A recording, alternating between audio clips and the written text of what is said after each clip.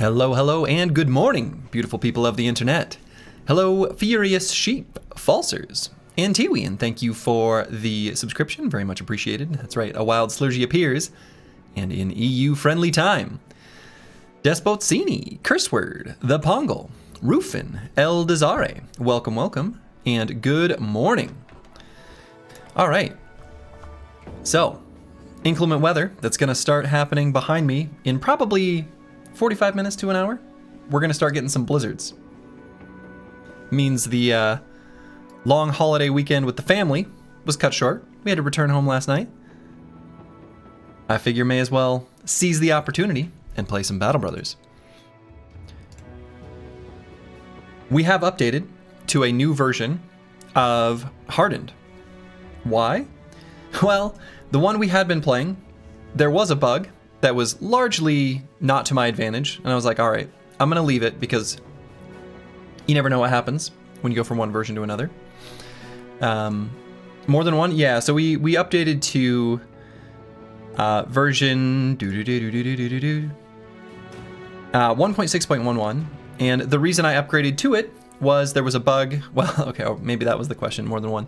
There was a known bug where the watchtowers, which are attackable locations now, and I was looking forward to attacking them, were dropping way too much loot.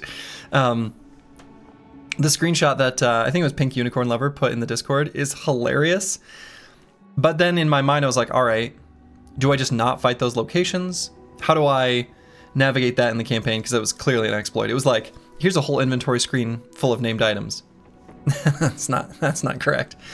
Anyway, so that was fixed, and I decided that is one of the things I was kind of building the company around, at least to a point, right? I wanted to build these bros in this way so that we could fight noble armies and also raid them, right? So I did upgrade to the latest version. I also took a quick peek at the Meta Wreckers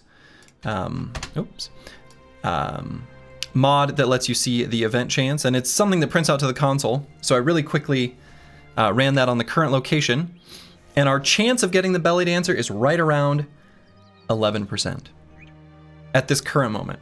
So we've just gotten a little bit unlucky, I would say, with the number of times we've fired the belly dancer, though it's probably pretty close to, I mean, I should say, let me put it this way. I'm not surprised we haven't gotten it, but I wouldn't be surprised if we did get it.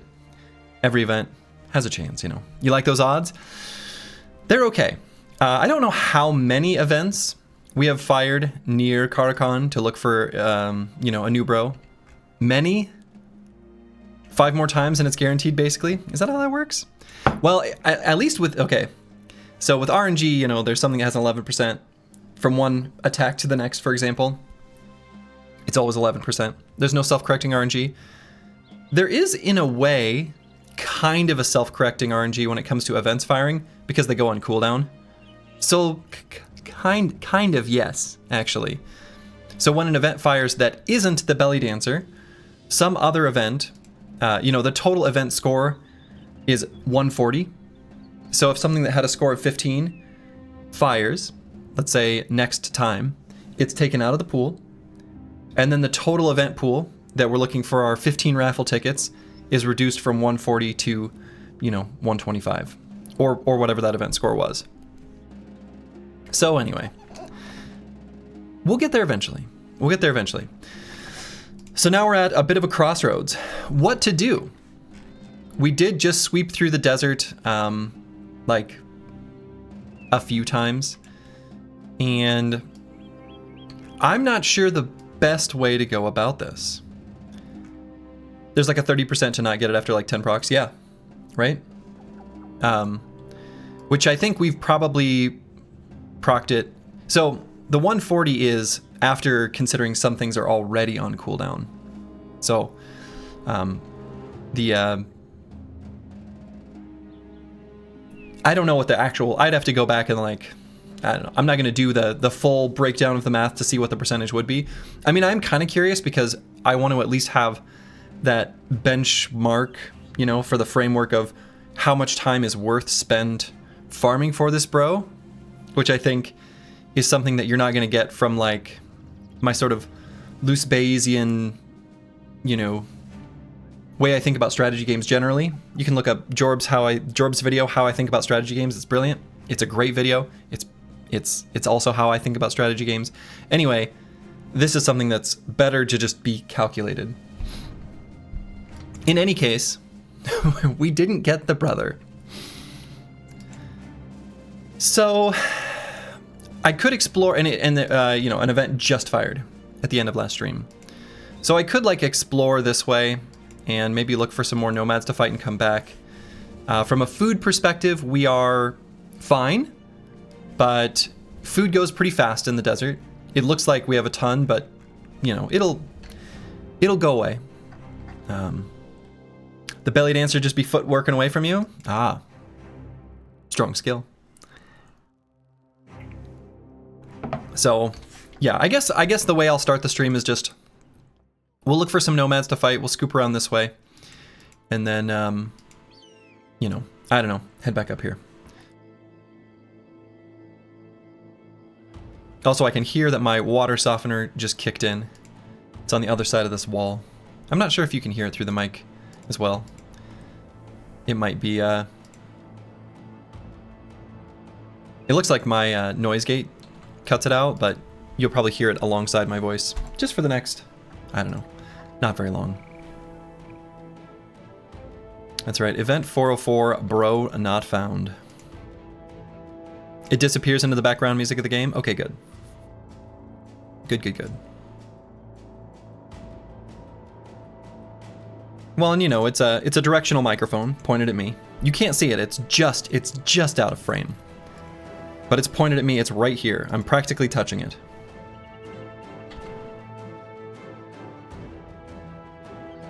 So, you know. Alright, a cute little nomad fight, good. Touch it again, the ASMR stream you've finally been waiting for. Alright. You did some testing with the event mod as well, and it's sort of awkward in a way that it counts the Wildman event even though you have no Wildman. Yeah, you have to look at the events to take out from the mod.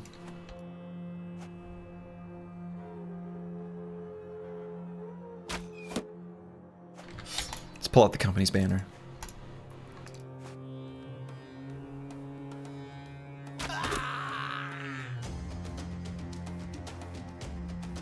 Bullseye.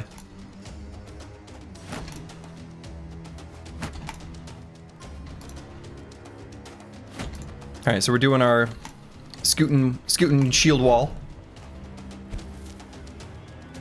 This man has bravely ran forward and thrown sand in our face. Very brave. Count it for what? Can it still proc even if you get a bro from it? Are you talking about the belly dancer event? Or...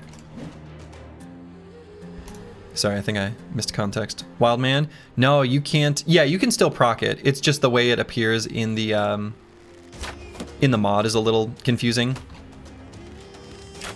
I gotta turn my volume down just a little bit. The way it appears in the mod is like, there's like, it's split into here's bros you can get, and here's where you know, here's events that you can't get bros from.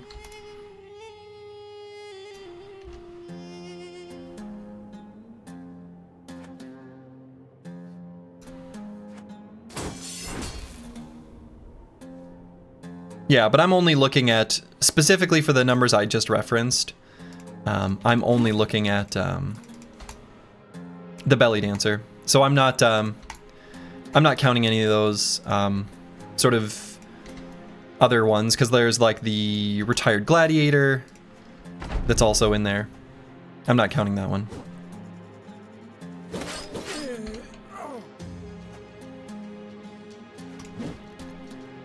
What? I missed? That's impossible. What? I missed? That's impossible. Alright.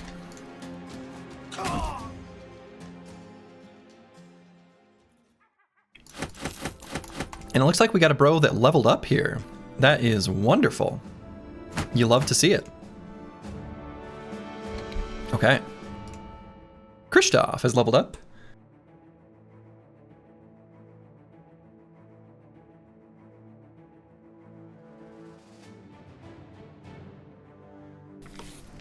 I thought I was going to sneeze, and then I thought maybe I wouldn't sneeze, but then I did.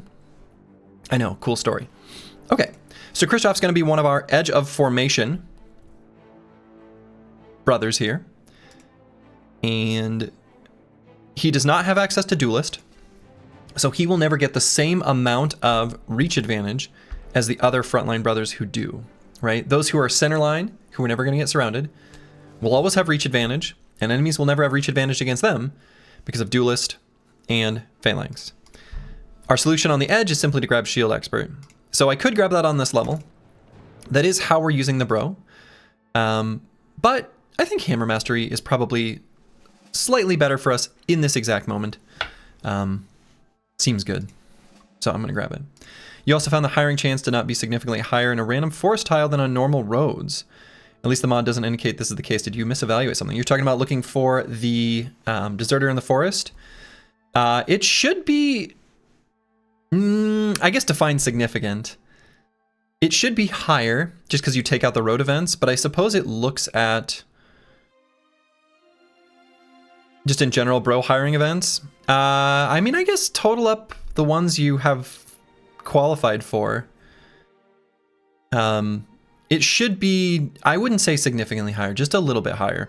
But the difference is the Deserter in the Forest is a Deserter who I actually feel with this origin and this mod is a really good brother, as opposed to one of the Laborers, which are less good.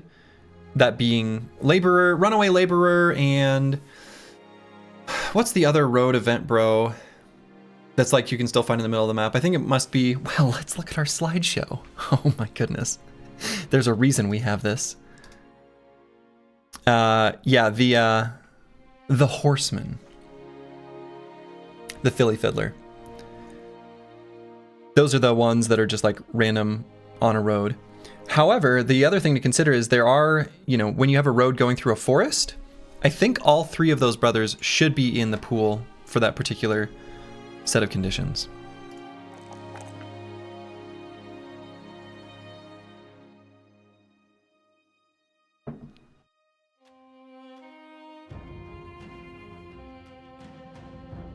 .65 melee attack at level 9, you gotta be kidding me.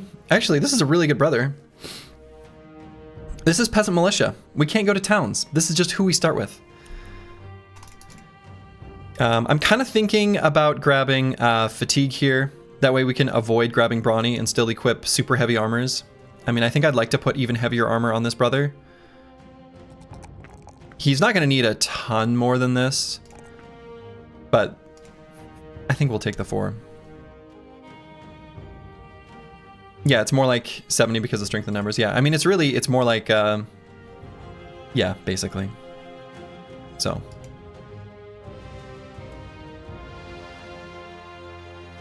Melon Mugger, Belly Dancer, Barbarian, Deserter, Kingsguard, Lindworm Slayer. Real bro event bros. Yeah.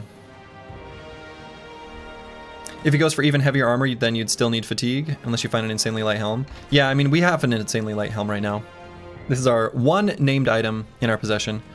So it's okay. Like this brother, basically the whole point, the way I've built all of these brothers is they're essentially Slurgy's sneaky way of just building fatigue neutrals anyway. We're gonna grab full force. I don't even care that we're encumbered. I just want around 40 fatigue so that we can back up 2 hexes and shield wall at the start of our turn. After that, we simply need to have 10 fatigue each turn. That's it. And we do 1 big slam. Maybe it'd be nice to have 18 fatigue. You know, against some enemies, but...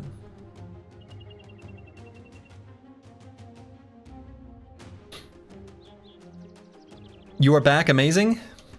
Thank you, Corley28. All right, we're looking for some stinky nomad camps.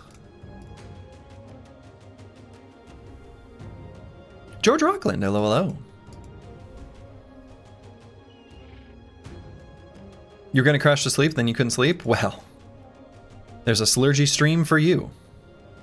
Now you're here? Wonderful. Well, welcome. All right, we got some footprints here. We can maybe trace where these are coming from. I was originally thinking this body of water was going to be bigger.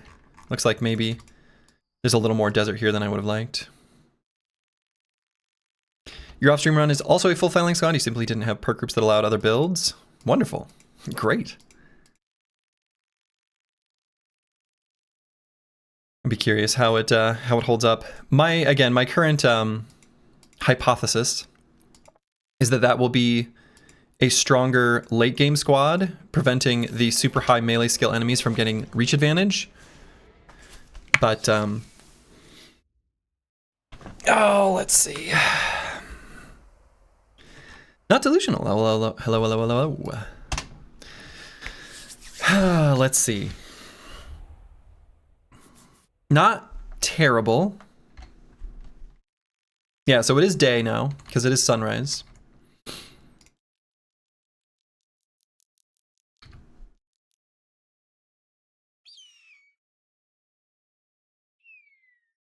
These have been successful so far. This one's going to have a little bit higher named item chance. Oh, maybe not. I guess because we're pretty close to this town.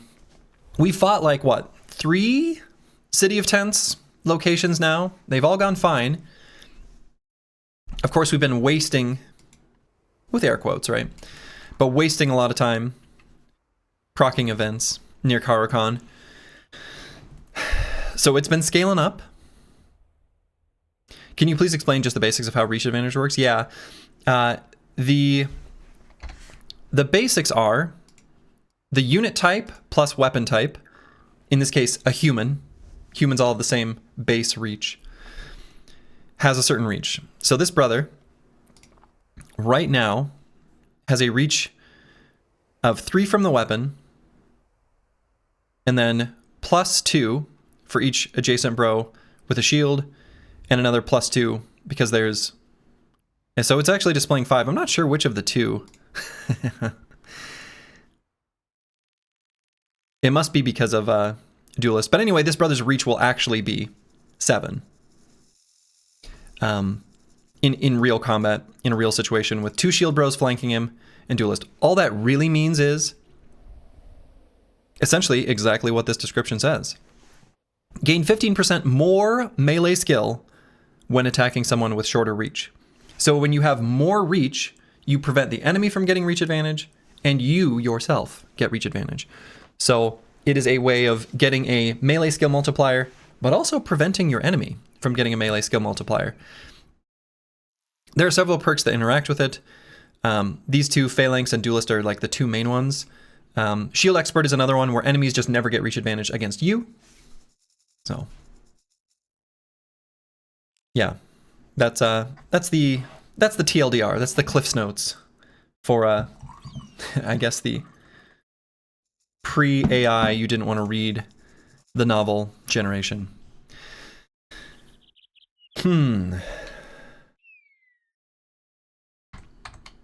Anyway, we're out of nets, which sucks. Really need nets. I really wanted to get nets from the brigand killers that we were fighting previously. I think this fight is okay. I don't love it, but I think it's fine. What I might maybe consider doing... This bro is like one perk away. These 2 bros are like one perk away from where I'm pretty safe putting them out of formation. And I think they'll be really effective in that way. They're not fully there yet. They're not quite there.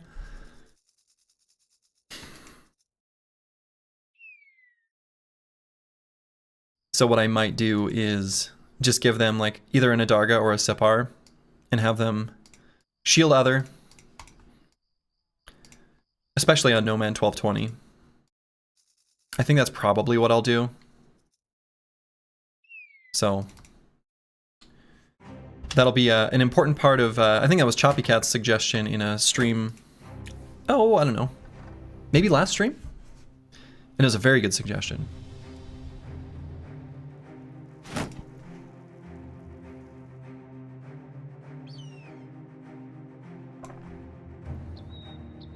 And actually, what I might do...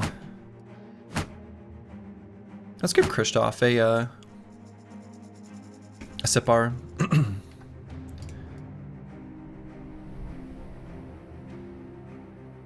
Or possibly I should give it to someone.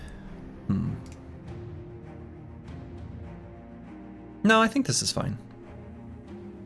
Kristoff's the bro who we're more likely to put a little bit further forward.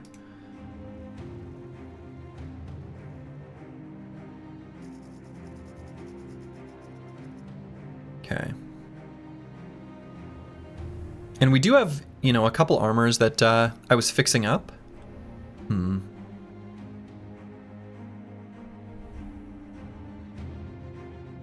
Because Mystic Nemo could wear something just a little bit heavier. Put him in a little bit more, you know, aggressive positions. Maybe something like this. I don't want too much more. But I think this should be okay. And actually, I think we want his shield pocketed until his anticipation stacks run out. Then he'll pull this out. What we really need is just a net for this bro. Who is Annette, and why do we care so much about her? The world may never know.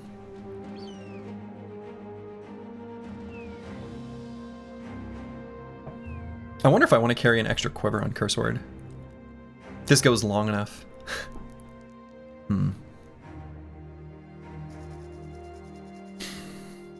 It's probably more likely to be used than the big bonk. Maybe we give this to Mystic Nemo. It's big. It bonks. Cursed Banner? I mean, it is what it is. This stream feels premature. Change of plans. Hello, Fulio. Yeah, we, inclement weather means, had to return home before previously, scheduled.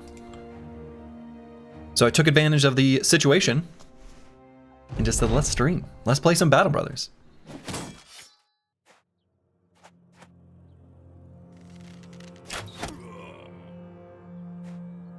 Oof.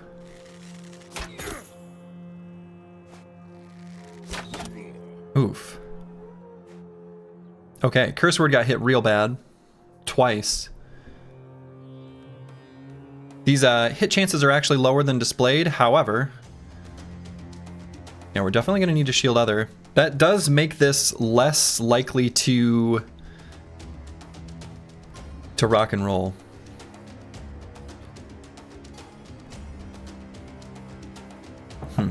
Well, I'm still going to scoot and shoot.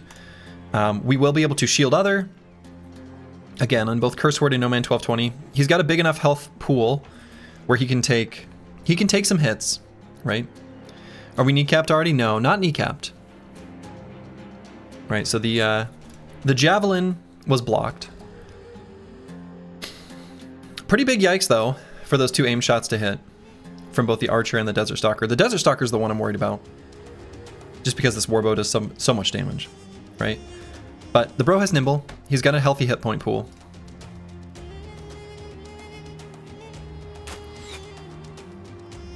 So we're not like he needs to run type situation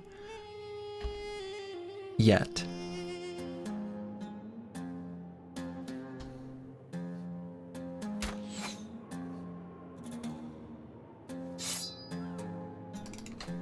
Maybe should have thrown jabs there on, or excuse me, axes on No Man 1220. Okay, so there's their leader. Heavy Southern Mace would be pretty nice pickup. Reforged / Hardened in Legends kind of make you happy that vanilla range isn't a strong option? Yes. It does morph the way battles are handled generally, quite substantially. Alright, so there's our Blade Dancer. He's got a Sword Lance. I'm not sure what I would have preferred to see, to be honest. Like, would I have wanted to see a Sword Lance instead of a Shamshare? Probably not. But it's fine, right? Alright, so the Chaucer just got hit in the knee.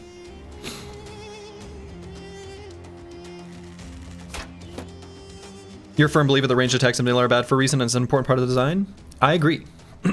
So, It looks like they are taking the turn, or, you know, taking a turn off, if you will. Chilling here.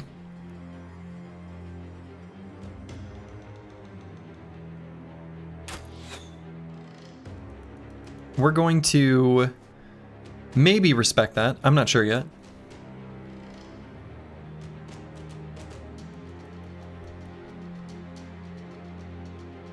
So they already shot. Well, some of them. Yeah, these ones all already shot. So we don't have to shield other yet, like at this exact moment. So the Chaucer can still back up 2 hexes. It's just additional action points per tile moved. So we'll let them accumulate.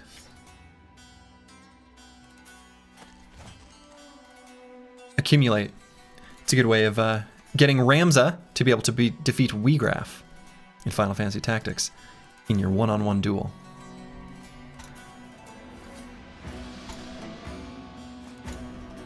Accumulate and scream. Anyway. So I am going to back up here.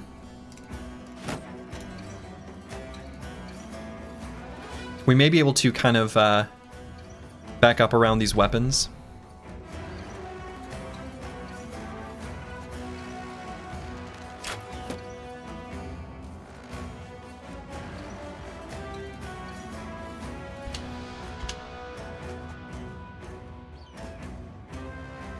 Good, I like it when the leader moves forward aggressively. Decent hit chance against him. I mean, we got Bullseye. This is probably the attack we take. Gave him a pierced leg muscles.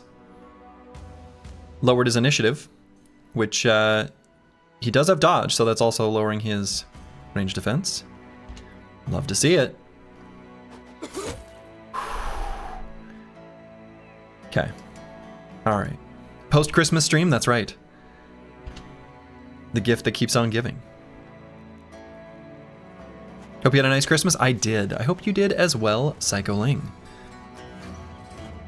Crazy damage? Yep, sure is. Sure is.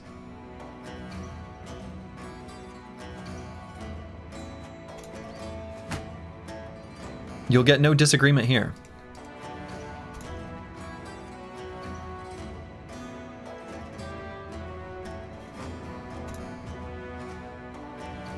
I wonder if Not Delusional maybe takes 1 turn off of shielding other and only Antiwian, considering No Man 1220's armor is still fully intact.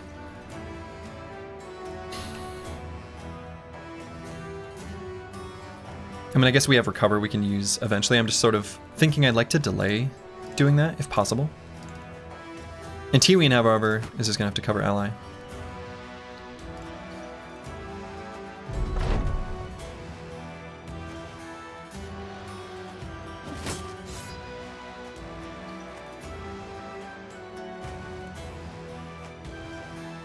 And this is how these fights have been going.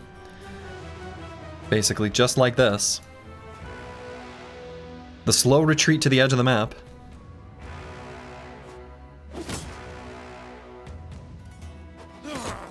It's crazy damage.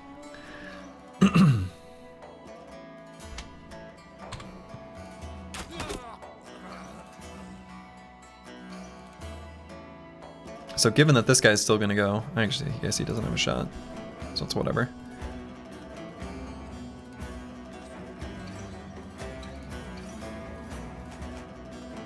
Oh, Blade Dancer moving forward.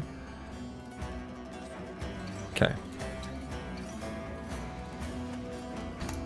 We're just gonna keep scooching on back.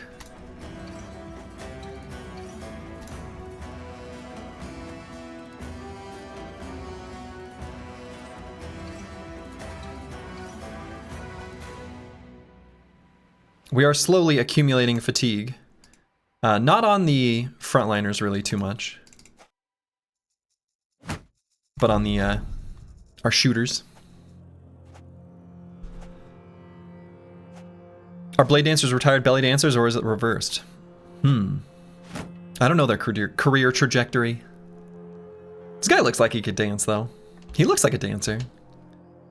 A dancer, you know? And do I just chomp this guy? Oh, come on. No man, 1220, that was your chance. Take his head clean off. Curse word will, though. Can I still retreat 2 hexes? Yeah. Alright, well.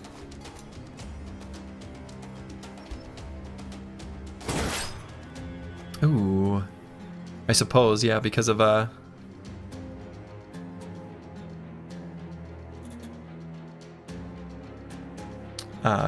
leverage, he was able to make that attack. We do have rotation, of course, to make the Chaucer less vulnerable. What I might do is have the Chaucer and Squigs swap spots. We've still got 9, we've still got a big hit point pile, you know, but...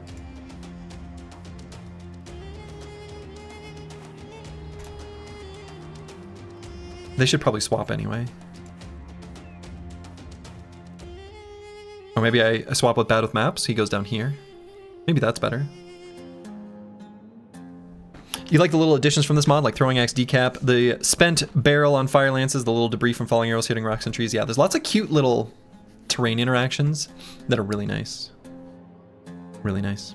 Do they attack because they think they are stronger in number? They have enough ranged units to make them think they have ranged advantage? I think that must be why. But again, as we previously talked about, it depends on whether they have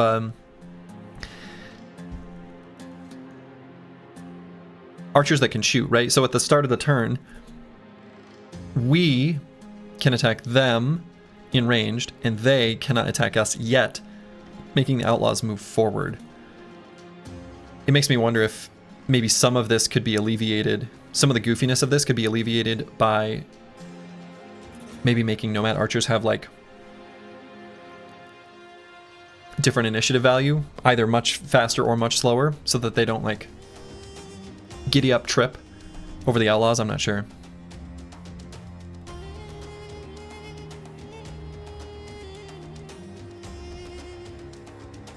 Yeah, and I guess Bad with Maps, you know, maybe he's even more vulnerable than Squigs, I guess. Let's move him to the edge. Out of the range of the Blade Dancer and the, you know, random fire.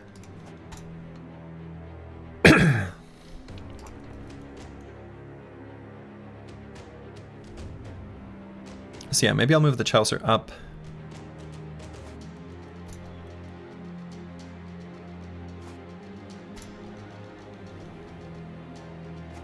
Okay. And we can no longer shield other on this turn.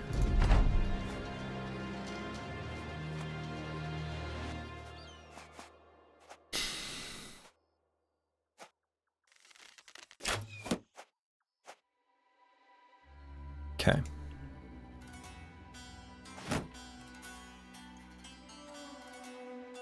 So the way I'll probably do this turn is an aim shot back up 1. Then we'll be right at the edge of the map, I guess. Just kidding. Maybe we recover here. I'm tired, boss. I'm tired, boss. So if I am going to recover, I'm going to wait to the second half of the round to do it. Just in case we get shot. We'll recover more fatigue.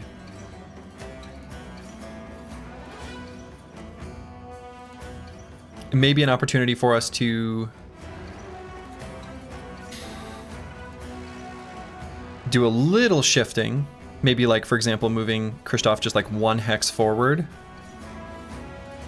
Might be a thing we can do. He's a pretty big Beaverton boy. See, I'm gonna wait. We're just gonna wait here. These guys only have a quick shot.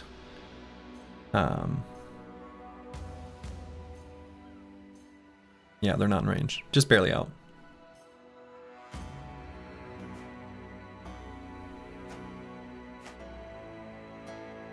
Okay, so we're gonna chill right here. I might move Mystic Nemo down, make him ready to slam with a big old bonking hammer.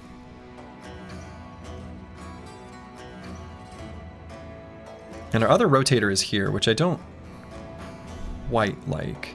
Right, so Dr. Vishnevsky and Squigs are the two.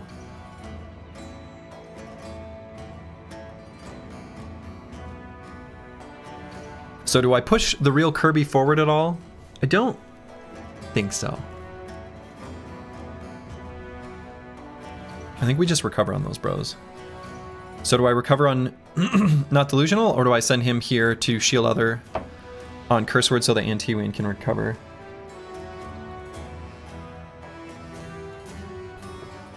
I might do that.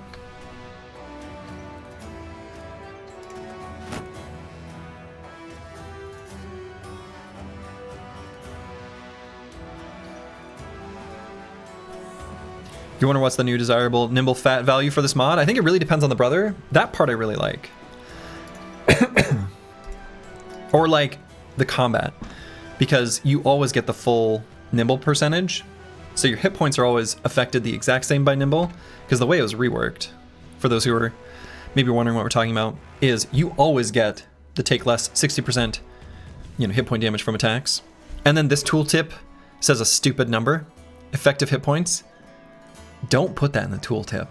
That shouldn't be there. That's just going to confuse everyone. That shouldn't be there. Anyway. But the take more armor damage equal to the combined weight of your body armor and helmet as a percentage. Hits to kill against a lot of enemies are going to be interesting and weird. Never even seen that tooltip? I hate that it's there. So I kind of want to push Kristoff forward, but yet, kind of don't.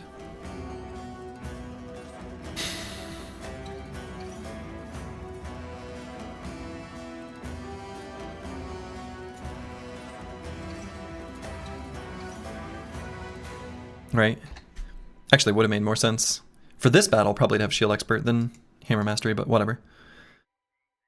We'll be pushing them forward when the time comes. So now, No Man 1220 doesn't have to recover yet. He could do an aim shot, right?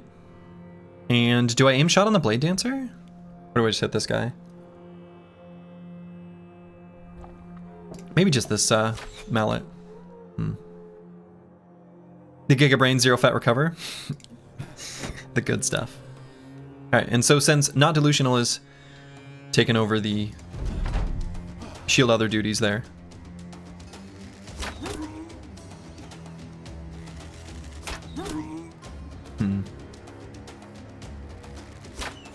Okay. All right. So if both of those had hit, he would have been dead. Cool. Curse Word just has to leave. Curse Word just has to leave. Yeah, nice shielding. Yeah. So even with the shield other and the cover, which doesn't appear on the combat log. I mean, to be fair, these chances to hit are actually like, they do have, let's see, what's the perk? Yeah, target practice. So it's closer to 10, right? So their chance to hit was lower than is displayed here on the combat log. And they still managed to hit 3 for 4. So they got pretty exceptionally lucky. Unfortunately, Curse Word is gonna have to just leave the battlefield. So do I still want to take this fight if he's gone? Right, we killed a couple.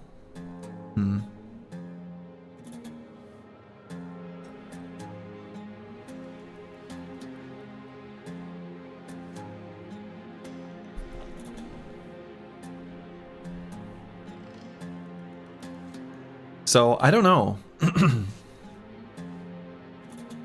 I'm not sure what the right way to go about this is. I probably do have to have Curse Word just run. Just leave the battlefield entirely. Excuse me. Luckily, he didn't get injured. Right, he's got a big enough hit point pool where none of those arrows were able to cause an injury. You're gonna have to advance, they're just gonna sit there shooting arrows? Yeah, at this point, right.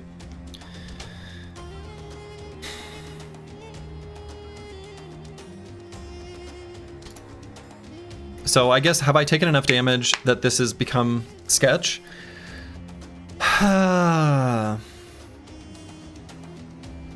Maybe. We've got their leader nearly dead, right? So Frontline's armor's battered. A few of the bros, yeah. Yep. Could hide him on the border tile. I mean, just barely, right? So their aim shot can have a range of 7, right? So they can move forward and still hit him here. I'd have to go, again, like Chopacat said, all the way to the border tile. He's unattackable this upcoming turn if I move him to here.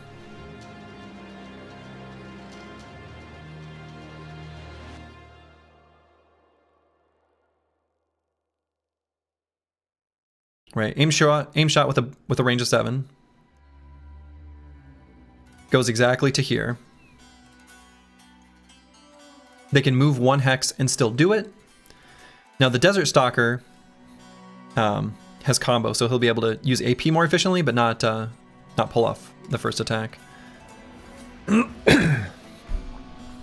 So, personally would return later. I mean, I don't know. This could be foolish. We've managed to do it in all the fights so far. We've got 1 more turn of attacking still. We got 1 more turn of attacking. And then Curse Word can be right on the edge tile.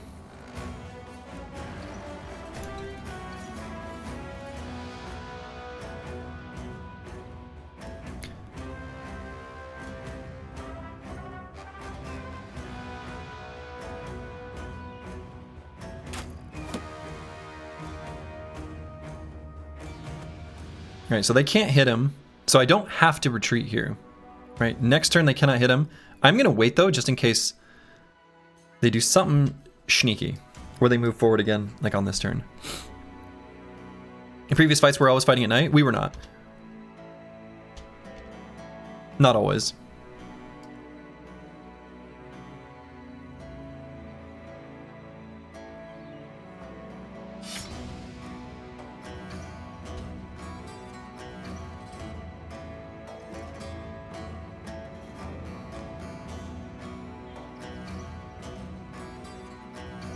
When did the Giga Tanks come online? Pretty soon, actually. Pretty soon.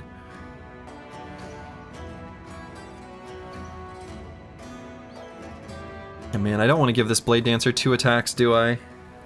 That's pretty feels bad.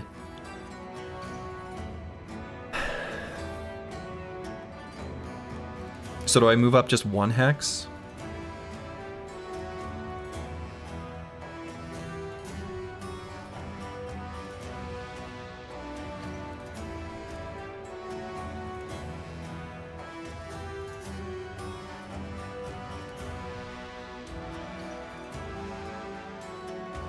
Love the step helmet, it looks cool, it looks so cool.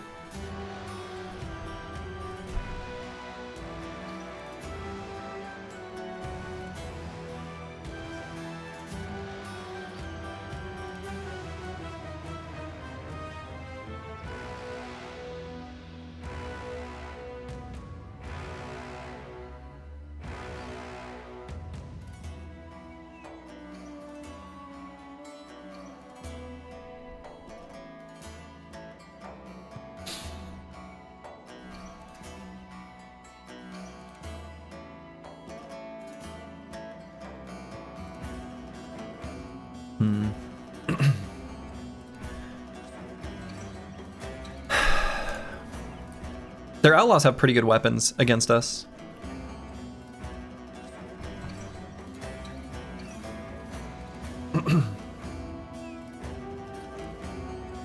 They're gonna fall apart really fast once our lines meet, but I'm just deciding if that's good enough or not. Does the 2-handed mace bro have mastery? I would have given a 2-handed flail sitting in your stash for this. He does not have mastery. You would have given him the flail? I don't think so. I think just the sheer damage advantage of the slam is more relevant. Counter losses, I think there's a loading screen tip about exactly that. Yeah, that's true.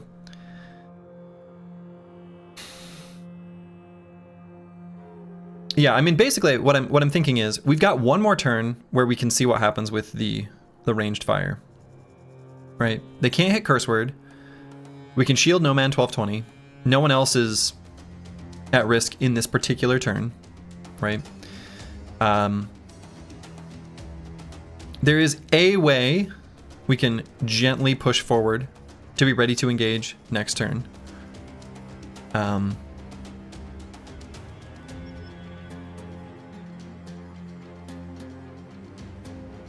But then we're locked in, right? So is that fine? I'm not sure.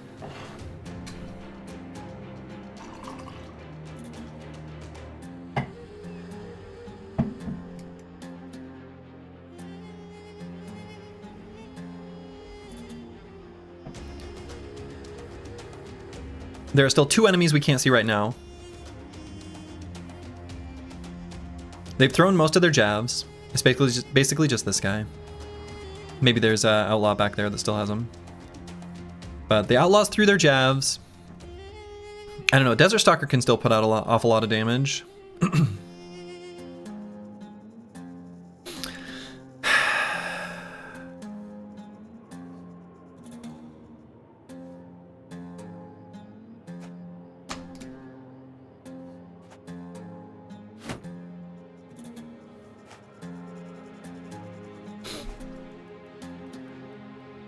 Sucks. But I think this is the smart play.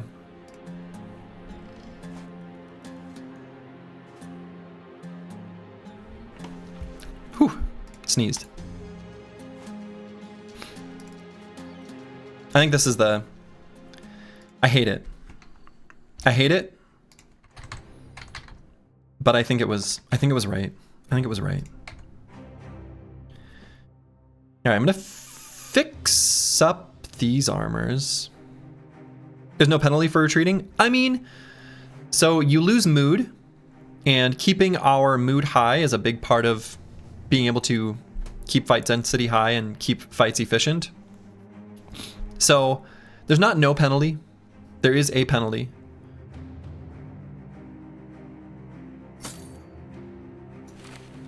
But it's fine.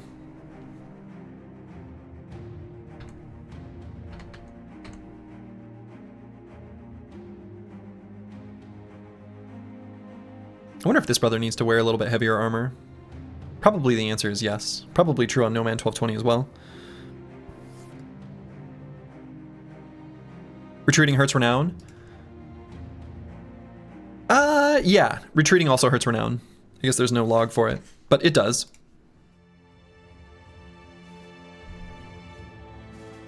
But yeah, we probably need to give these brothers more efficient armors as well. Not efficient, just bigger armors. Still wanting them to be efficient armors. You know, the thing to consider too is that the archers, the damage that they are taking is from enemy archers. And so, what we care most about is, you know, the armor, the armor goes a little further, is what I'm trying to say. So, I might do like a mail shirt here and the leather lamellar there. Okay.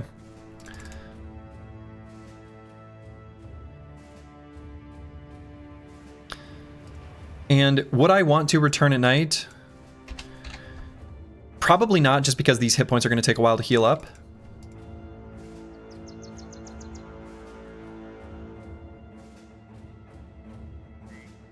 Probably should try to get back to Carcon. Actually, might have gone a little bit too far, potentially. Can I get back in time for the next event proc? Might have gone just a little bit too far. If we go directly there, if we go like towards the road, we might fire a Desert Hills event on our way down there, which there are a couple event bros from. So just in case that's the event procs earlier than expected. Okay, we got some footprints. They're pretty fresh.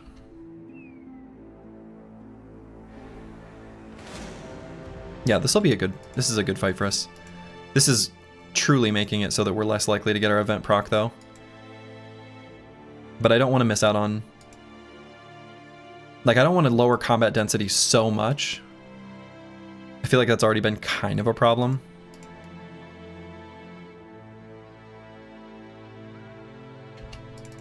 Boy. Yeah, we're going really far away. I could go to the forest here and sit and, like, ambush, right? Ambush oncoming caravans and take that as an opportunity to...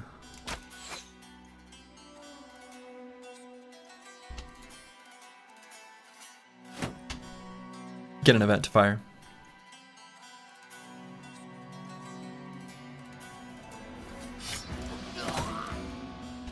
Okay. Trash Comms, hello, hello. Hope all's been well this holiday season. Indeed. Likewise. Hope you're doing well.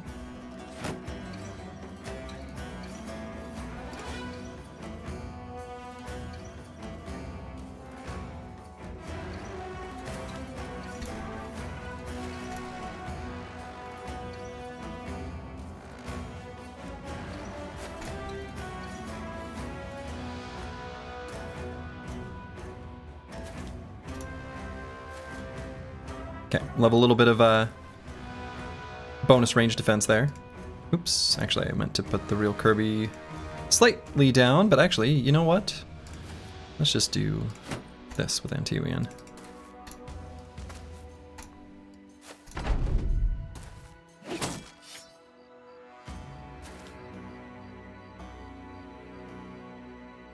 I suppose that could have hit Curse Word, which I don't think would have killed him, but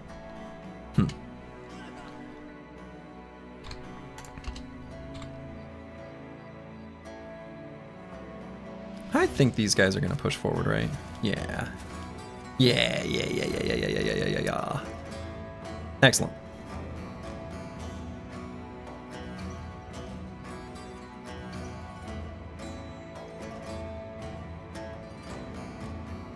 I guess I could do Shield Other and have kind of a cute move, have the real Kirby hop over.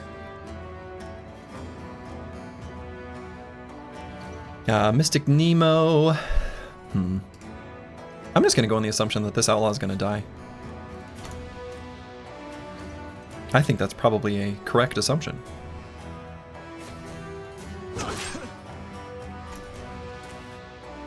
A holiday weekend is even better with an early Slurgy stream. Sorry about your canceled plans though. Nah, it's alright. We still had some very lovely quality time with the fam. The families, I should say.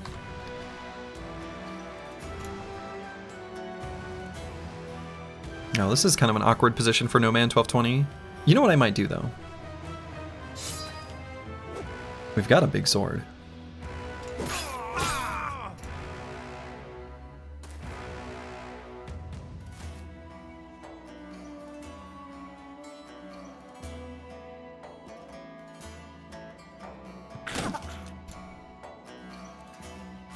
Look at that, we still have the covered by ally. That's cute. That's cute. Let's just kill this guy. Okay. Destroying these armors is in our best interest because we have the scavenger here. And the scavenger turns these armors into, well, different armors. I'm going to try to dagger down this outlaw. He's of no threat to us, and I think that armor would be a nice nice one to have in reserve.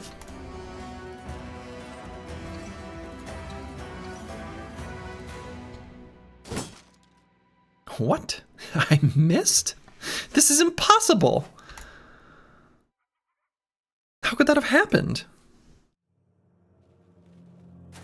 How could this happen to me? You know?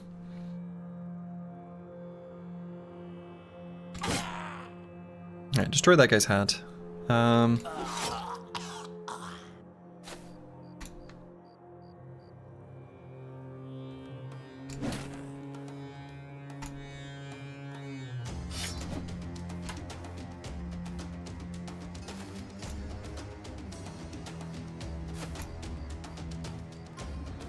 Is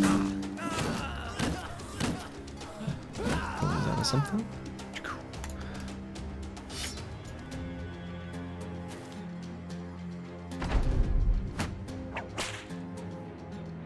Okay. Bonk.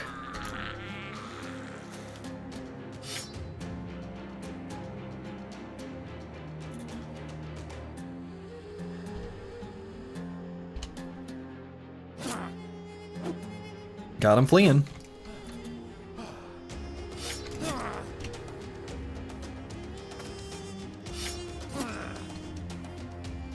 And I probably do want to give Not Delusional the kill. Either Not Delusional or Antiuian. Honestly, either one is fine. Either one is fine. Alright, little pile of tools, little pile of armors, things like that. I'm going to grab the whip. I don't know that we're going to use it. Going to grab the scimitar. Don't know that we're going to use it. but we'll have them. Okay. And let's see. And actually, let's put these helmets, or excuse me, shields back. So, day 72, you know, it was day 70 where it procced. I actually think we can get back there by day 74. And I want to keep, you know, if we're going to put events on cooldown, I want them to be the ones that are exactly in the pool at Caracan. I think we still return to Caracan. This might be a mistake, and I might proc an event on the way. But maybe, you know, okay. We procced it super early. All right. So what is it? Men take everything we can from the cart. Gives us tools. Pretty sure that gives us tools, right? Or it can give us tools.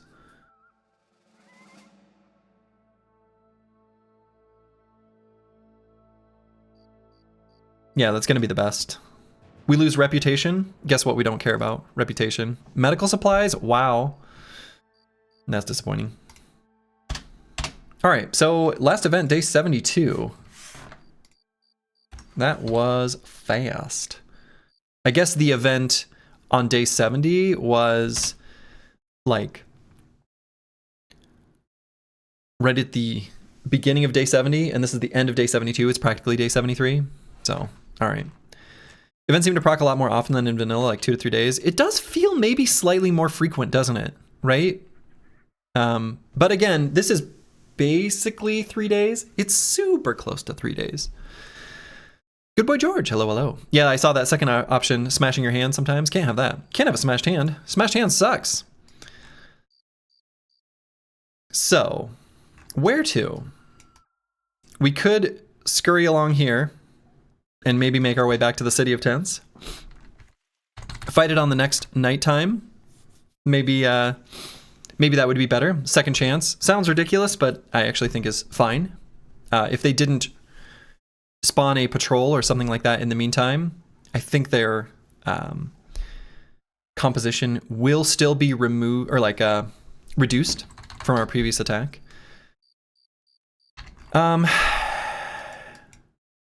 Maybe I do that. Maybe I do that.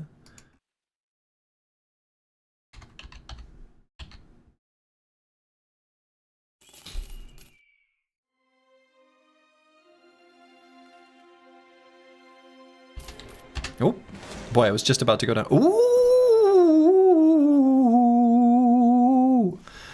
Oh my.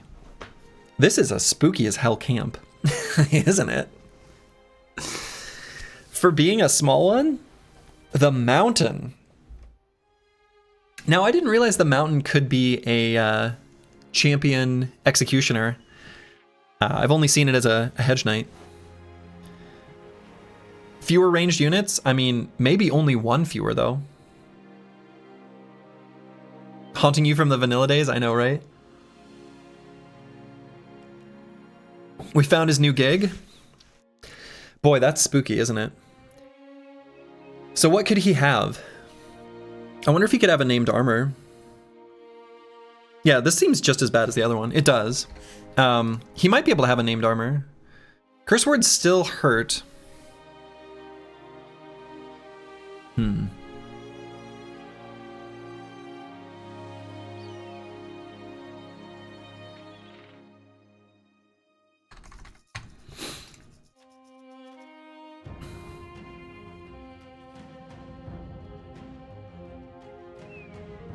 Yeah, I mean, what I mostly want is an armor. I actually don't really care about the two-handed weapons at all, based on the company's composition.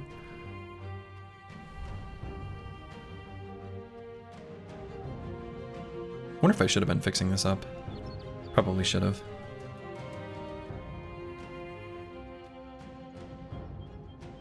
Is our Game of Thrones lore messed up here? Must be. He's basically a Southern Hedge Knight? Yeah, basically. Well, I don't know. I think in Reforged, they're pretty different. They're pretty different. Or Hardened, I guess I don't know. If those are... Anyway.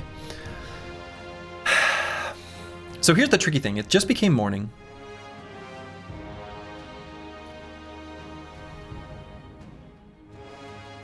They still have quite a few ranged units. I don't know. Yeah, Executioners have seemed pretty manageable. I'm mostly concerned about this hit point total. It'd be nice to maybe get the cook. Anyway. We can throw heavier armor on Curse Word. And that would be fine.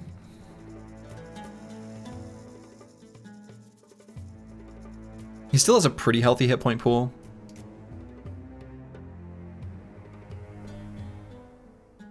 Alright, so I'd probably throw like the mail shirt here as well. And then honestly, I wish I'd fixed it up.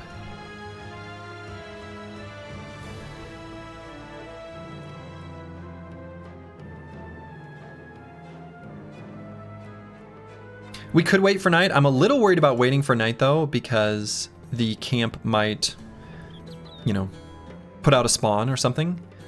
And if it does, then it could re-roll its defenders and then we lose the guaranteed named item from the champion. So I'm like, I don't want to do that. I may end up still doing it. And if I'm going to shield other, I am going to use the kite shield. I guess I one kite shield short.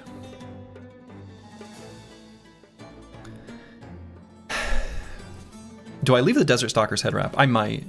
I might leave the Desert Stalker's head wrap. It is a sort of cascading point of failure if we get hit in the head too many times in addition to getting hit in the body. But increasing the weight also makes the durability of the body lower.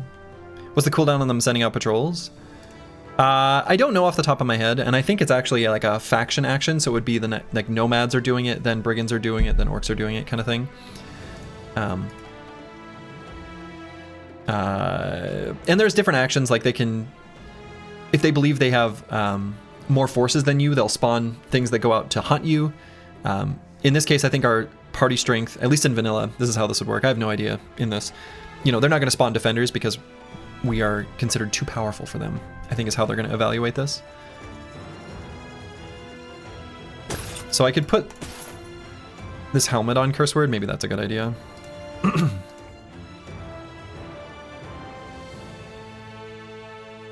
And then the Chaucer could wear... He could wear something like this padded Nizel helmet. That's fine. In Hardened, camps don't send out patrols when you are within 2 tiles of them. That's nice. No more Goblin City ambushes? How kind.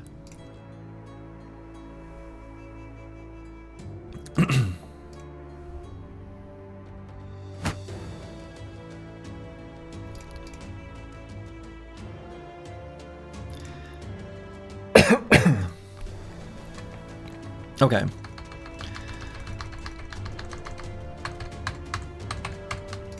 I want a better armor here.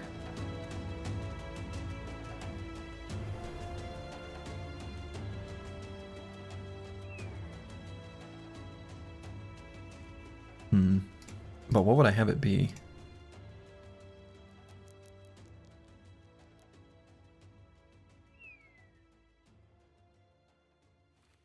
I guess I don't have any really good choices. I don't want to do something like this.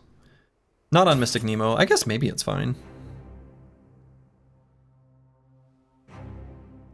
I guess this is probably fine, actually. Juicy 230 over there? Yeah, I mean, I guess. I mean, I could let Mystic Nemo get hit some. I don't really love this, but it's fine. It's fine. It lets us put him in. more dangerous spots. Flexible still doing work, right? Flexible still doing work with surprisingly heavy armor on. For RDF Anticipation, yeah, he gets a lot from dodge, though. He gets a lot from dodge. Not as much with his heavy armor.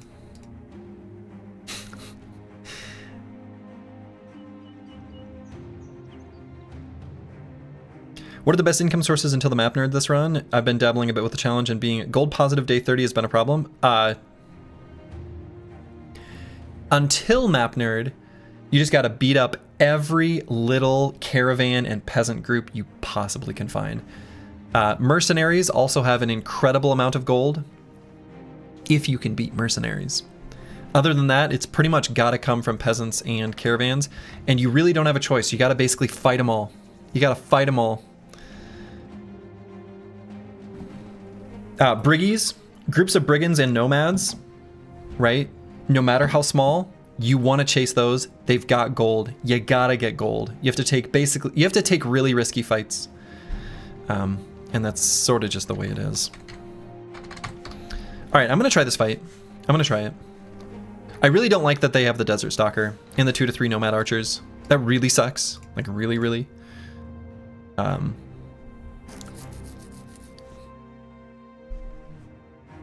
What you gonna do? I don't know how Slurgy does it. He seems to slowly go up in money as he goes. I'm fighting literally everything that moves and your money only goes down. So one of the things that I was doing very particularly was looking for areas where there were also brigands on the map. So on this seed, so I guess there's two main aspects to it. And obviously it's going to depend on the seed. Maybe some seeds it's less feasible than others. I'm not really sure. But you want to look for where there's a confluence of roads coming together, right? So like this is a good point or a good example, right? And in this seed, it looks like there's a good, like, this road looks like a main conduit, and you want to be near the conduit, right? You want to be near, again, I don't know if this is going to be the same in Reforged as vanilla, but when a town decides to send out a caravan, it basically makes a data structure that is every possible destination, which at the beginning of the game, when there's no holy war or anything, you know, no crisis going on, should just be all of them, I think. And so it'll say, all right, pick randomly from that list. So you want to be where, when you consider that for every town, you are in the place where most caravans are going to be going through. Usually that's like center-ish of the map. Center is good as well. Like this little section of border Badlands here is excellent because we don't have any reduced like vision stuff, no nonsense with forests. So we've got a lot of caravans going through here. Same deal with peasants. Peasants are getting sent from place to place. So you fight peasants. And if you have an area where there are ambushes from brigands and nomads, you want to fight, you want those as well. And don't necessarily destroy the camp, right? So at the beginning of this seed, there was a briggy camp here, I think. There were briggy camps, yeah, like this one, right? We know there's this one. So basically I'm looking for where there are brigands and caravans and peasants, and you just fight every single fight. And you just keep doing it. And that's what we did here. So that's what you gotta do. And then you rush to get that map nerd as fast as possible.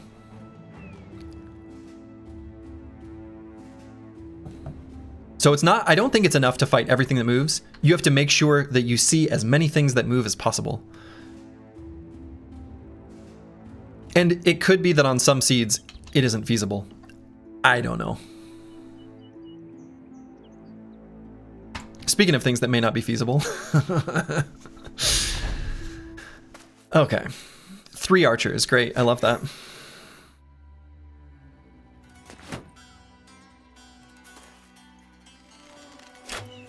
So here's our non-named fool. Okay. Get good, take more fights? I mean, kind of, yes. All maps you get are single long-winded roads with very few crossroads. I mean, that's good, actually, right? I think that's the ideal.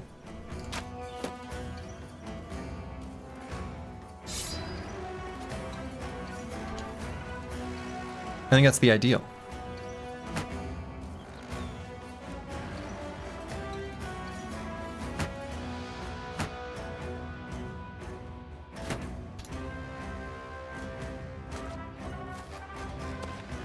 The only time you want those crossroads is just the only time. The only reason I point out the crossroads is like those are where you want to hang out just to get those ones coming from the side. If it's one single arterial line, ooh, that's pretty good actually.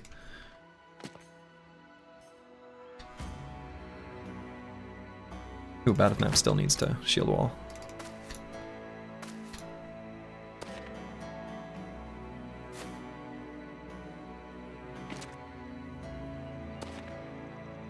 Okay, do I even need to shield other? I think I don't. Not on this turn. I don't think they can shoot me on this turn. On this next turn. Splurgy, a 100% speedrun of Battle Brothers when? Cal is still getting off that high from when he called out Mortissimo Gaming. 150 hours is enough for that? Man, I'm not gonna... That sounds like so... If I tried to do it as fast as possible, I'd have to play on like the easiest settings, and I kind of just don't want to bother. Like, I think it would just be really boring. Even though Mortissimo definitely did not complete all the achievements in 150 hours. Definitely not. Definitely not.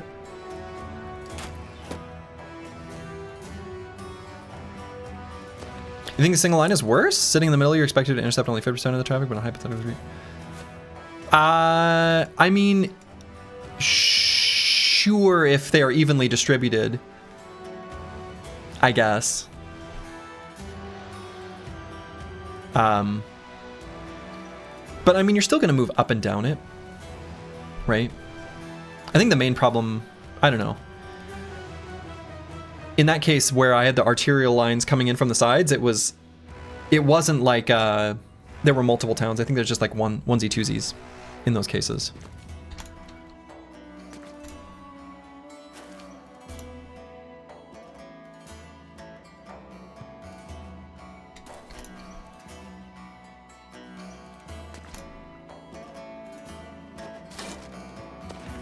All right, they should push forward now, I think. We still haven't seen this champion.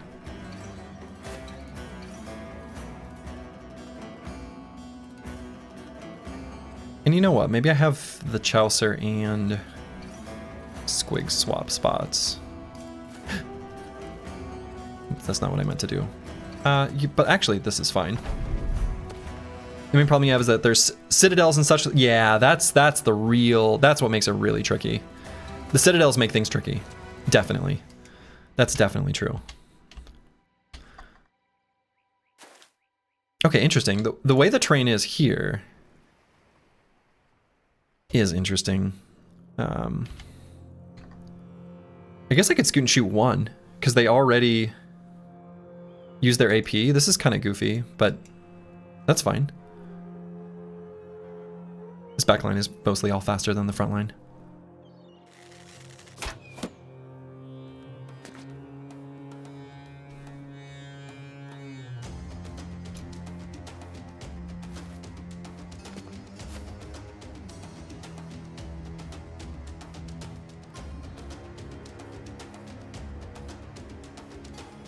So actually, maybe I shouldn't have done that. Because they could...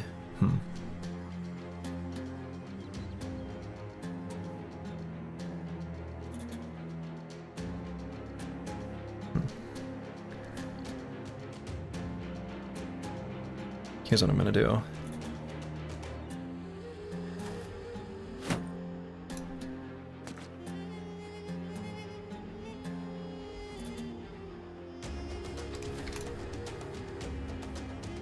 We're moving back a little goofy like, but it's fine. The outlaws be super dodgy. The outlaws be super dodgy.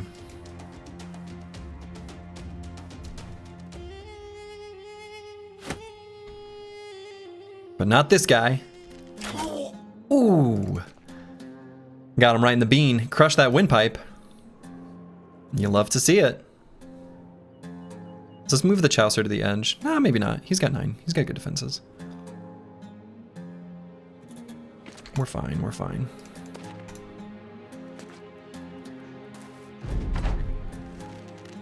How does shielding someone from behind work? Very carefully. Oh, come on.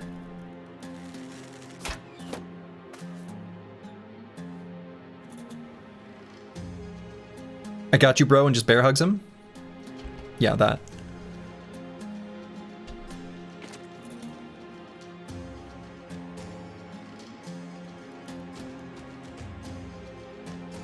Here's what I'm gonna do. Let's give him even more, yeah, no.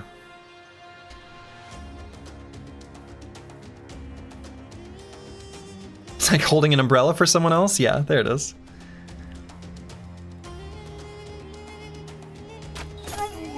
Ooh, there it is. That's what I want to see.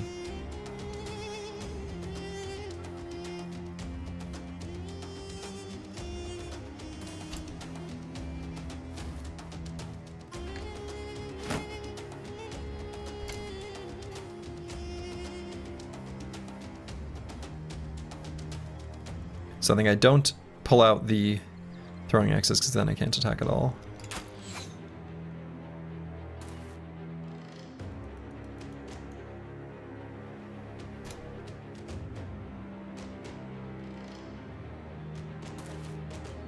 We still have not seen the champion nerd.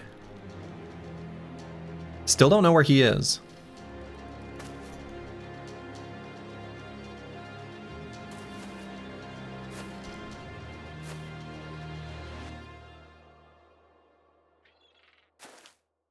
Might be able to stand right up against this cover here, get just a little bit of extra range defense from that. Alright, so this guy's got the shield leather from Antiwian. Let's put a little bit on No Man, 1220 as well. The mountain's a coward? The mountain is a coward. The mountain should have +1 permanent elevation.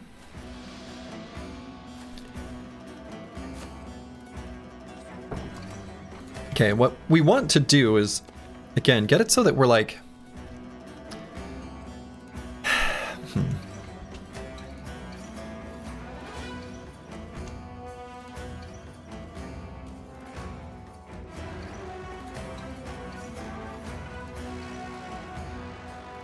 And I don't like how they're only putting themselves in range for the aim shot. I really don't like that. Does the old bullseye come with bow mastery? The old bullseye? Are you talking about target practice, the new perk? What do you mean? So there's this one, right, which is basically the old bullseye. It's different. Instead of going from 75 to 50, it goes from 75 to half of 75. Whatever that, 42, yeah, I don't know. Whatever that number is. Embarrassed that I don't know. 37.5 maybe? I don't know. Doing math on stream, mistake. I want to do an aim shot, but yet don't.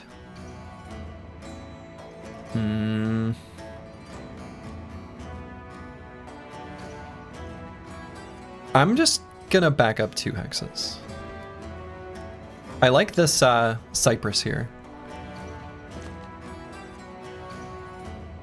So we're gonna back up into that.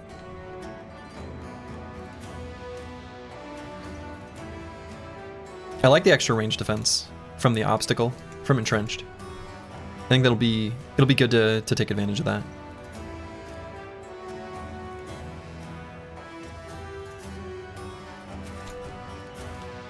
Alright, that guy moved forward. I wonder if we'll be able to attack him.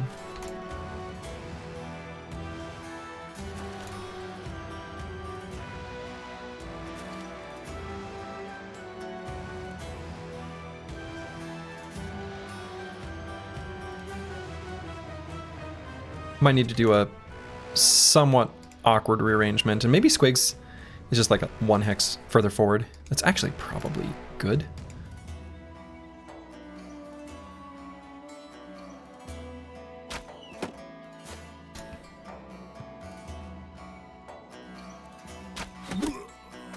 Got him. Let's see. Shoot. Not delusional, awkwardly gonna go here just for now. Because I'm going to send him here to shield No Man 1220.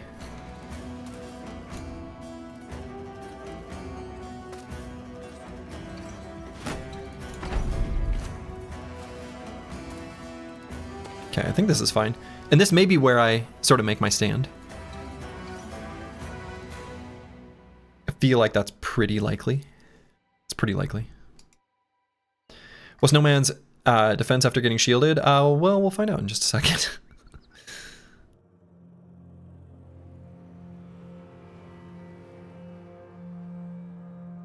I'm gonna move bad with maps. And we're gonna move Kristoff and then Squigs. Squigs and then Kristoff. Second half of the round though.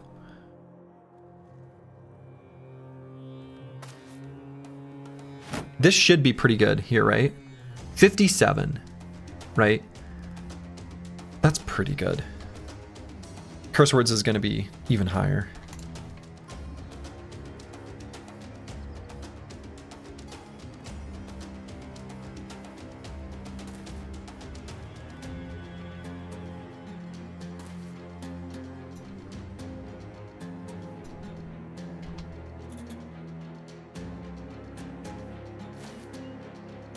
Hold the umbrella. So we're gonna have 62, 57. That's pretty good. Does the defense soft cap work for range defense? I think it does. I think so.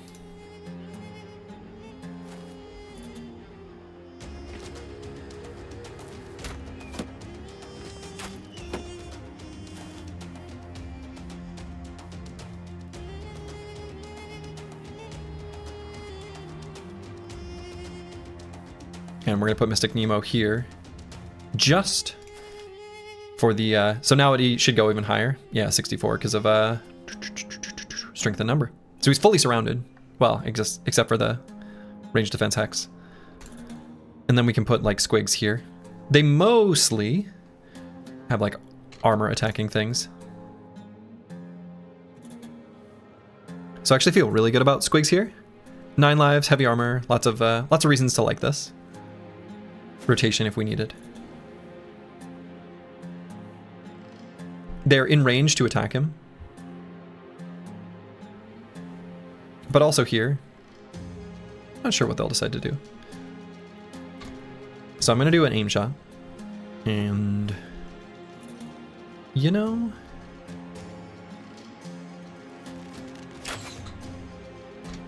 dang. But curse word. Dang.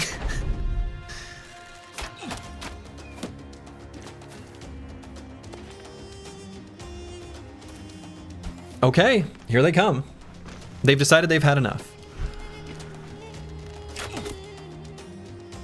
Now, are they aiming for not delusional? Interesting if so, and honestly, fine. Especially with one with the shield.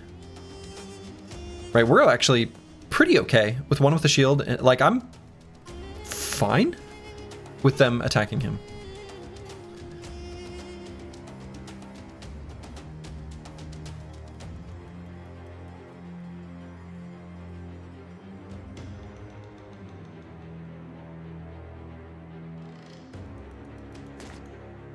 Very weird that they're pushing in here.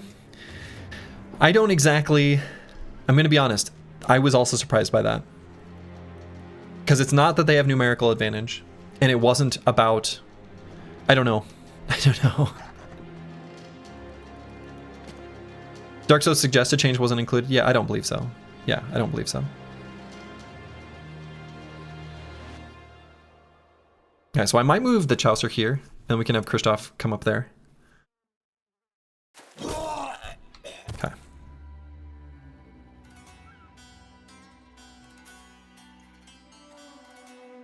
Yeah, so they're actually still aiming for No Man 1220 and Curse Word, and it was just being deflected.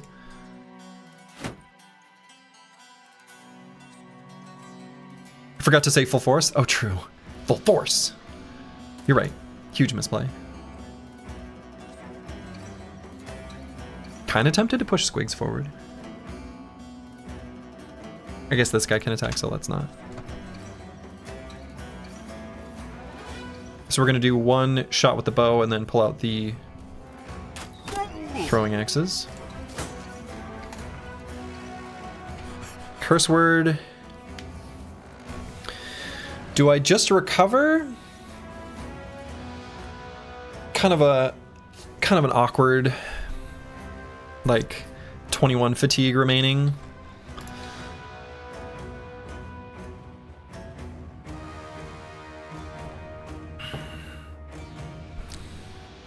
I guess.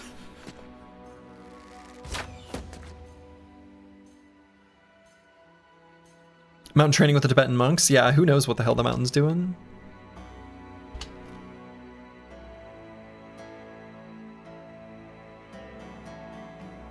Okay, I'm okay with what we've got on the front here. I'm okay with the way the squad is arranged here. Could maybe move Mystic Nemo up. That's a little bit tempting.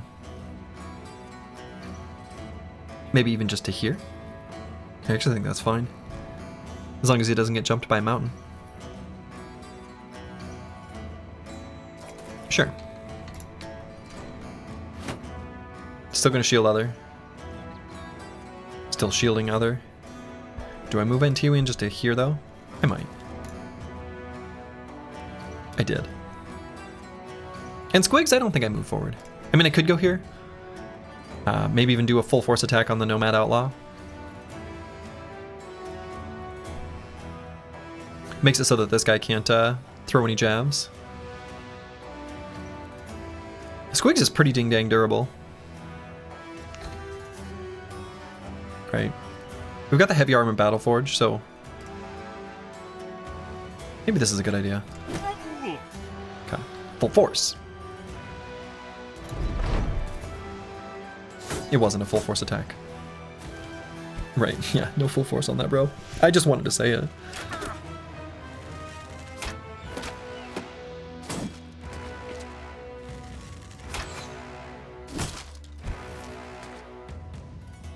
Okay, they're attacking the shield. We don't want to lose the kite shield.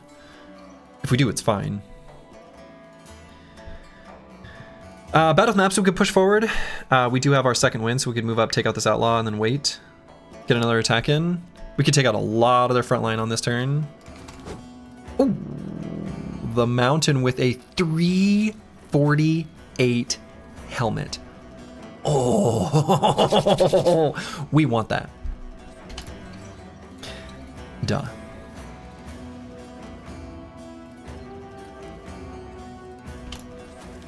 Deadly? Maybe. But look at that helmet. Now he does have some spooky stuff going on here. It's a big hit point pool. He's very scary, right? No, we're not daggering him. We're definitely not daggering him down. We're gonna beat the crap out of him. It's the only safe way.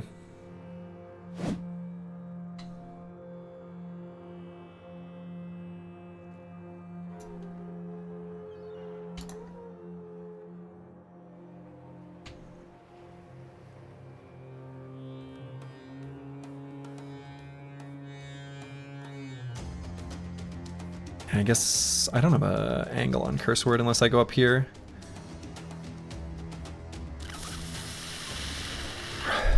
Which maybe I leave that one for No Man 1220. Probably.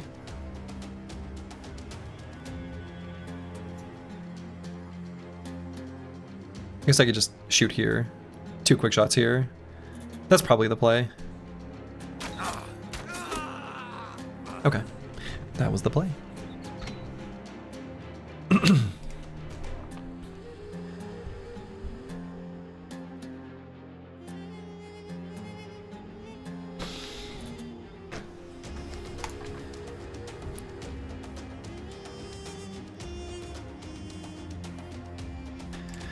Could go here, and if we pull out the warbow... Well, this is blocking sight, though. I actually don't think we'll have an angle on that Desert Stalker. So I won't be able to do a name shot either. I guess we just go up here.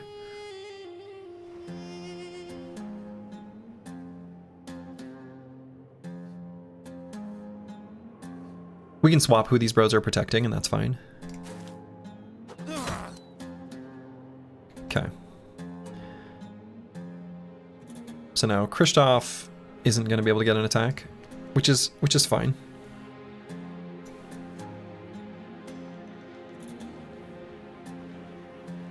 Dr. Wisniewski will, but only after rotating, which is a little awkward. Let's get Khrushchev up there. I think that's right.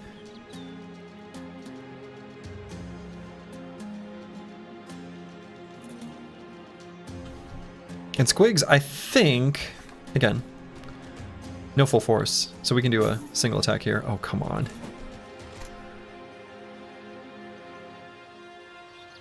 Ooh, can't shield other. That's awkward. I guess we can if we go here. Which is fine, he'll still be... Excuse me? Oh, because he's... Shielded other... Yeah. That's fine. We'll just wait. Now we can.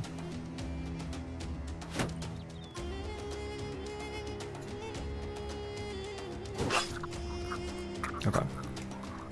So we could go here and rotate and then attack. Or here and rotate to put the Chaucer there. Would I want to put the Chaucer there? Kind of. Because I want to give cover from the Desert Stalker.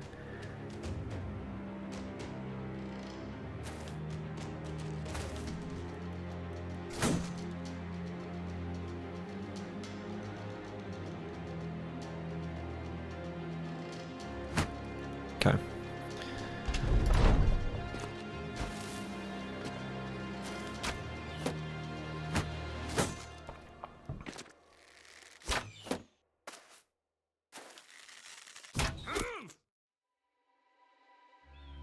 Okay, I'm gonna move up here and wait.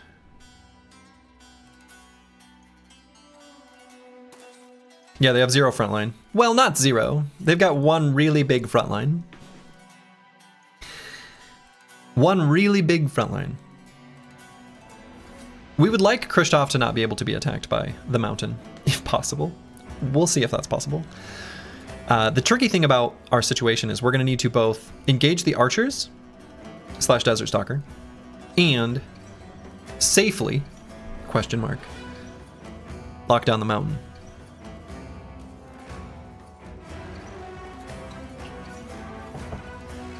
Probably we attack here with the real Kirby, right? We got our duelist, we got our full force. We miss.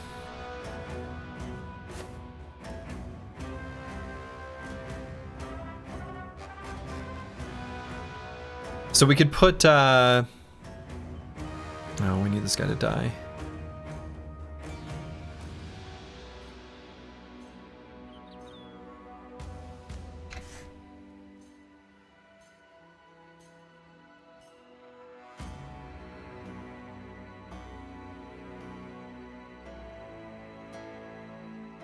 Just wait for that guy to die. And Cursor will probably end up just doing an aim shot here.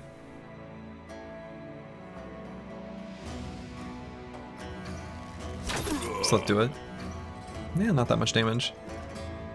And end turn, I don't think we're gonna move, so we'll just stay there.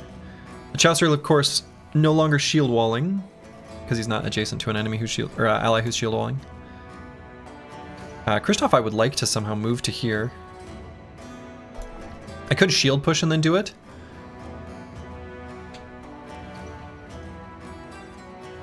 But maybe I'm okay with the mountain attacking Kristoff. Of all the bros. Right, he's a good choice. I think he's gonna go the long way around anyway. 25 HP damage through 200 plus helmet with a bow is quite a lot of damage. Yeah. Correct. And probably better actually still to use the destroy armor. Okay. And I'm gonna wait with Dr. Wisniewski. Still just 1 hot minute. I wanna see if we can... Man, not hitting this guy, which is really annoying me.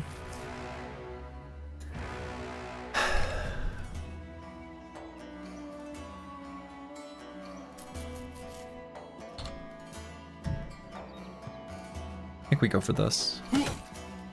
Okay. And we are out of throwing axes. Not delusional, gonna need to recover. So not going to be shielding ally.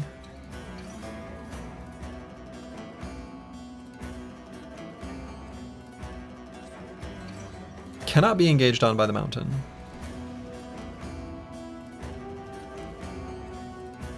Kind of important.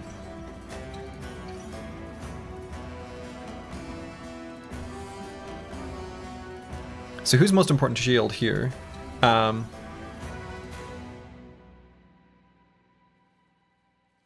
Is it Curse Word or No Man 1220? Might be No Man 1220.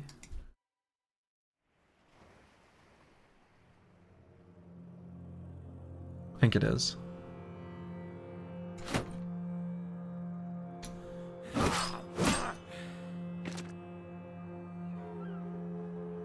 Annoyingly, I'm actually going to back up on Mystic Nemo. I don't want to give this Executioner a chance to attack. That makes it so that we can't get the Chaucer in. It's going to put him like up here. I guess he needs to re-shield wall, so maybe the Chaucer just goes to... Maybe the Chaucer just sits in shield walls here.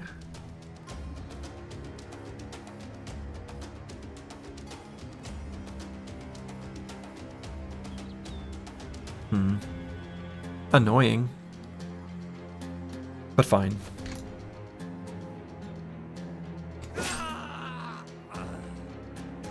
I guess we could go here, and then the Chaucer could go here. The reason I don't like that, though, is technically... Go here and get a quick shot, but I guess they're probably not going to bother. Because we're still covered.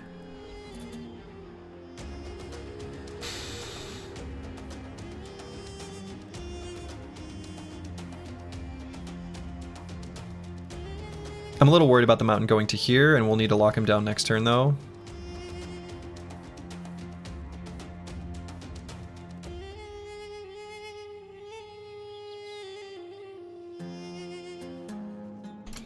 Yeah, I'm a little worried about that.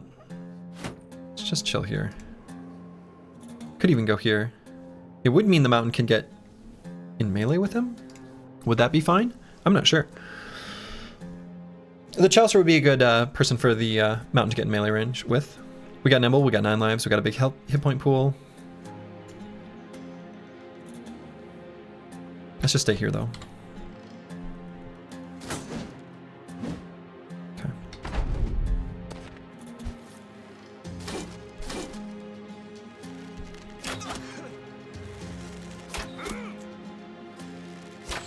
Alright, even with one with the shield, not delusionals. Eaten enough arrows. Yeah, okay, so we did go there. So these bros are gonna need to readjust where they're standing. Come on. So Mystic Nemo is gonna need to go here, because we're gonna need to lock down this Executioner.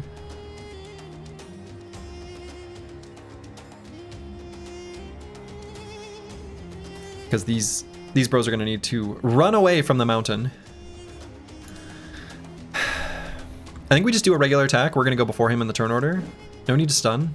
And I want to end turn to keep all our dodge. The Supreme Tool saving build is a naked arrow catcher? Yes.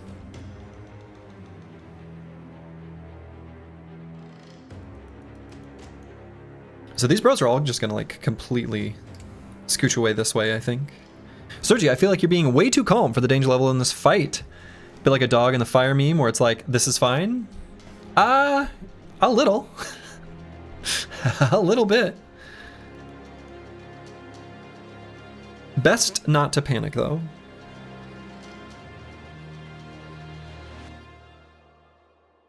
Okay, I'm gonna wait and see what happens here with these attacks before we decide what to do. There, full force.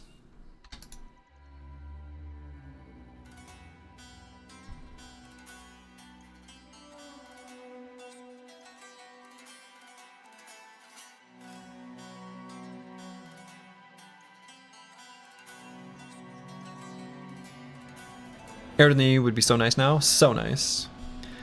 If only we had the ability to take bow mastery, we would love arrow to the knee. We would love it. We would love to see it. But alas. All right, probably I'm gonna put No Man 1220 here, just to give Dr. Vishnevsky a reaping attack.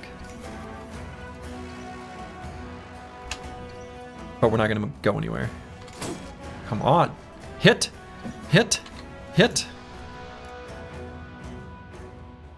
I'm a little nervous about using too much fatigue with Dr. Vishnevsky. But getting confident on a bunch of bros is pretty important too.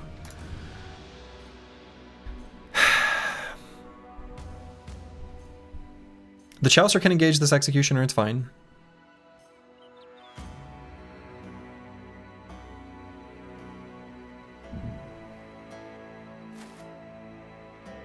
We're gonna do a Destroy Armor. Yeah, full force. So Intuition has a bunch. He has one Exploit opening stack, one.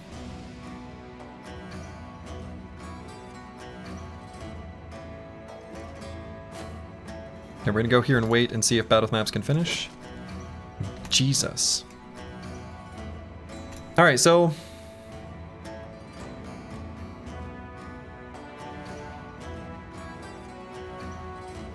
as long as we're on this row,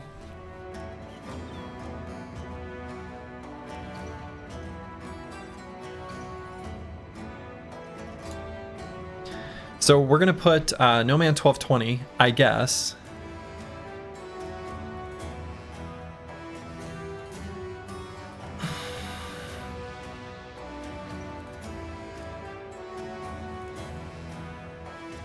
Here? That can't be right. I guess here? Sort of sucks.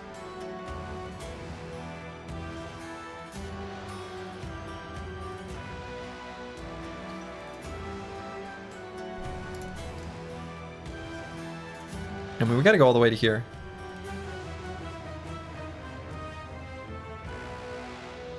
These guys can both shoot him though. He has to go here. If we're gonna put him where he can only get shot by this one guy, which is fine.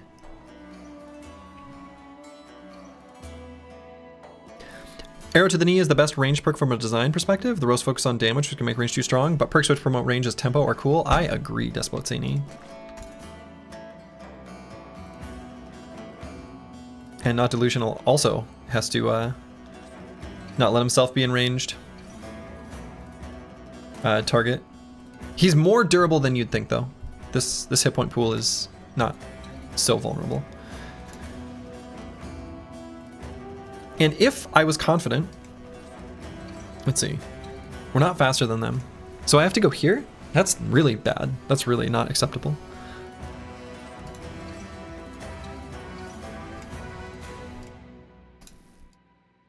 I gotta just stay here. And if the mountain engages on this hex, we have to get it so that Squigs can rotate him out. Which means we have to finally hit this fucking guy. We can't do the double rotate with Dr. Vishnevsky either. Because we used all that fatigue. Maybe shouldn't have.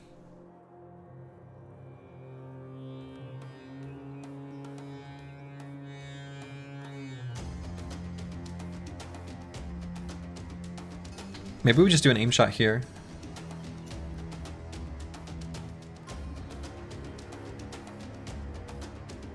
And then we can put Antiwi in there. If he gets the kill. That's probably the play. Right, try to go for the kill and then we put Antiwi in here. Didn't get it. Still might do this though. 29% chance to be hit. I think this is still the play. No. Oh! Not really 29, that's a lie! This is a three-headed flail.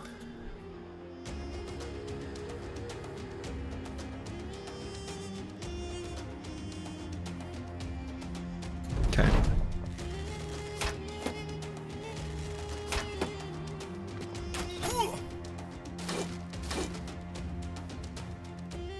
Alright, do I go for stun? I think so.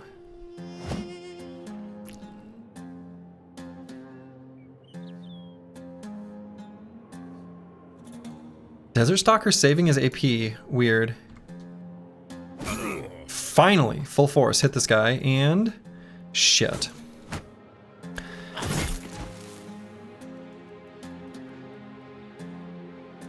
So, the key is we need squigs to be able to go here and rotate No Man 1220.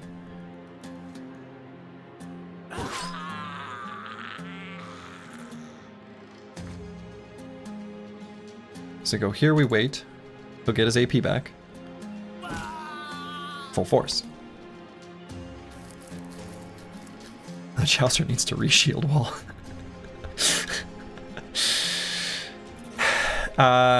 What should we just do? You just push him away 2 tiles? Yeah. Yeah, that's how it works. No. It's a perk. Not delusional, we're gonna wait just 1 moment on. Squigs we have to wait. Because we're gonna try to kill with Dr. Vishnevsky. Because we have to get No Man 1220 out, basically. He can't stand there.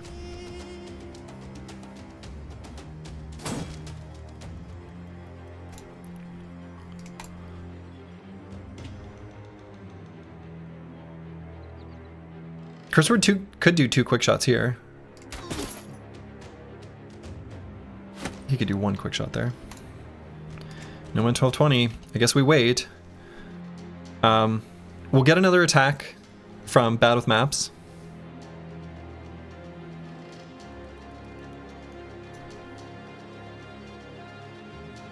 Desert Stalker has an angle on No Man 1220. Oh shit, Desert Stalker has an angle on No Man 1220.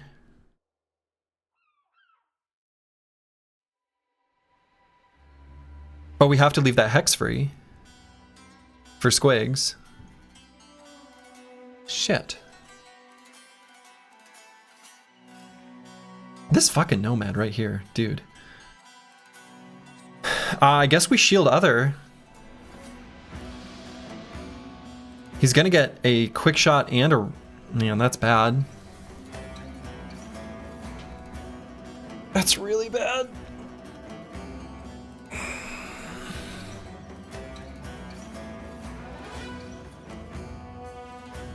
But we have to do this follow-up attack on Bad with Maps, and Squigs has to rotate.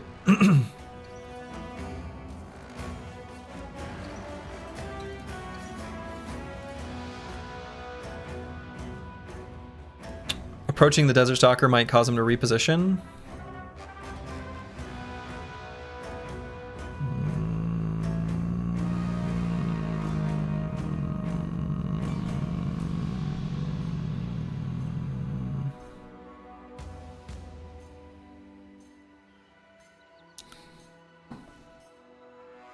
It might.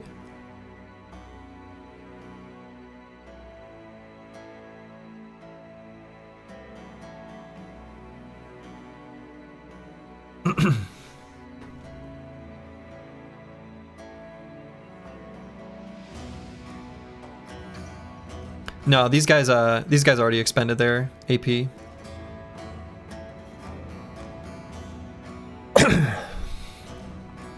Regardless, this prevents it for next turn, which is good.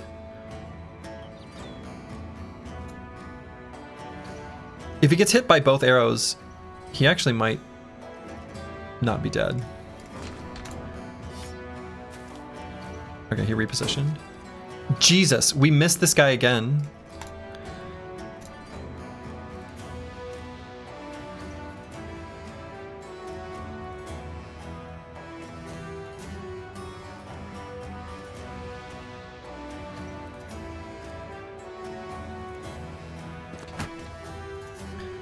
So we have to rotate No Man 1220. 5% chance to get hit. Good lord. All right.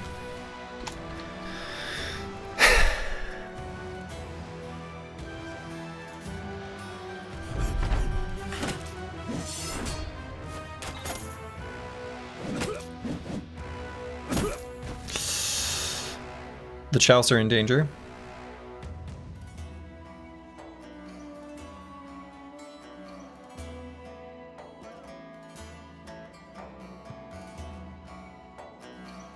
I'm going to move the real Kirby here and get an attack in, so we have to have Bad with Maps take out this stupid Nomad Outlaw.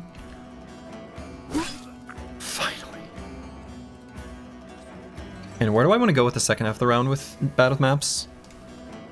Bad with Maps maybe has to chase this Desert Stalker. Actually, I guess he can't move right now.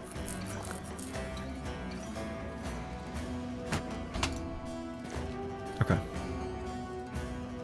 So this guy has to die. This is very important. He does.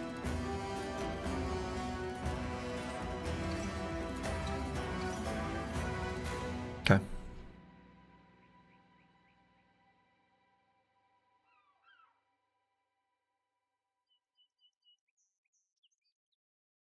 And Curse Word, we just run up this way, and I guess can do a quick shot on the mountain. We're gonna wait, do it in the second half of the round though? No, we're not. We're not gonna do it at all. We don't have the AP for that. What am I talking about? Kristoff, I'm just gonna hold in this exact spot just for the moment so the real Kirby, no, I guess it doesn't matter. So we can go here. Maybe we will survive. Hello there. What an apropos name for this exact moment.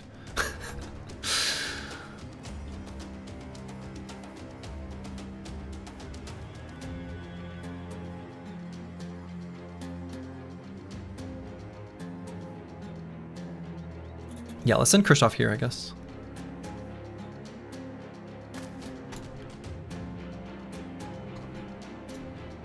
If I'm committed to putting Mystic Nemo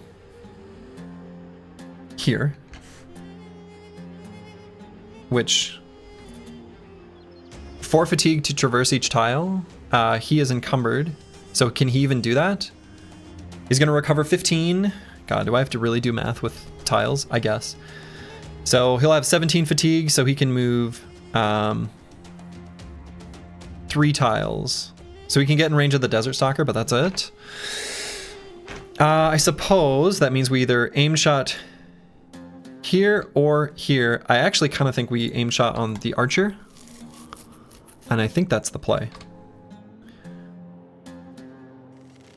All right, good.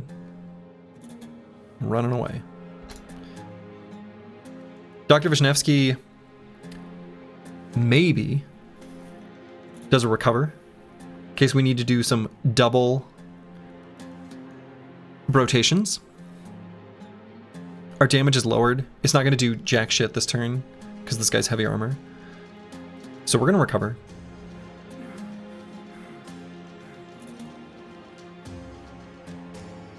Not delusional, I guess it doesn't really quite matter where he goes. We may as well have him chase down this Nomad Archer next turn.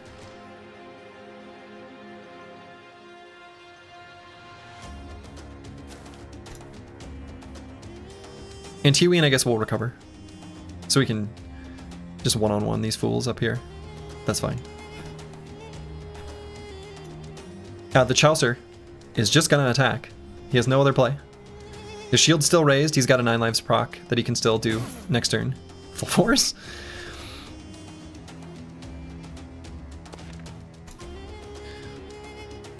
Squigs, do I want to hang on to fatigue for recover on him? Or do I want to, like, you know, recover so that he can do any rotations? Honestly, we might need to, and the line that I'm seeing that's possible that we might need is to rotate, like, the Chaucer somewhere and then have Dr. Vishnevsky do a double rotation. So I think I do recover. The real Kirby. Destroy armor. Full force. And Battle with Maps we're going to have get in position to help with the surround here. Triple rotation when? Good question. All right. Wonderful. Did not proc 9 yet, or did? Or did he? Hold up. I hate that this icon appears. Yes. All right. So that killed him. Killed.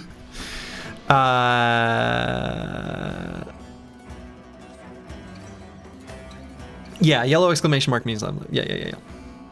So here's going to be... All right, so we have to think of what's the sequence of operations? So Squigs... Let's see, hold up. So 9 lives is procced. So Squigs can rotate, and Dr. Vishnevsky can double rotate.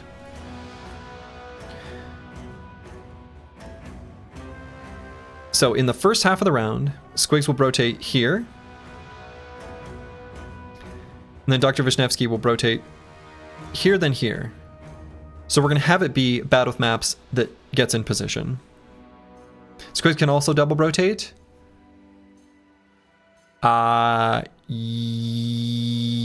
Yes, except I don't think it will.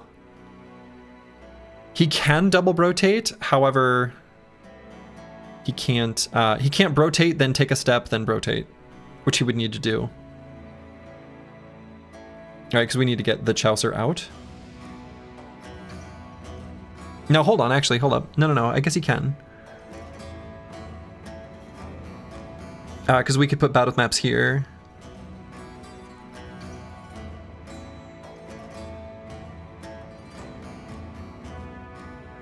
Could you just shield push him away? I mean, I could, but I like the full surround. And I want to do a guaranteed thing, right? We already proc 9 lives. We need to work at it. We need to figure out a guaranteed play, and I think we have one, right? So we are going to have Squigs rotate in the first half of the round, then Dr. Vishnevsky rotate here, then there. And we're going to have Bad with Maps be the person to do it. Yeah, the Kite Shields can't push. That's true. The Kite Shields can't push. So I think we have a line, and I'm just going to do it. Right, I don't think there's any other alternative. I really don't. Not a good one, anyway. Right, because we could also do Bad with Maps here. And then Squigs could... No, we really can't, right? I think this is the line. So we'll just do an aim shot here. Okay.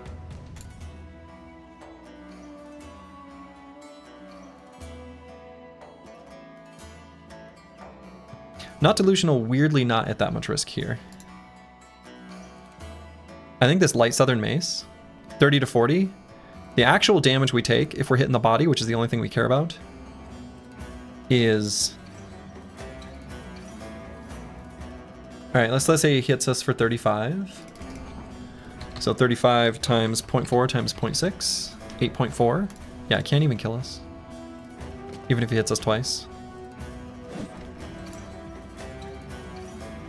All right, so we're waiting on Dr. Vishnevsky. This is very important. This is an important part of the whole thing. We also need to get Bad with Maps in a safe hex where he's accessible by both of these bros. So we go here and wait. Christoph may as well go up here and probably still destroy armor. Full force.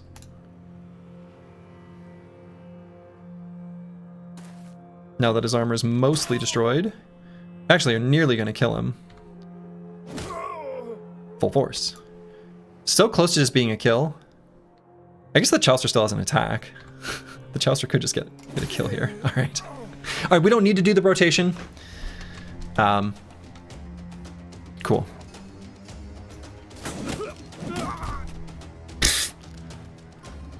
Get wrecked.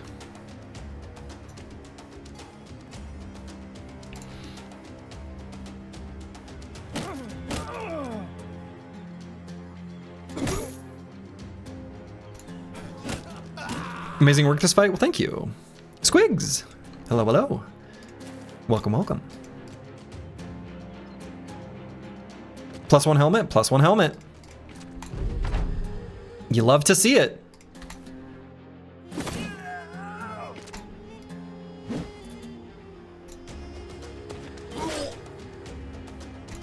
Yeah, we could try to get this guy's helmet.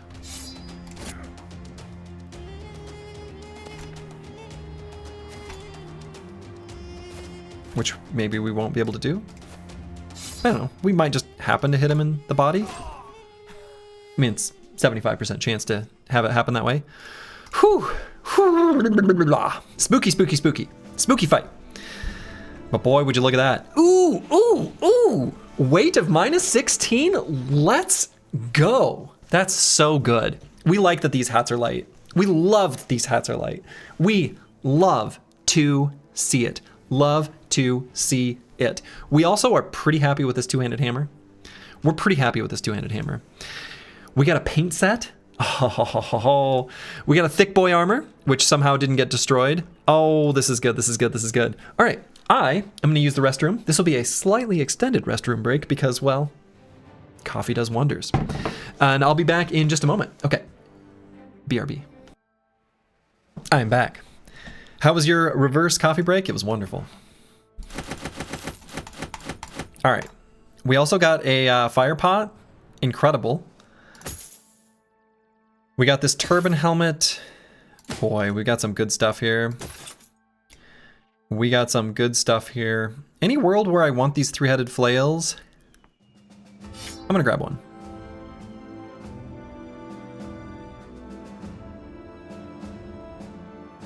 Light southern mace, I don't think we need. We definitely grab the Sipar. Let's see. Where does that two-handed hammer even go? I'll show you. I will show you. Yep, Warbow is in good shape, so we're gonna grab it. Could be a tools savings opportunity later. Three-headed flail anti-necrosavant tech, yes. Exactly. Let's grab both. We'll grab this plated nomad mail. I don't love it because of its condition, but I think that's all that we grab from here. That seems fine. I don't think I'm leaving anything else that's important behind. Okay. Why not use the upgraded Southern Mace? Oh, because I'm an idiot. I thought I already had one. I thought that's what I had equipped. Because I'm an idiot. Because I'm an idiot. Whoops. I should have. That's the answer.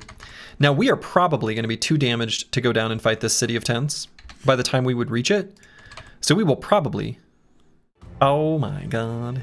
The Chaucer is in rough shape. Would there have been an opportunity to use bandages at the end of this fight? Because wasn't it the turn before that we got injured? Oh no, I forgot about bandages. We could have bandaged the Chaucer. Why can I not remember that mechanic from this mod? I feel dumb. Blech. Gross. All right, so now we have absolutely miserable injuries. Still killed the mountain with that broken arm. True. True. Brain power is doing all the rotation math. I mean, that is what happened. But I'm allowed to be sad about it. I'm allowed to feel sad. You can't stop me. You can't stop me from feeling sad. I mean, you could, but don't. It's rude. I'm grieving. So about that two-handed hammer? Oh, yeah. It's gonna go here.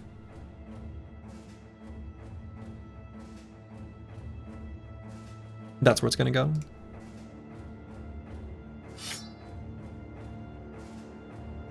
Full force. Unstoppable.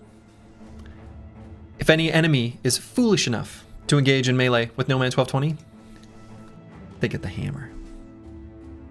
They get a serious hammer.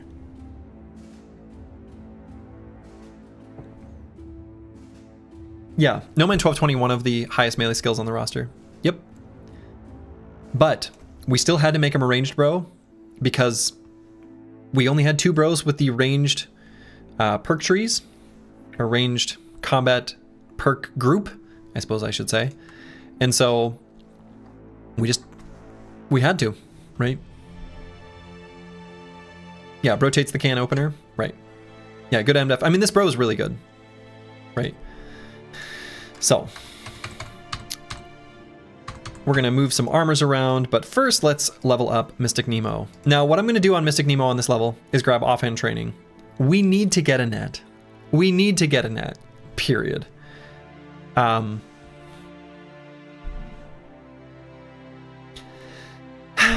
We need to get a net. I don't know when level 10 will come, so I'm going to take this now. We do know where our Brigand camp is, yeah. I'm going to grab 4 initiative on this bro. I'm going to grab 2 melee defense. I'm not so concerned about melee skill, because, again, when we net pull an enemy in, we've lowered their melee defense substantially. It's probably into a surround. I'm not going to take a +1. What is more important is having the fatigue to be able to do it. So I'm going to grab maximum fatigue. If we had a +4 range defense, I would grab that, but we don't. Gotta find that pesky Annette and deliver all those hugs and kisses. I know, she's so sweet.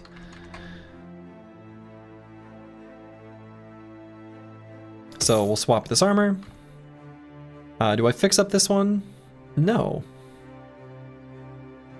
What do I give? I wonder if I put on...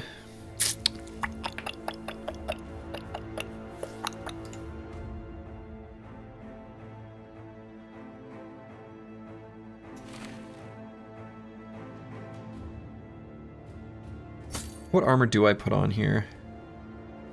Maybe I just go with the leather lamellar. Yeah, I gotta put a hold on that big nomad camp, definitely. Definitely putting a hold on... Oh, I should have left behind the 0% armors. Oh well. Whatever. Whatever. Boy, and T-Ween is literally 1 experience away from a level. 1.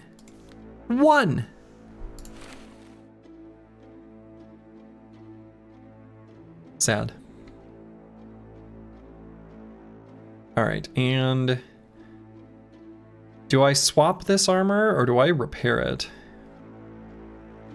I think I'd rather have something like this on Mystic Nemo.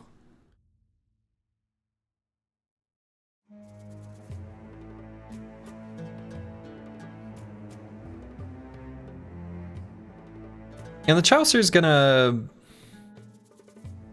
take a breather. Hit the showers, you know?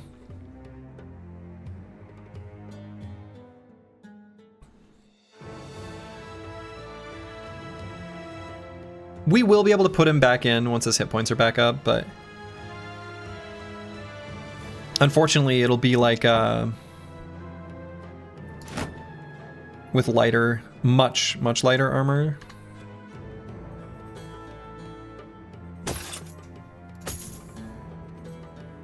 So that he can even function. Probably something like this. Stupid as it looks. But he can still shield wall and like stand still. So he's... But right now I'm gonna leave him out of the formation just so I don't accidentally screw up. Rough. Once he gets rid of the fractured ribs, he'll be able to put on heavier armor and then just never hit anything, but still chill. Okay, so do I head back to Caracan? Yes? I guess so. We're using nearly all of our tools. We're fixing up this helmet. That's pretty important. And then just exist? Yeah, he'll be part of the Phalanx. Right. If we get Not Delusional and Antiwi in one more level each, then they can start doing what we designed them to do. Just exist in this economy? Right?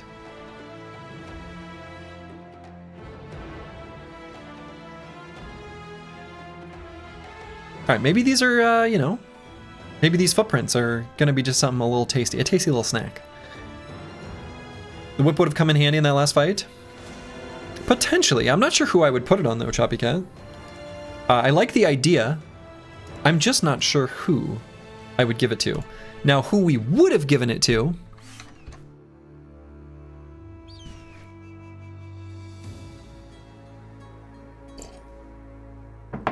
is no longer with us.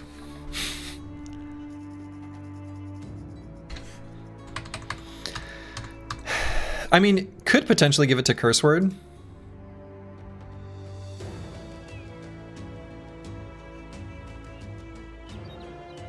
Maybe. Or even as a backup weapon on... I'm not sure. Mystic Nemo? I wonder if that's not a bad call for him anyway. Net plus Cleaver? Melee skill's low for it though. It's an interesting idea.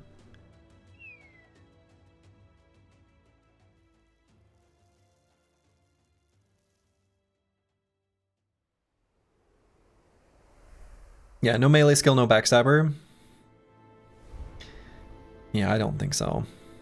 I really liked the bro in the One True Run, where we had it was a tiny guy. It was our runaway laborer, our 13th bro that we picked up, who was a tiny bro that we gave Cleaver Mastery to in vanilla and had him do dedicated disarming. That was super good.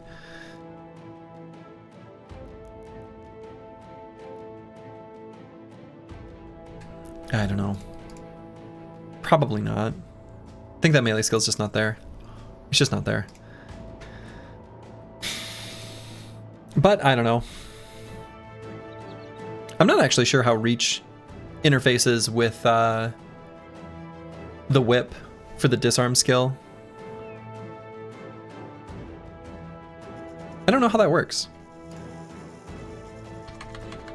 It would be nice to have one person with Cleaver Mastery and a whip though. It really would.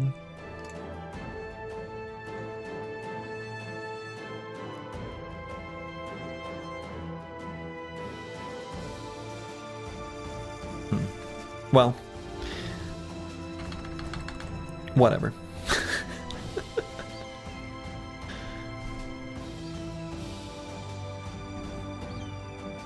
Okay. Getting text messages that all my evening plans are canceled.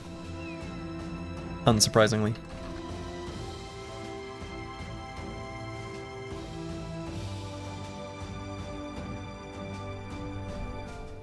Maybe for the mace guy when he gets too beat up for melee contact. I mean, yeah.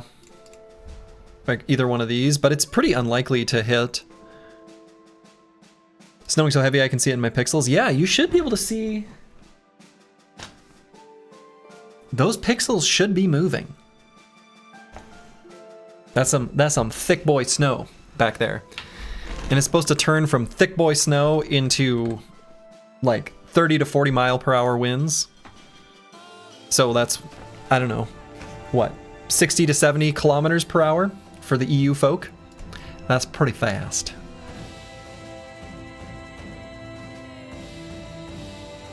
Yeah.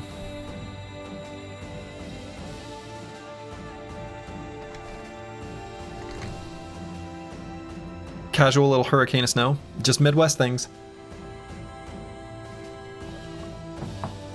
Snow and wind hit here yesterday, not too bad, just really cold today. Back up to 50 Fahrenheit tomorrow. Yeah, I know. The weather's... We got a pretty wild weather pattern moving through the central US right now. Really do.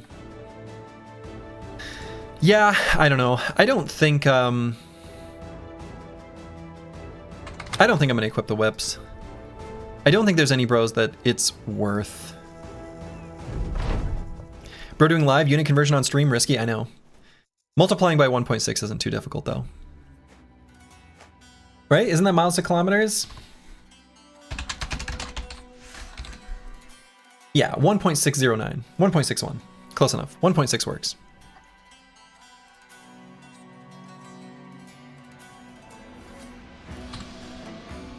Okay, so we're gonna scoot and shoot, as you might have expected.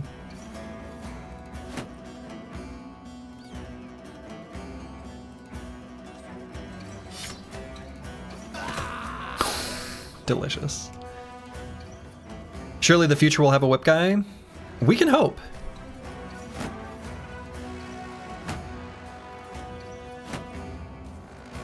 That's a cute little move by that outlaw. Pretty happy you did that. Can't complain. I mean, I could complain, but I'm not gonna.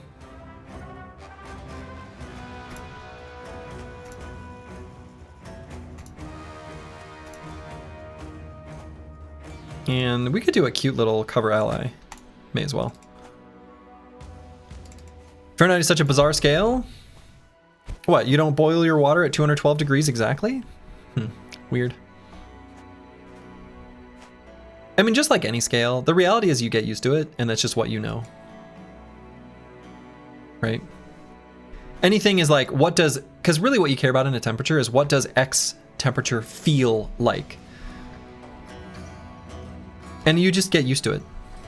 And so, of course, Fahrenheit seems weird if you don't use it.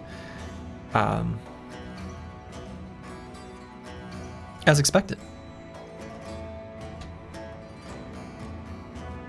All right, I think not delusional can go here. I think that's actually fine.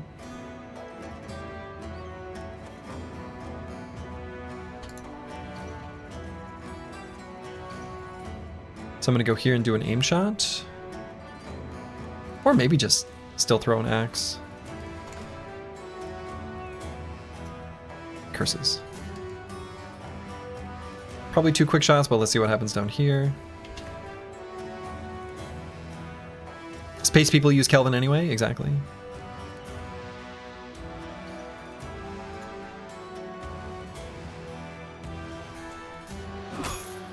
Full force.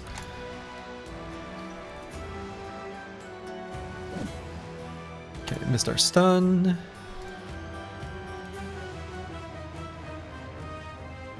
Move Squigs forward. And miss. I guess I don't want to move Kristoff forward.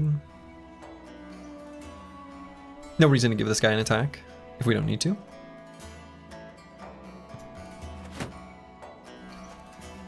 Where's the new hat, Slurgy? The new hat?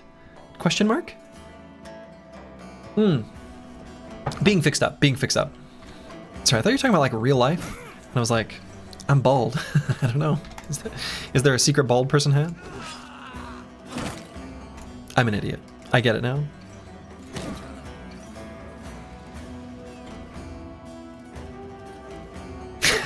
Just, duh. Duh.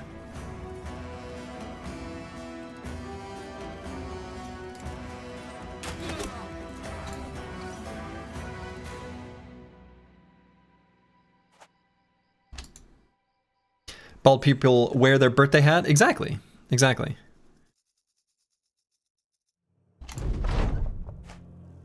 Alright.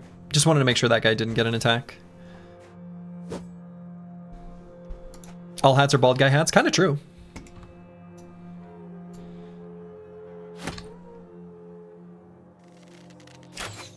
No, we're not supposed to miss. How does that happen? Is the game cheating? Ooh, delicious.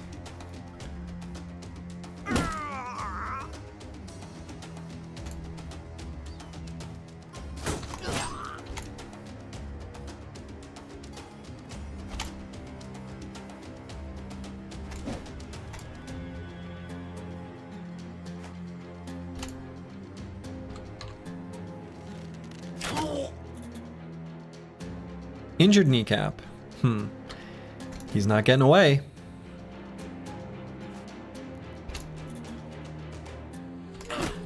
Full force. I missed the inspiring presence plus unstoppable full force combo. I know, right? It's pretty strong.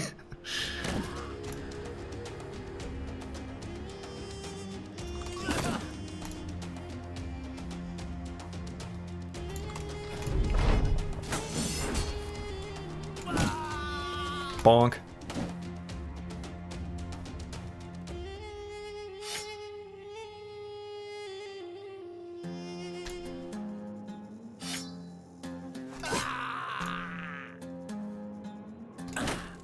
Full force. And yes, I did destroy armor there.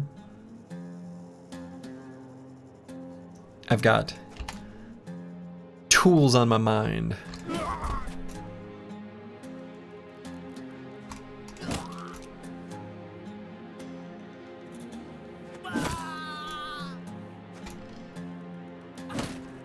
full force. Okay. Lovely. No damage received, and Antiwian gained a level up. Just a little baby amount of tools. We got a full durability Adarga. Sure, we'll take it. You picked up the little orphan boy? Yes, we have the little orphan boy. We've got the scavenger on the squad. Cool. I wonder if you can make a rebuke on a two-handed work. I think you can. Rebuke on a two-hander. Rebuke on a two-hander, especially if you take like sweeping strikes and you have like an absolute god Chad bro. Sure, you could do that. All right, we're gonna be grabbing one with the shield on our brother Antiwian here. And now that we've got Indom plus one with the shield plus nimble plus a nice respectable hit point pool, we're feeling good. We're not feeling good about this one in melee defense. That was always the risk with this bro. Remains the risk, continues to be the risk, is what it is. Damn. Now we really care about all of the secondaries. Have been trying for the belly dancer? We have, and we're gonna try again here soon. Now, is there a alternative to grabbing Bulwark here? I don't think so. This brother's gonna have the Ijirok helmet and then just a t-shirt.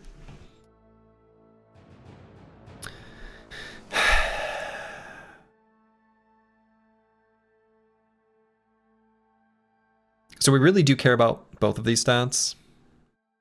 And we're gonna grab melee defense, even if it's sad. We're gonna grab hit points, even if it's sad. 4 of mine for the guaranteed 5 resolve. Honestly, it's not that terrible. I mean, Bulwark isn't, it's more, but not way more. Resolve goes down as armor gets smacked, sad. Yes, although, here's the interesting part of the tech here. When we have Indom and Nimble and one with the shield, all applying to us, a 100 damage attack. 100, 100 is gonna do 12 damage. 12. That's not even enough to proc a resolve check. So who cares? All we really need our resolve for is for those zone of control checks that first happen as enemies approach him. Pretty cool, huh? And I guess like Geist screams, Orc Warlord screams, you know, things like that later. But we're not going to take as many resolve checks as you might expect. Yeah, Skeletons and Hardened don't have Fearsome, so doesn't matter if he approaches them. Yeah, true. Right, 1 Briggy steps in wavering, 2 Briggy step in breaking. Right, so we need to make sure it's a 95. Like, and he can still kind of hang even if he's breaking. Not great though. So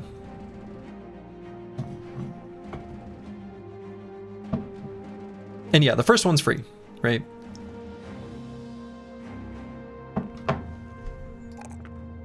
Anyway, it still does make me a little tempted to grab resolve here instead of fatigue.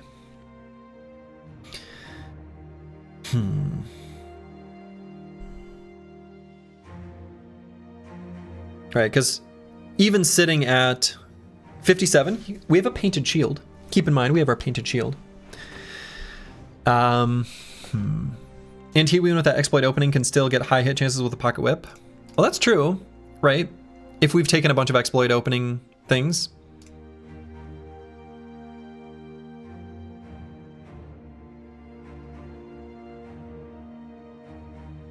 I don't know, it's pretty unlikely, right?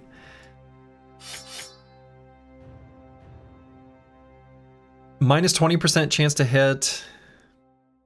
That's pretty bad. I don't even think it's worth the 6 weight. I don't think it's so unlikely. You don't use bandages anyway? Well, I need to start. And yeah, fatigue of course is a core stat if you're just gonna spam Indom. However, how many more turns of Indom do we get from fatigue? It's a little bit diminishing, right? Yeah, you get less from fatigue when recover/Indom cycling than you think, right? Exactly. It's not, it's like, this bro's fatigue is already ostensibly 128, right? I think the play actually is resolve instead. So we need to make it so that it's a 95% chance to not take a resolve check. I think that's pretty important.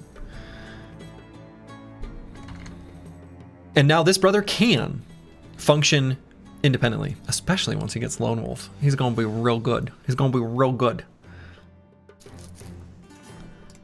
We can even give him a cudgel. And we can give him like a proper helmet and then whatever. Yeah, Resilient, honestly, if Resilient were available, just Nom, you're brilliant. I was thinking the exact same thing when I was sort of crafting this build as a potential. Resilient's huge. Because we really can't fight bleeds for, you know, much at all. Indom still reduces the damage from bleeds. Because I asked in the Reforged Discord. I don't like, before I started this run. However, one with a shield and nimble, I don't think will.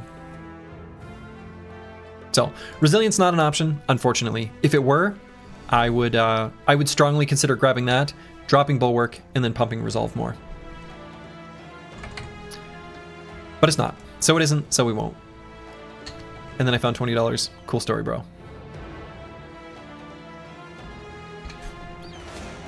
Excuse me? A Lindworm? We don't want to fight that.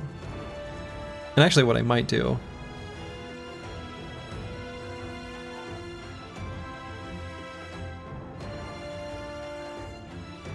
He's like kind of cute out here.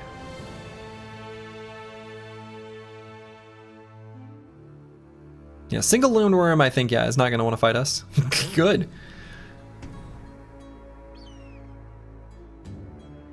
And we still got these tasty footprints. I actually thought that these footprints were going to be those nomads that we saw earlier. It looks like they're not.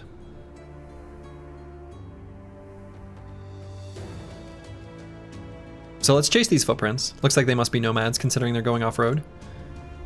We still got a little time before our next event proc.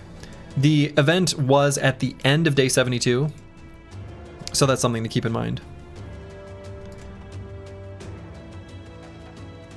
My goodness.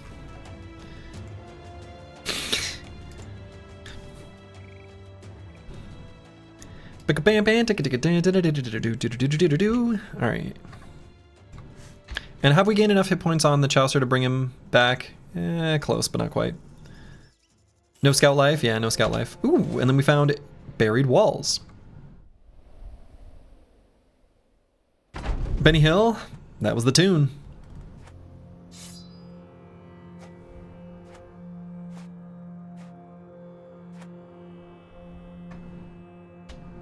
Swear to God, I've seen patrols go back inside the camps, but Cal's adamant that's not a thing.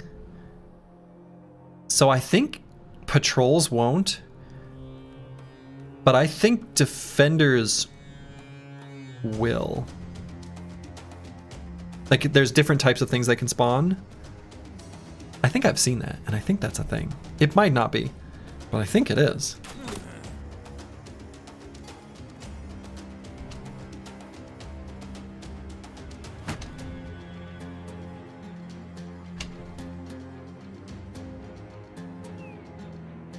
You look too young for Benny Hill. That was 70s for us in the UK. I mean, that tune is like, everybody knows that. Everybody knows it. Maybe not everybody. I don't know about the youths of today. I cannot speak for the youths.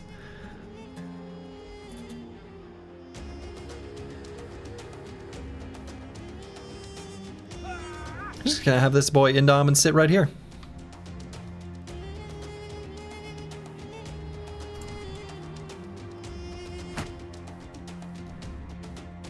And we're going to be scooching. Okay. I'm certain that most, if not all, roamers and ambushing parties return to their tile of origin and despawn there unless they're killed off before. Oh boy. Darkso and Calandro. Gonna have a code off.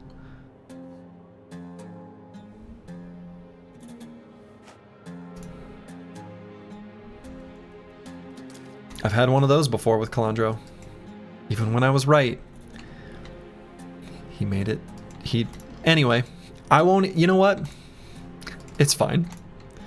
Calandra's a lovely person. And I'm glad that he's a part of the BattleBotters community. And that's That's my statement.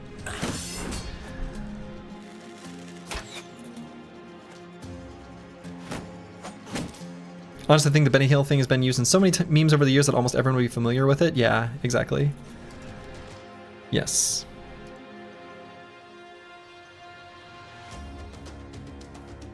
Yeah, so we'll be able to move Dr. Wisniewski here and attack if I wanted.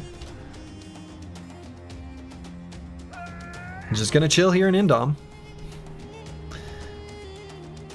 We broke this guy's ribs. Bone breaker. Might do a cute little attack. Felt cute. Thought I'd attack.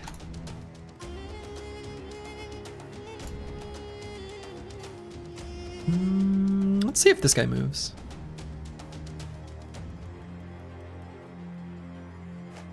He does.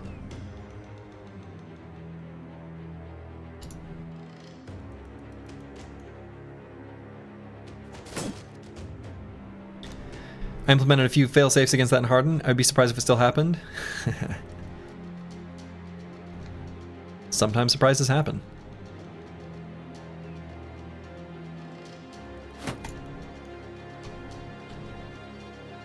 Two quick shots here looks pretty tasty.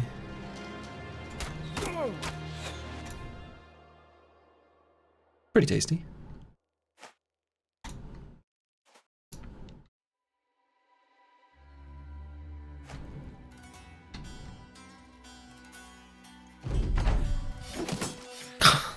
Javelins?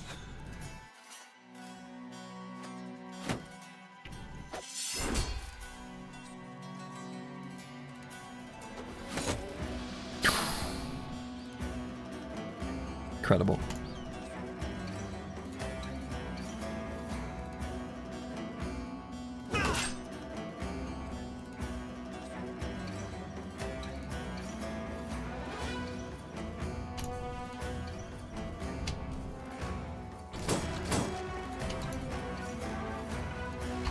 Just gonna do a bunch of waiting. Wait, he says. Do I look like a waiter?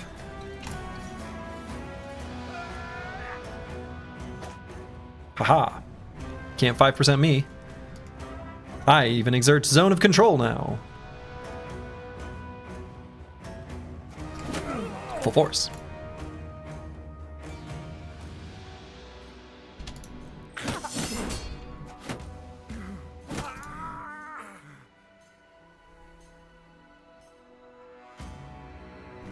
Whew. Still managed to mutant time. I still got it. Slurgy still got it. Ah. I don't know if it's like a little bit of allergies or what's going on.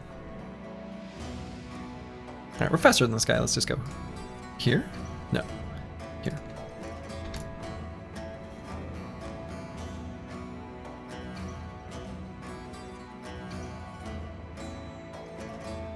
Santa deniers? Are there Santa deniers in chat? I hope not. He sees you when you're sleeping. He knows when you're awake. So you better be good.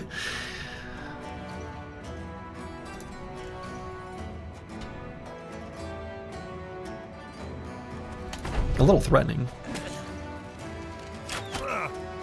Get rebuked, son.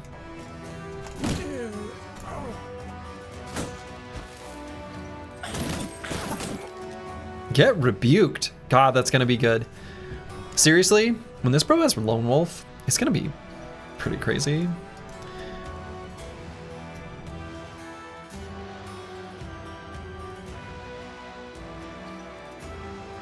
Legendary locations? No, we have seen. Actually, I need to update that command.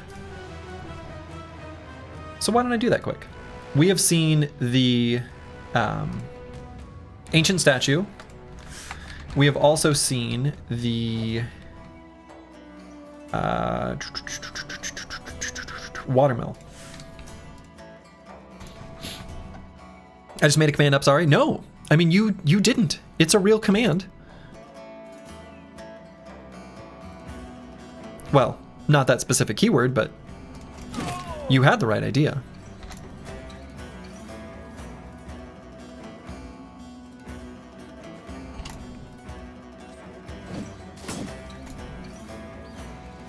full force.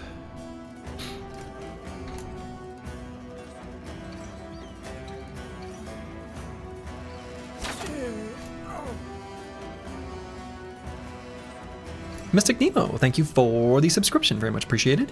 Hope you're doing well. Oh, there's an I. No, it's two L's. Two L's. Two L's for legendary location.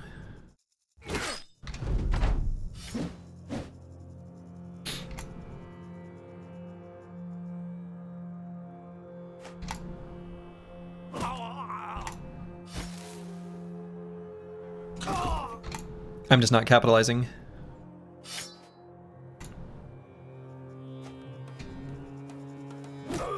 Okay.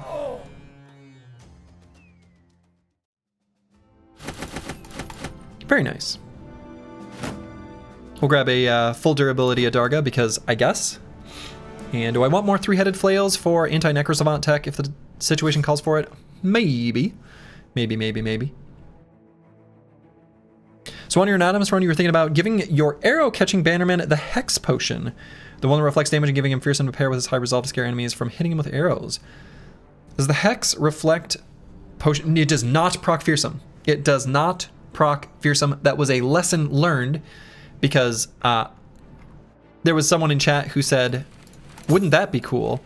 And I took them at their word that it worked. Or not, they didn't like claim that it worked. They were like, they imagined that it worked. Said it with enough confidence that I was just like, oh, that seems great. I'll do that. It does not work. So, it's not a thing.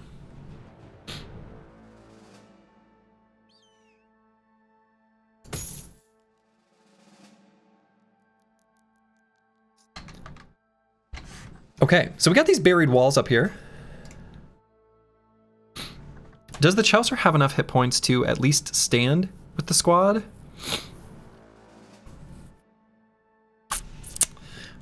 Not quite. Not quite. But I do want to bust this camp. I do want to bust this camp. Could be Ancient Dead or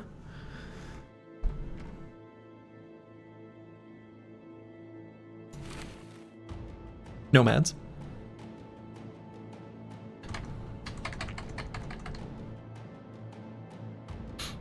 We let this armor get hit. And by we, I mean me. I did this. And I know. Okay. Alright, so in my bathroom break earlier, I only took care of half of the needs one might need. So I'm going to take care of the other half, and then we're going to bust these buried walls. Be back in just a moment. I have returned. Alright. Looks like it's not the camp that's busting. Oh, not that need. I guess I was ambiguous. Whoops. Okay. Yeah, I guess the Chaucer still just sits out. I don't really want to have him sit out. Like, the thing is like, even with a low amount of hit points, 9 lives, nimble, shield walls, he can still, like, maybe be part of a surround situationally, things like that, where I kind of want to put him in. But he's just short on hit points to where I feel comfortable doing that.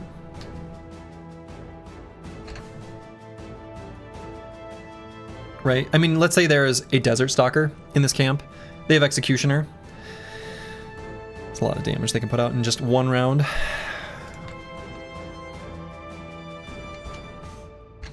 So, I don't think there's any other adjustments. We've got just fine weapons for Ancient Dead.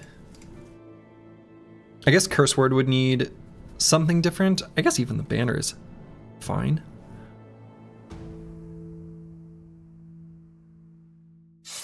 Let's have like the two-handed scimitar instead of these extra arrows. Playing with 11 out of 12 bros doesn't change your game plan too much. Right, yeah. How many do you take away until it starts affecting the way you approach fights? 2, 3? Probably like just 2. It starts to get really pretty dicey as soon as our numbers get diminished.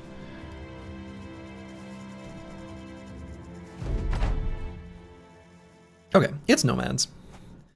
Is Nomads. So we're gonna scoot. We're gonna shoot. We're gonna do as we do.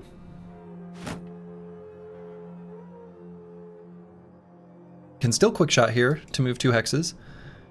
This is gonna be the best shot we're probably gonna get, so may as well take it. Too far away for our throwing axes. Okay.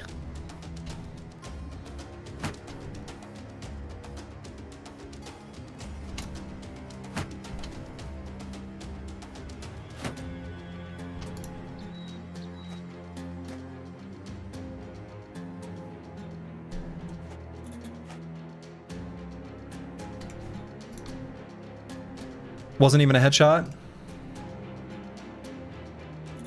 Wasn't even a headshot.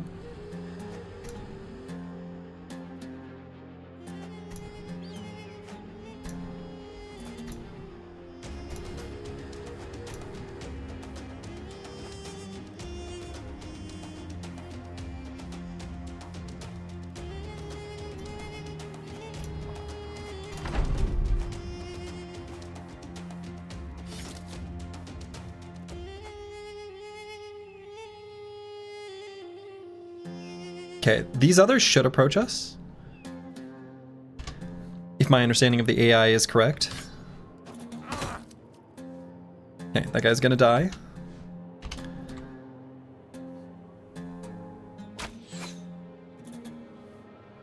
Yeah, is my understanding of the AI correct? Pfft, who knows? Apparently not.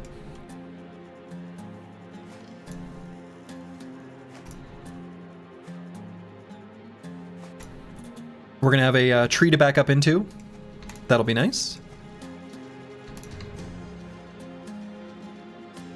Much knowledge, such wow.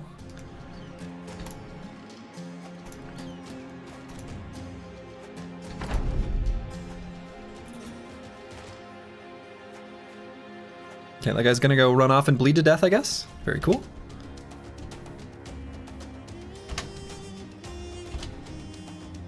So I'm gonna go ahead and do this and back up 1. I think we're just gonna back right up against this tree.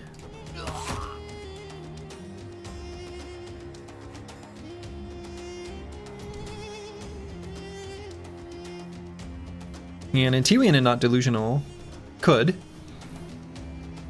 shield other. Might get that ready for next turn.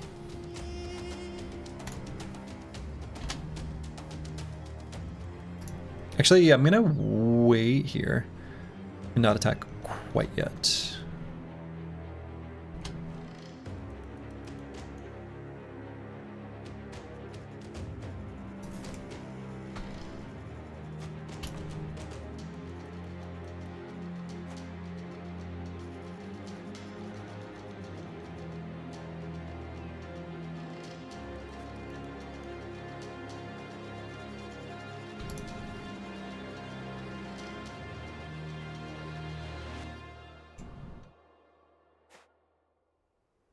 Okay.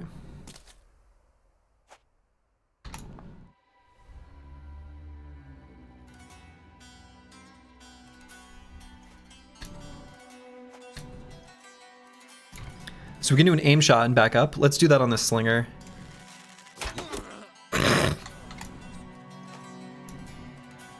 Okay. Got him.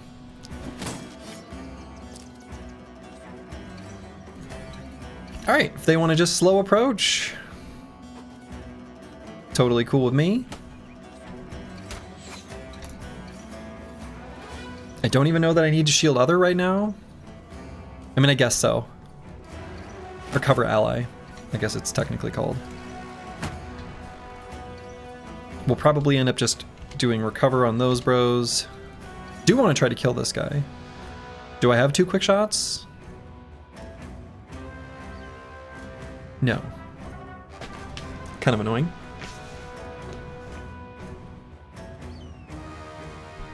Okay, because quick shot 17 fatigue. I guess we'll do an aim shot. Got him in the lungs.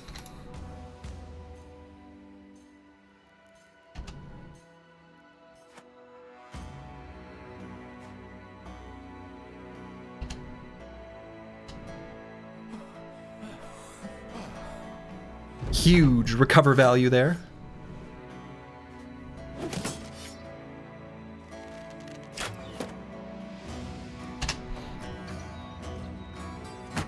Keep covering our allies, because that's who they're going to attack with their ranged dudes. How's your ammo economy? I haven't checked, but do you have enough to sustain this scoot and shoot every fight? Yeah, we have. We have had enough. We have not needed to conserve ammo at all. I've got slings handy in case we do. In case the calculus on that changes. But for now, we've been holding just fine with our current ammo usage.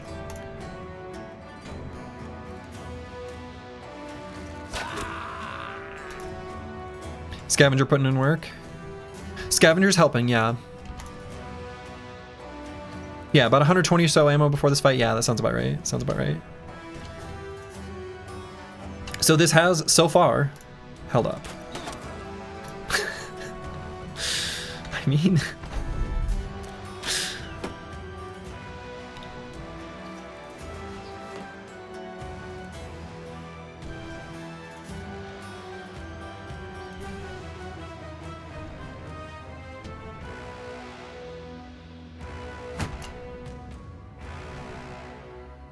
Unfortunately, our quick shot's not in range. We'll probably end up having to recover on that, brother. No man 1220 has an attack, though. Okay.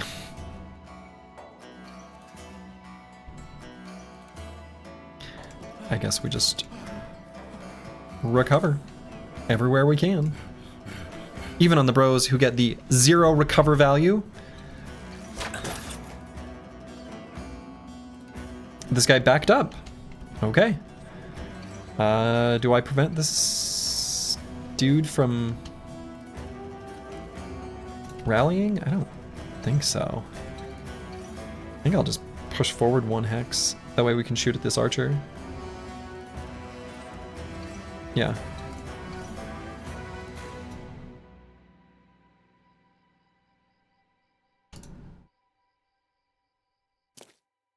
Wow, okay. He rallied.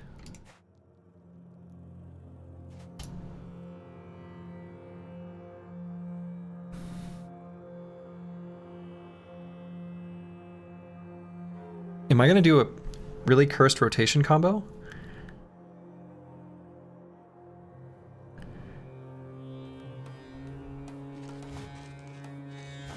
Don't look.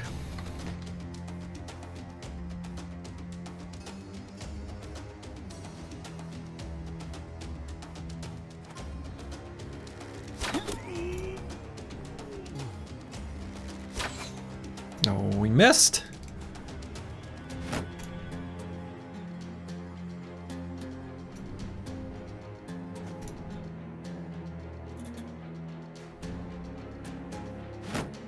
Okay.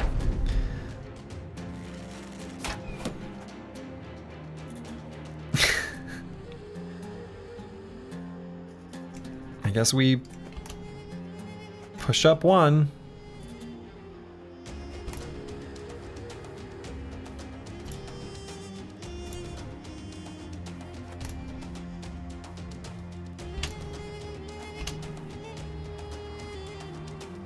So we're gonna not attack quite yet. We're gonna do it in the second half of the round when we get entrenched.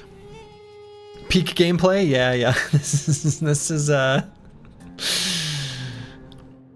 peak gameplay. Peak, very fun game. If you've not played.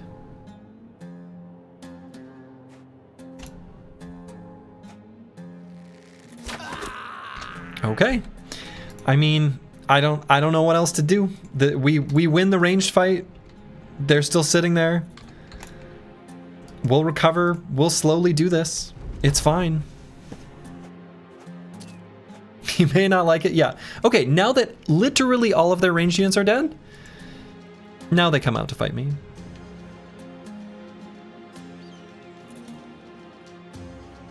So I guess we can recover on these bros. They don't have an attack. They're gonna get all the way in, so I think I'm just gonna chill right here. I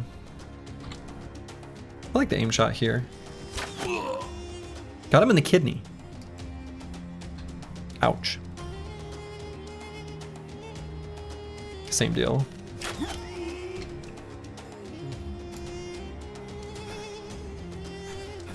Press the blue skip turn button. Some bros even got a little bit of fatigue back. All right. They retreat. Yes. And not a single melee attack was used. It's over? Okay. All right. That's the fight. That's a pretty nice pile of tools. I'm not gonna lie, that's pretty good loot. So we'll grab the thick nomad robe. We might equip that on someone just as like a throwaway kind of armor.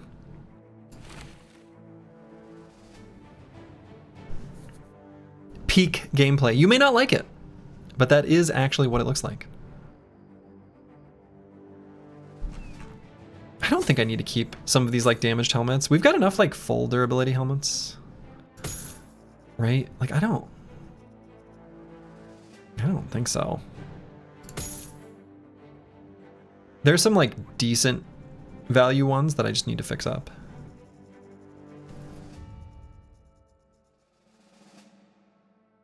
Sure.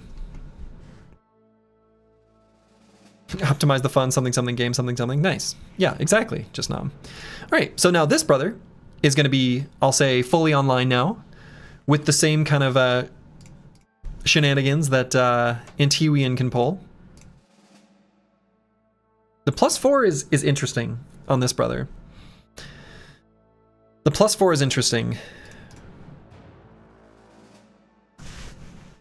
And I don't know what the final perk we're going to take is. You know, after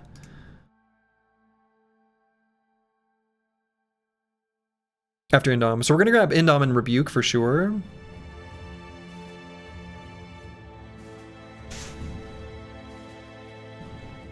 But then it's like,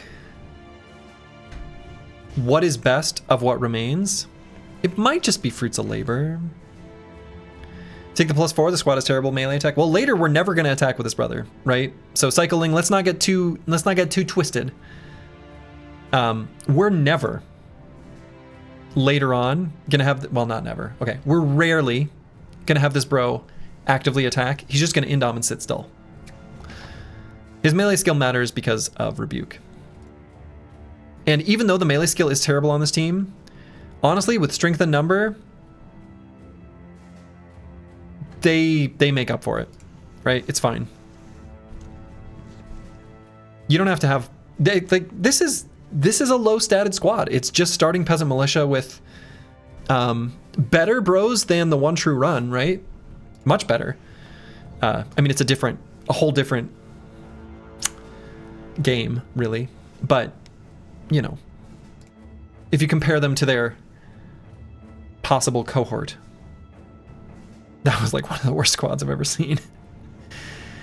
Do we give this bro the Orc Mace yet, then? I mean, I think so, right? Given that we are only going to be doing Rebuke, isn't the Cudgel the best option?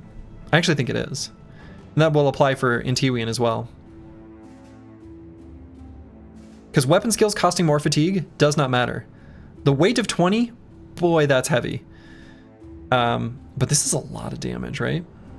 So did we almost lose another brother? No, actually. He was one shot away from death, but we were able to guarantee he was not able to take that attack.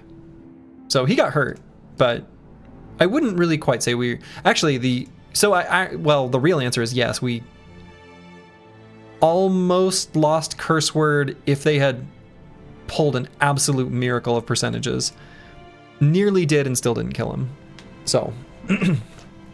Is that damage really significantly more than the Winged Mace? I don't think so. Not significantly more. I'm not sure, right? I'm hanging on to the Cudgel just for that very reason. You pick Exploit Opening on your repros? Yeah, I mean, we would like it, right? We would like it.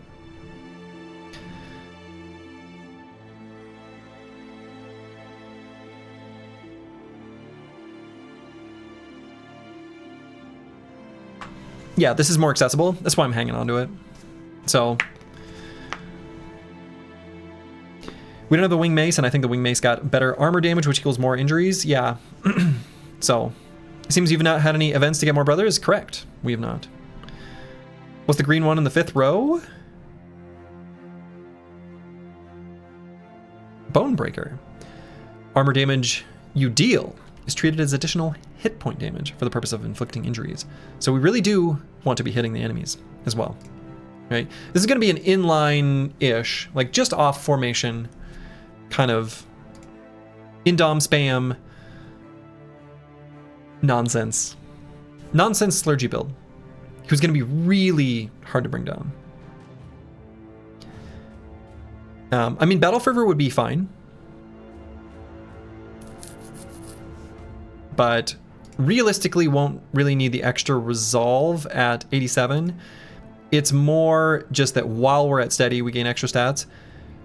I think if we weren't able to get our resolve higher, we would have needed to grab this. Given that we did, I'm more inclined, honestly, just towards like either Fruits of Labor. I don't know. I'm not sold. It'll be one of these two. I don't think it'll be Battle Fervor. It'll either be Exploit Opening or Fruits of Labor.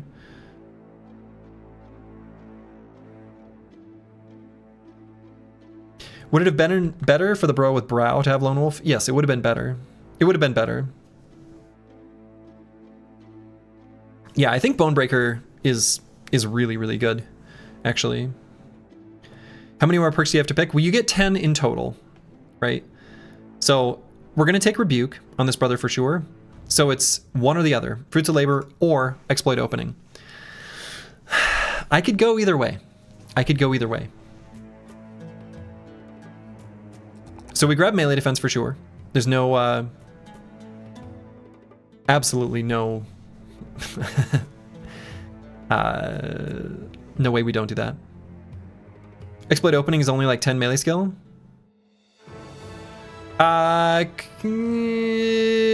mean, Exploit Opening is interesting, right? So how much melee skill is Exploit Opening? It's a more complicated question to answer than Fast Adaptation because of the asynchronous nature of like enemy attacks you and misses. So like, it's not the same thing as Fast Adaptation. It's a similar idea, but the amount of benefit we get on average depends so much on the enemy's stats, both offensively and defensively, because then it matters if we hit them. So like, there's no good way for me to put a number on this, but it will matter more against enemies that are more defensive but less offensive. Honestly, what I'm thinking that type of enemy is like an Ancient Dead sort of dude that we really want to hit. Right. Ancient Dead skeleton.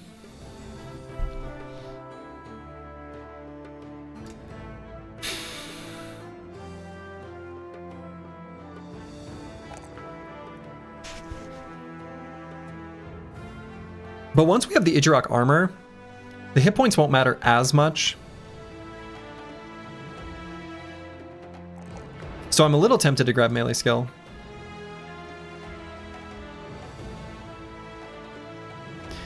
If we only ever attack through Rebuke, then there's always a miss before we attack, so that's why I'm thinking 10 melee skill. Right. But then if we miss that Rebuked attack, we keep our bonus. So you can think of it as being higher, really.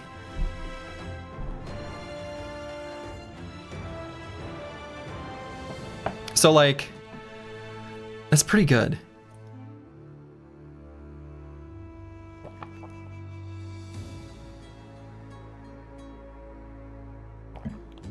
It's plus 20% on the first rebuked attack? What? In theory. What do you mean? Who's gonna fight the madman? Oh, I don't know.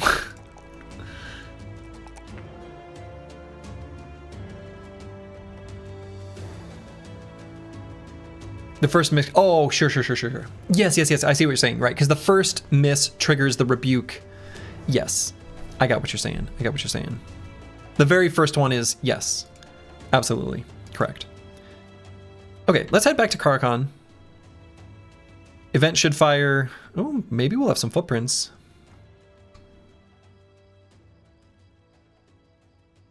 Let's follow these footprints.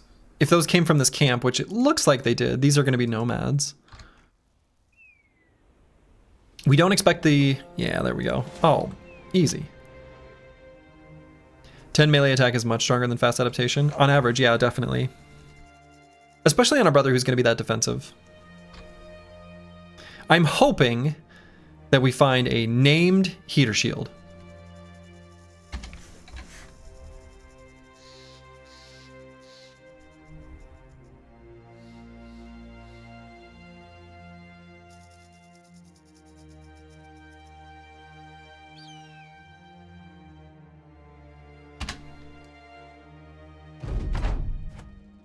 Yeah, the perk is stronger than fast adaptation. It's a really good perk.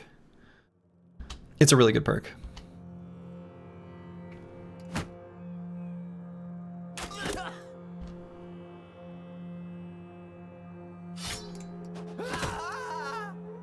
Off with his head.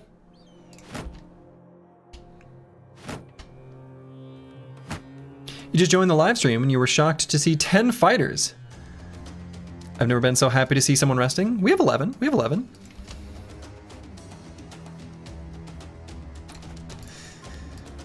Also, hello, Pablo Puentes. Welcome, welcome.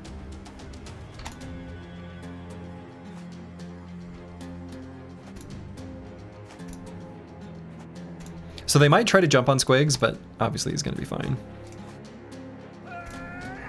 Yeah. That's just so that the slinger doesn't hurt him. I don't think he will.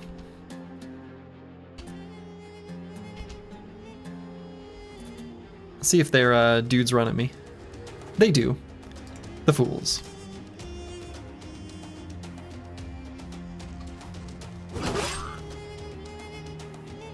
Okay. Our 12th is resting in Karakan? Yes. Yes! Exactly.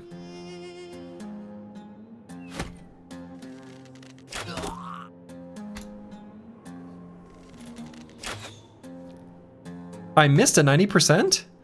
Excuse me. That's not possible.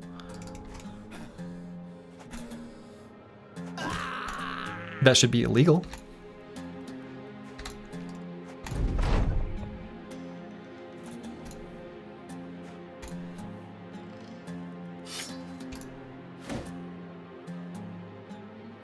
Yeah, what are the odds? We'll never know.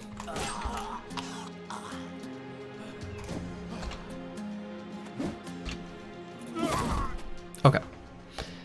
Easy peasy, lemon squeezy.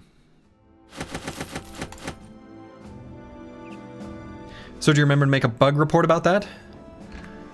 That's right, that's right. Got to submit something to the Steam forums. Not an official bug report. We're just going to complain. Very loudly. As you do. Okay. So. Nearly have fixed up this well-crafted Turban of the Sun. And by nearly, I mean not even close. I suppose we're just going to chill near Karakan. Take a quick peek on this mountain. There is more footsteps going away. Do I chase them or do I return?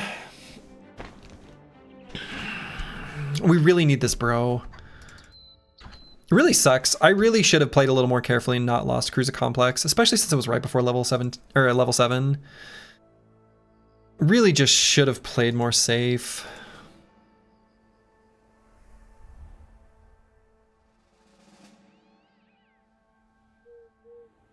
But I didn't, and I'm dumb. Alright, so we're gonna chill here. I guess we'll camp.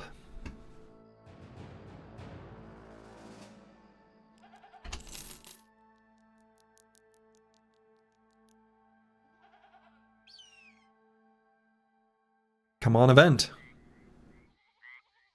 And again, it's about like a 11% chance. Maybe slightly higher. Now that we procced an event recently. Come on. How come every time I return here, the events are like firing more slowly? And every time I'm far away, the events proc earlier than expected? This sucks. This sucks. Come on, event. Come on, event. Sky Diva, hello, hello.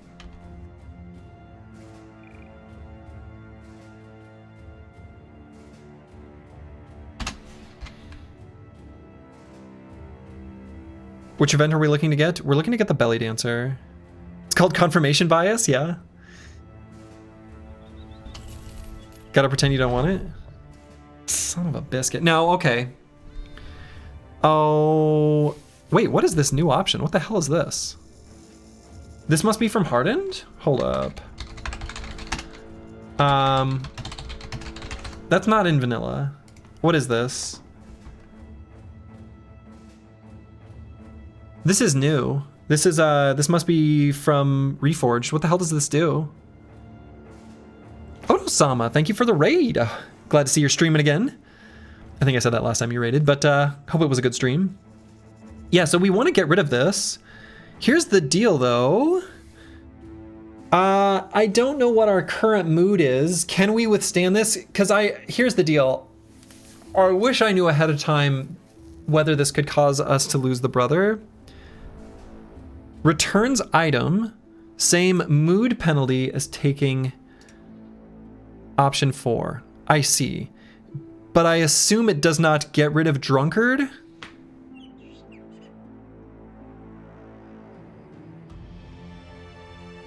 Because otherwise I want to get rid of Drunkard. Doesn't get rid of Drunkard. What is the mood penalty? It's pretty serious. I want to know...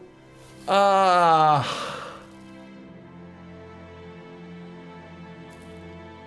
don't want to look it up. How big is the mood penalty? Like what, is it -6? And it's like a scale of 0 to 11 or something. Here's the deal. I want to choose this, but only if it doesn't cause him to go to the amount where he'll abandon, and I don't know what his mood was at beforehand. Okay, only dissatisfied. We're all right. We're all right. All right, so it was not the event we wanted. It is an event removed from the pool. 2.5 mood penalty. Okay, that's not that bad, actually. Not like a sacrifice. Said he got an injury. I guess that's just not true. I don't know. Okay. We want that gone. Look at that range skill. 75. Beautiful. Beautiful, beautiful, beautiful. It does make his damage lower. Drunkard does increase the damage of ranged attacks. But it's not worth it. It's not worth the 10% damage. We're very happy with Drunkard being gone. It also means the Drunkard losing stuff, which in vanilla has a cooldown of 14. I'm assuming that was unchanged. Is, you know, no longer in the pool. Curseword finally got off the hooch. Curseword finally got off the hooch.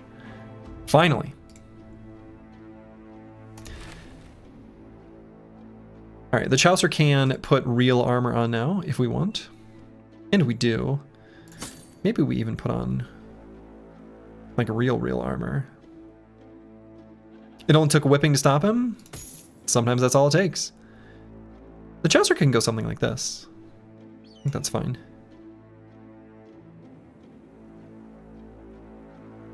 And we can put on this helmet now.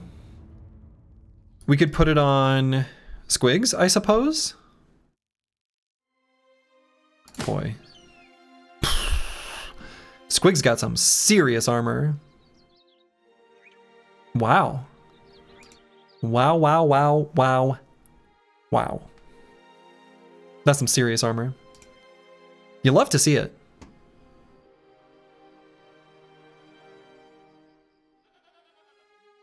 I might move this over. No, I don't think so. Squigs having extra fatigue for rotation does matter to us. So Yeah, sometimes Drunkard is great, right? Sometimes you like the damage.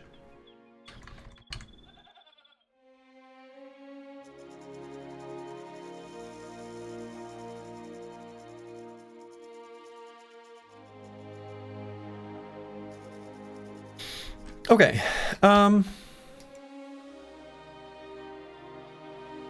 So where to now? Man, I really want this belly dancer.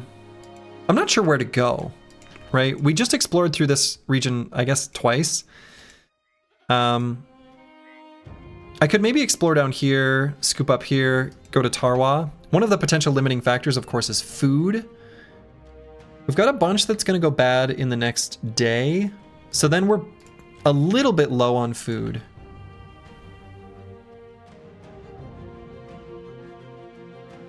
Realistically, the bows in the inventory is never getting used. Only if we run out of tools,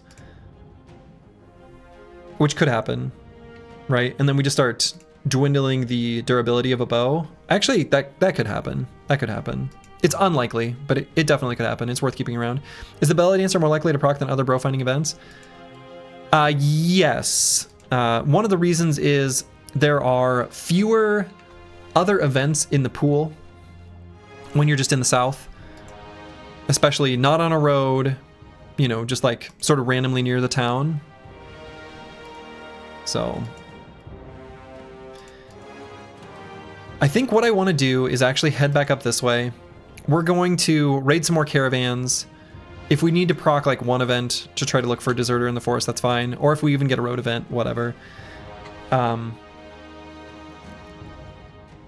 come back.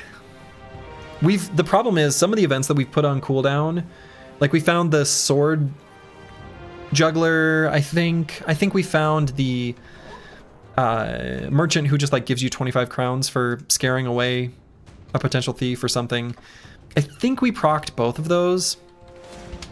And so the downside is if we're not proccing events in that area, by the time we return to look for the belly dancer, those are going to be off cooldown. That sucks. But like, I don't know. I mean, I think that's just a thing I accept. And I'm sad.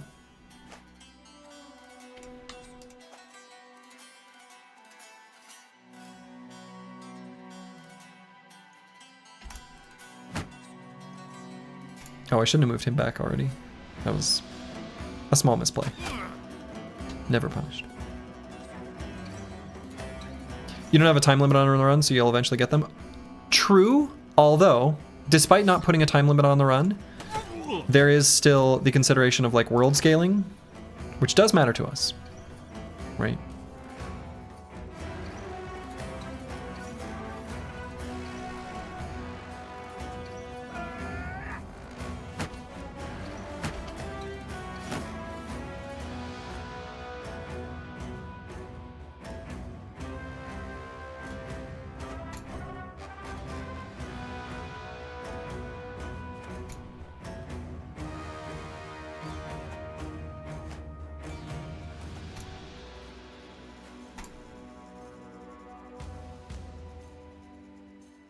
Yeah, we'll still just end on there. That's fine.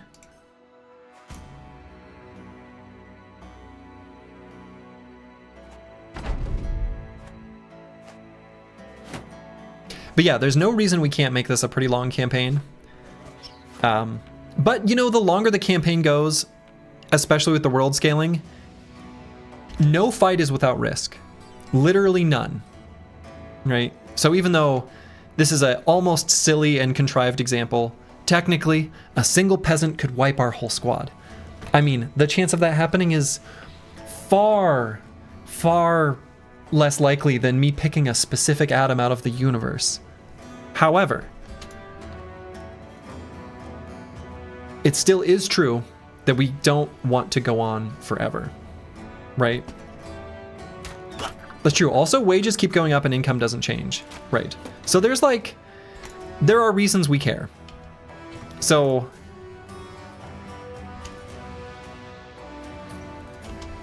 yeah. I'm kind of tempted to Indom and run up. I could do it in the second half of the round though.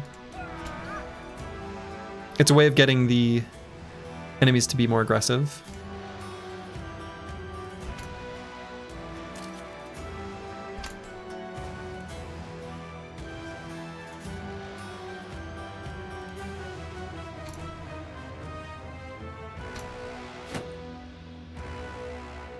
I'm not even sure who they're attacking.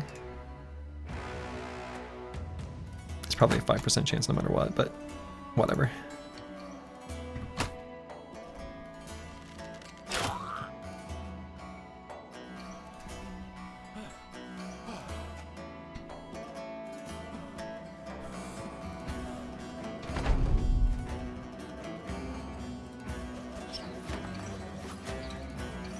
Looks like it is No Man 1220.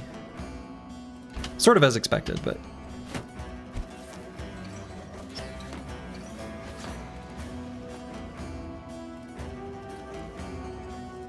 Could maybe go here and attack. I think that's fine.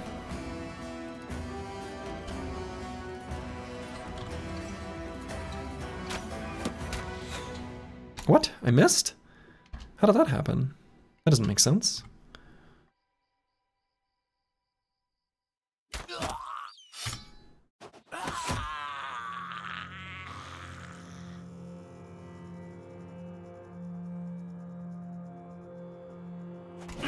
Full force.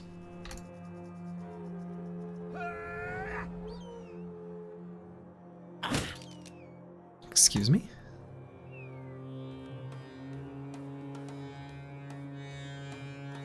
Guess I shouldn't have done that.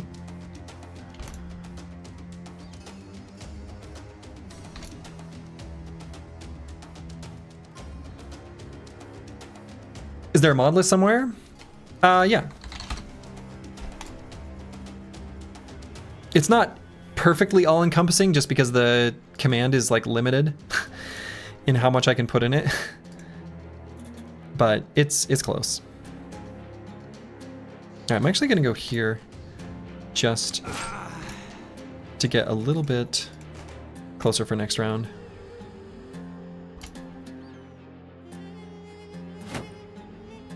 It's missing the pause mod. Yeah, it's missing, and it's missing like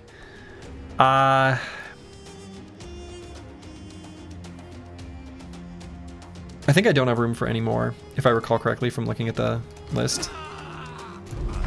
But it's close.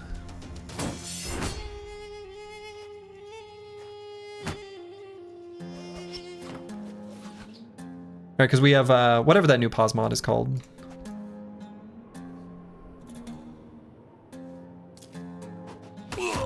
Got him.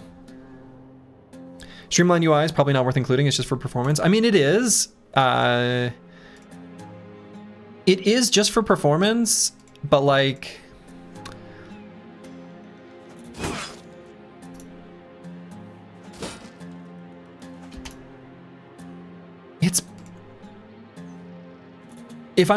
It's a good one for people to use, I guess. Like, it's a good one for people to know about. It is just performance, though. That's true.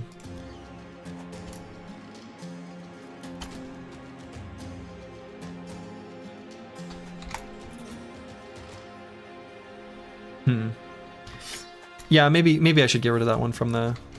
That probably does make the most sense.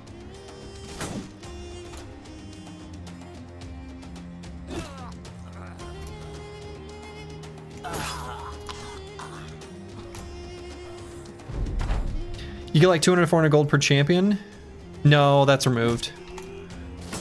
It is no longer the case, unfortunately, that champions give you gold. So Bounty Hunter doesn't do anything.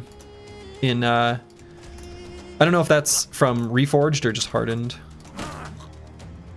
But that's a change from vanilla. Otherwise, in vanilla, it was a pretty nice one for this run. Okay, very nice. And we'll grab the Sipar. Any reason for me to grab the Scimitar? There are some fights where maybe we would want to have a Scimitar instead of the hammer for like certain fights against like berserkers, but I think we've got enough to cover our bases. Leveled up on No Man 1220. So this bro is... He's taken all the ranged damage perks. I guess other than Nailed It, but Nailed It's a little specific in its conditions. The other thing, of course, that is an option is like Toolbox, which is interesting. It is. Right now with the throwing axes, it's a cutting type attack. Applying Overwhelmed onto a single target. It's fine. Like, it's fine. Blunt throwing weapons stunning an enemy that's staggered is like really good. But, eh.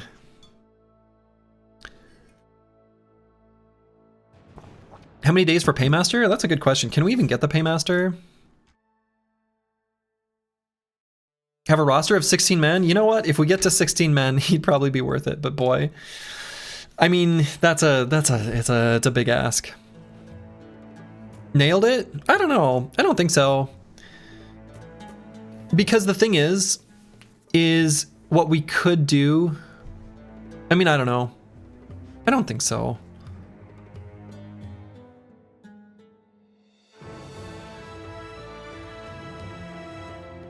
Have you given props? They nailed the look and feel of vanilla icons. Yes, absolutely. Incredible work there. I mean, Unstoppable's still really good.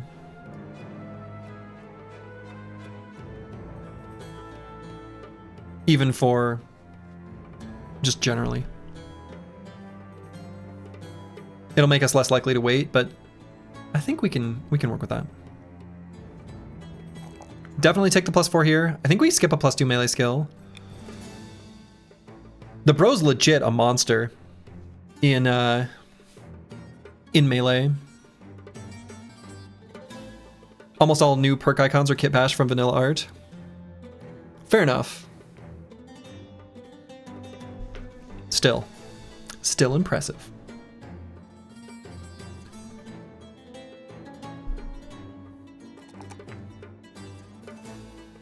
Resolve? No. He really doesn't need resolve.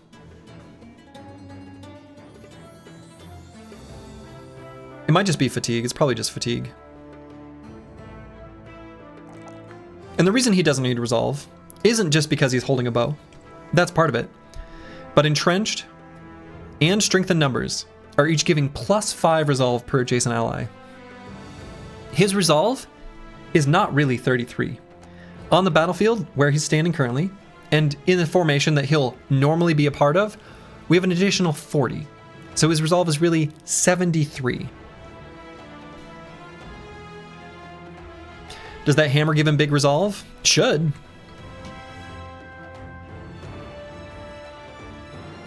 All right, so let's keep heading north.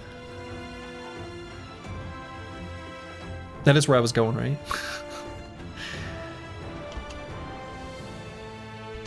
Oh, there's a footprint there. Yeah. We're giving up on the belly dancer? Not giving up. I don't think this Lindworm will fight us. But we're moving away to get food, mostly. A lot of this food is going to expire here really soon. And it's kind of hard to get enough food to sustain in the desert. And I don't want to put us in a bad mood situation, especially since we just hurt the mood of one brother. Sustaining good mood is actually pretty important. We're pretty close to professional though. Could try the massive nomad camp to the southwest. We could, but I just want to get more food right now. And what I also want to do sooner rather than later is try to find sergeants and men-at-arms so that we can turn these military picks into warhammers. Because warhammers are gonna be so good. Is Cook reworked? I don't think so, but Cook is still really good.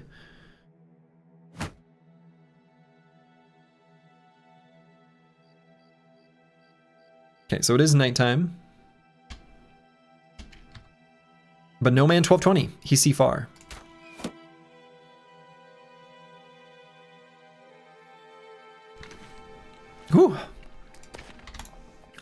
My sneezing mute micro has been on point. Pretty proud of that. I vote for those brigand camps for the sweet, sweet nets. Yes. Yes, yes, yes, yes, yes, yes, yes, yes, yes, yes, yes, yes. In the words of Weaver from Dota 2. Yes, yes, yes, yes, yes, yes, yes, yes. Skitter scatter, or whatever. Anyway. He get excited. I get excited. We want nets. We really need a net for Mystic Nemo. Finding some mercenaries would also be incredible. Absolutely.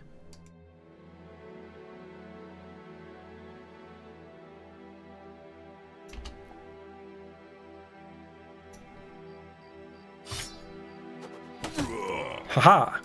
Got him. And we gained an action point. So we might be able to dagger down this guy and then maybe kill these guys. They all have like kind of real weapons.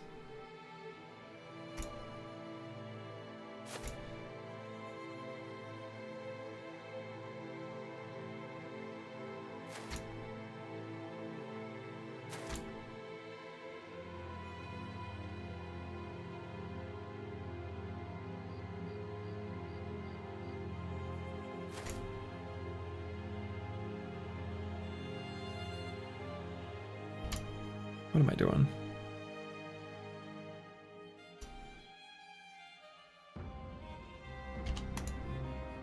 Okay, now we're fine. Hoping to find some master archers or swordsmen for their armors. Yeah, that would also be really nice. To get the brigandine shirts and stuff. There's a lot of reasons why we want to fight some non-nomad enemies, just in general. So, yeah. Just do an aim shot here. Okay. Yeah, bandage up, nerd.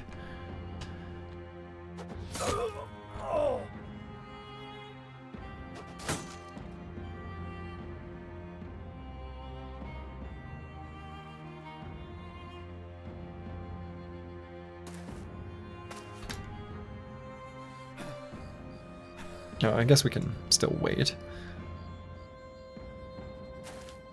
Okay.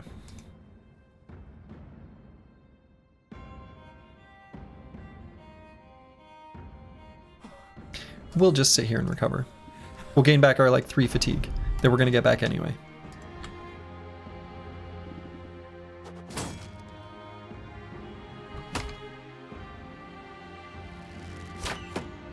What? We missed? Impossible. Oh wow, he moved forward. Oh, they have phalanx. Did they just get that? I don't feel like they had phalanx before. Did they?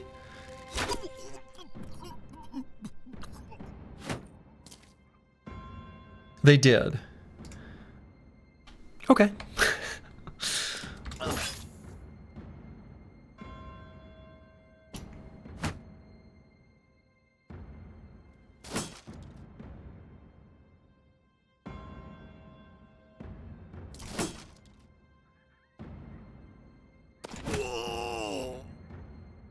You were suffering greatly in your first round because you were fighting double caravan guards.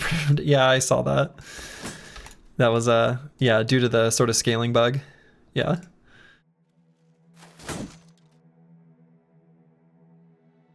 And could rotate. And will. Just so that we get a stun. And I guess we can put Intiwi in here. Could go here in Indom too. Sure, I think that's fine. Am I faster than this guy? I am, but he got an attack. No stun. Sad.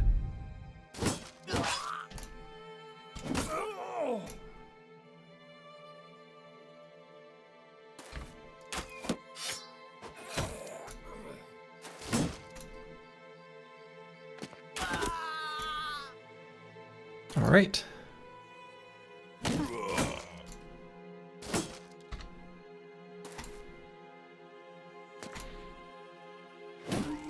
Full force.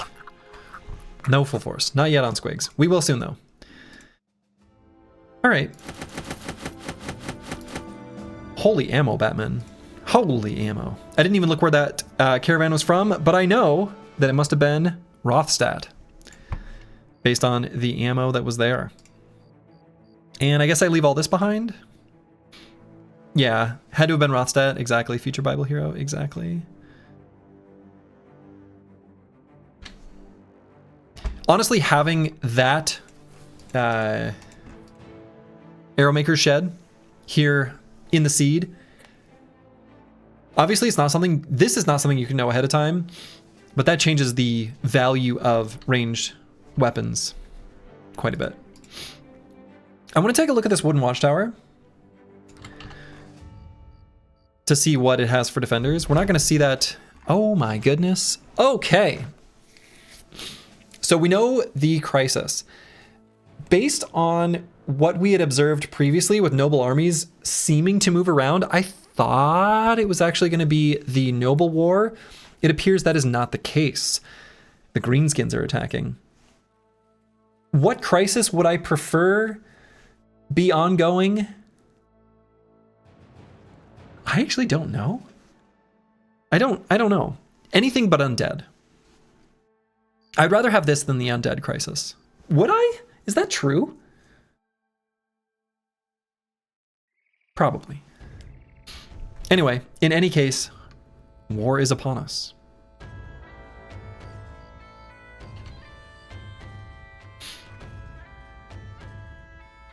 You get a potential bro? Yes, we could get a Orc Slayer. However, the Orc Slayer is temporary.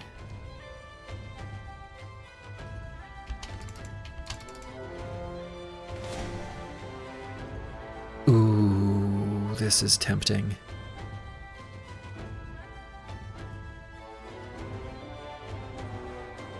I'm gonna pee. This is tempting. We might do this. I'll be back in one moment. Okay, I'm back. Yeah, the crisis that can give permanent... I think the only crisis that can give a permanent bro is the Holy War for the Converted Crusader. That might be the only one.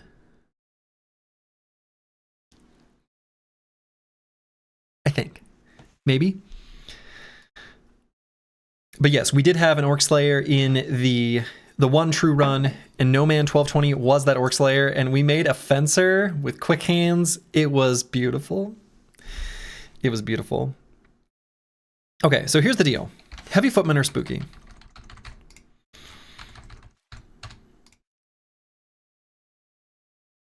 I still do want to take this fight, though. Halberdier's scary, Arbalester's a little spooky. If we fight him at night, I actually feel pretty okay about this.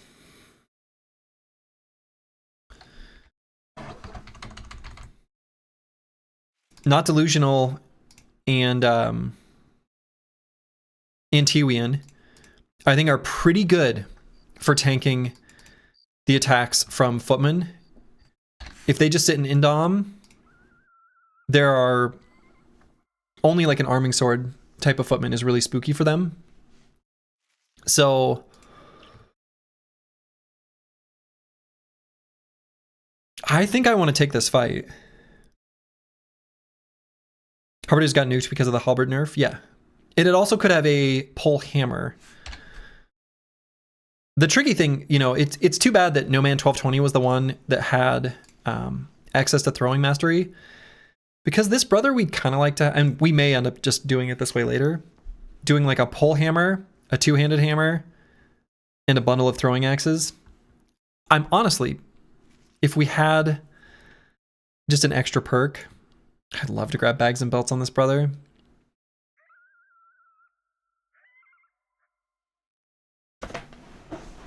What you gonna do? Full force.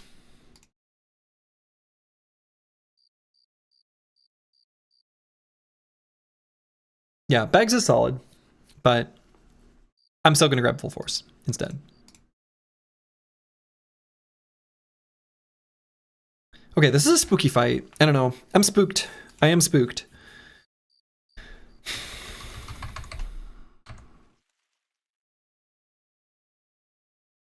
Don't yet have shield expert on Kristoff. What's in the tower? We don't know yet, because it's nighttime. We can't check it out.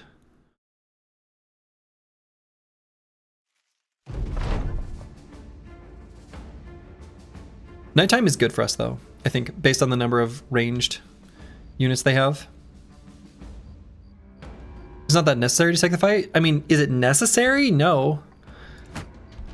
But we could get good loot from this. So, like, I want to. Okay, it's like all arming swords. Okay. All right.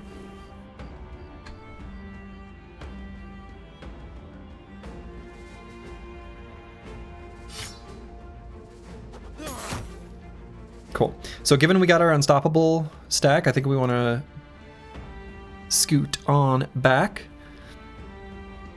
I like down and to the left here. Boy, this would be a great helmet to get. These heavy footmen are going to be a problem.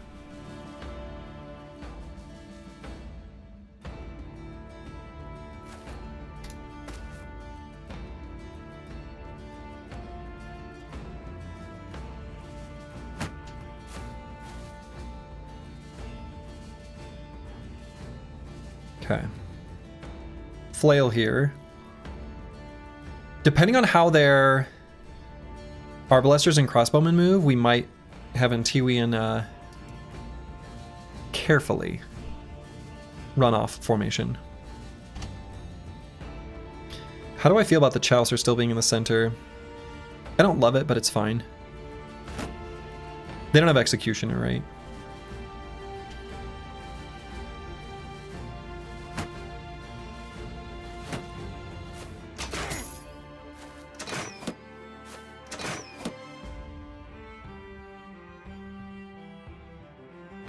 Okay.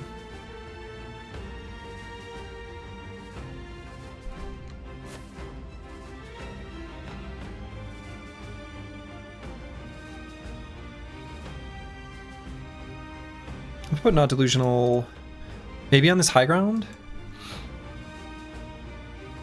Like here?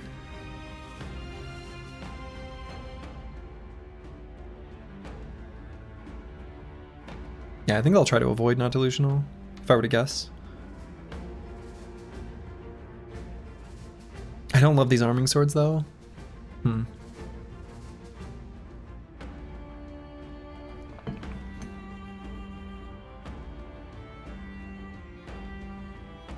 think we're okay.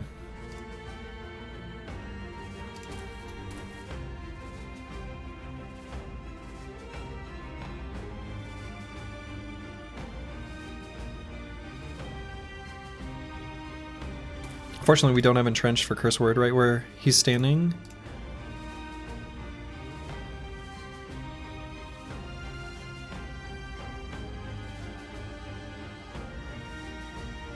I wonder if there's a way of doing that differently. There probably was.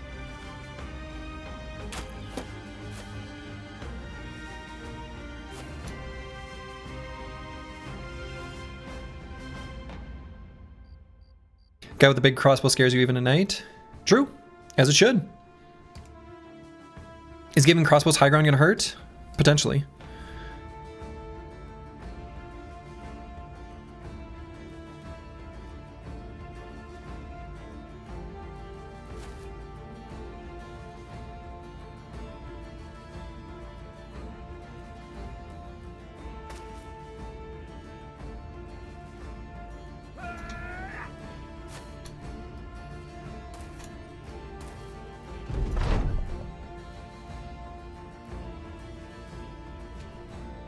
Fortunately, we are going to wait there, lose our unstoppable stack.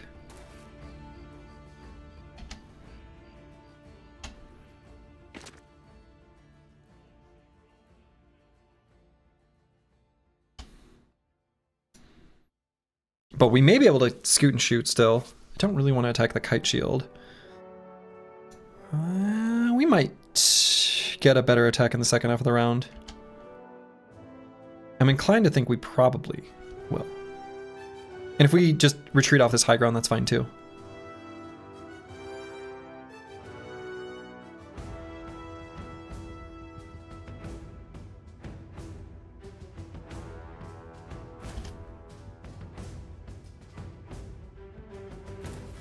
Oh my goodness.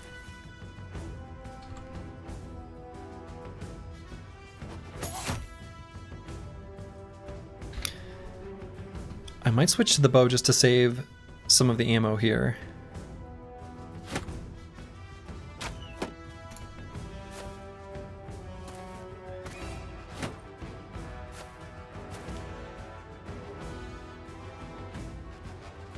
This is fine, Just Nom says. It might be. So we should be faster than this guy, so Mystic Nemo can go here. He'll get an attack next turn. Totally fine. Dr. Vishnevsky could rotate just to do a reap. How do I feel about that? It's okay.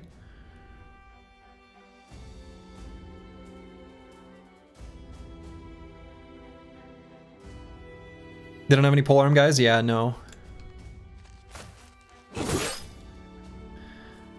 But I might just run to here.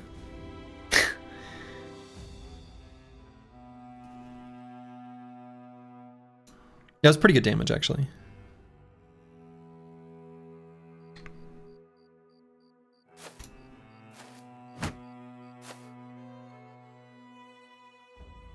So I think Indamon not delusional because of this guy.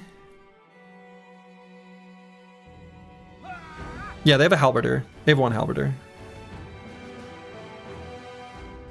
And I don't think we go for stun. I think we just save fatigue and just end turn. So Curse Word probably going to do two quick shots and probably here.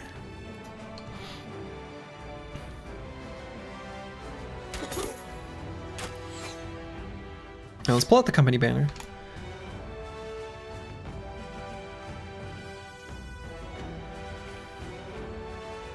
And I kind of want to have Bad with Maps and Squigs sort of swap positions.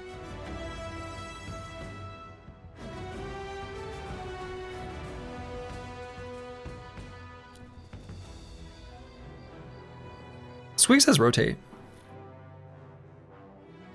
It's fine.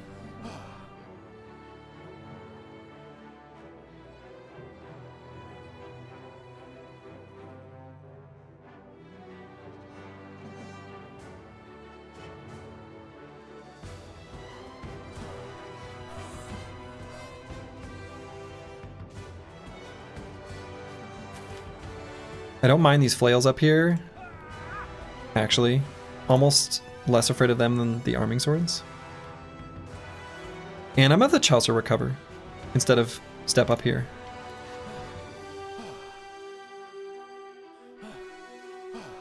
Khrushchev, gonna do an attack. The boys got full force. And I think we do the destroy armor. We miss though.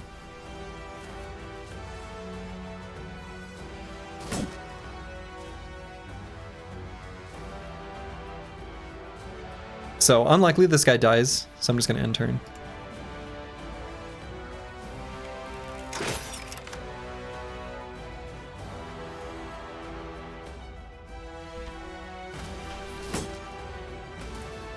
Okay, so this guy will be able to jump over. Little does he know that's a mistake.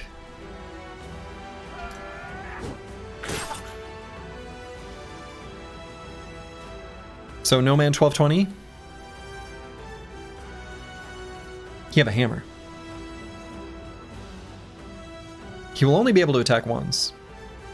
But the Chaucer, do I even want to attack here? I might just wait a moment. Got him. No full force yet, yeah. No full force is really sad. I hate that riposte. I hate that riposte.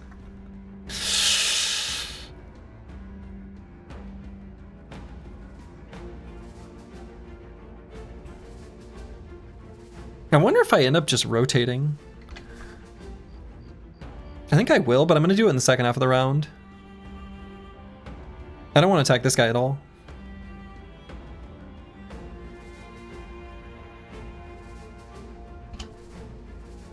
Dr. Vishnevsky, I want to be a little bit careful about using too much fatigue with him.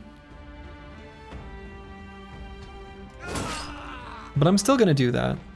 And I may even still do a second attack here. Alright, 2 quick shots here on this riposting dude. Hit him in the head. That's too bad.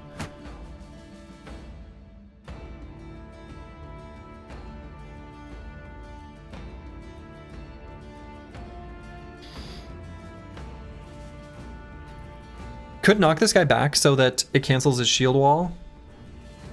Let's see what this footman does. The benefit there is that if we cancel the shield wall, this guy's going to lose his shield wall at the start of his turn. Oh, they don't have phalanx. They don't get it anyway. So there's no benefit. I lied. Still a little tempted to push and move in place. Lowers the pressure on the real Kirby just a bit.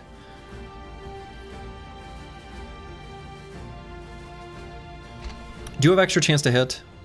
Do you have guaranteed stun if this lands? Maybe that's the play.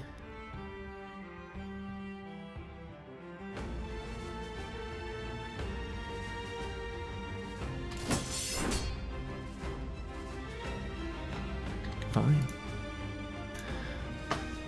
Rebuke makes it where we don't want to attack him again. Yeah, shit. Shield push is pretty high hit chance though.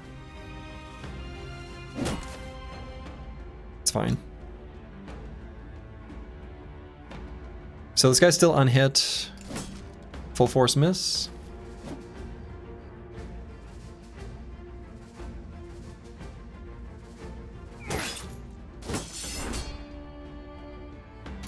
Okay. There's their halberdier. Okay. The halberd, notably, no longer a polearm.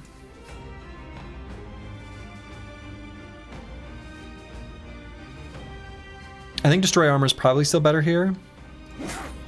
Okay, that was good. What's their hit chance here? 13%. I think we try to run Not Delusional back to here. Okay.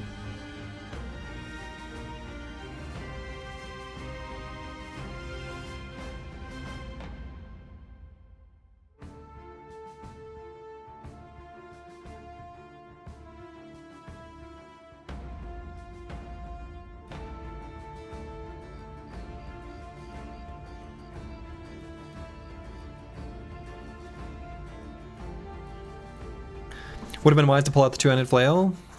Yeah, I suppose, for this fight. Sure. On Mystic Nemo. I don't really want to let this footman occupy this hex. Or do I? Maybe it's fine. Maybe I let this fool run into here. So we let the Chaucer just chill here. I either chill here or move forward. Right? If I move forward, we're pretty locked down. We have lower damage because of this broken arm. Pretty unlikely to hit. But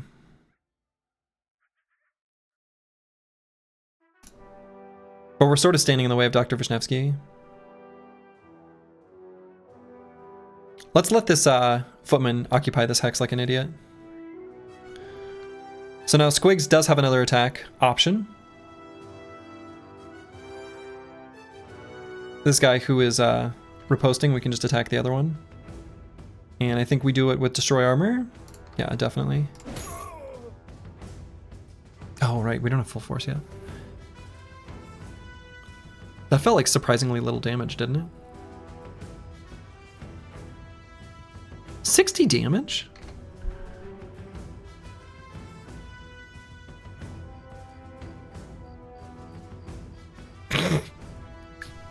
$60 damage.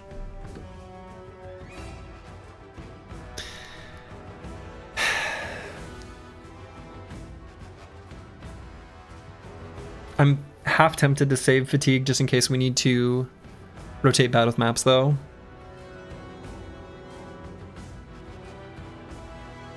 Probably should have done a regular attack then. I don't know, maybe not. I'm gonna save fatigue on Squigs.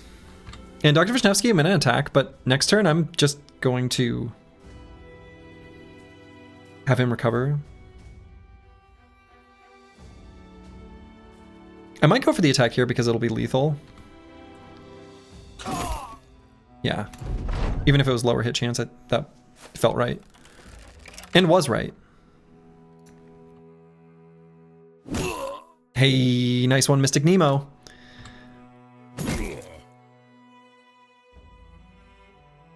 Now, if we wait, we lose an unstoppable stack.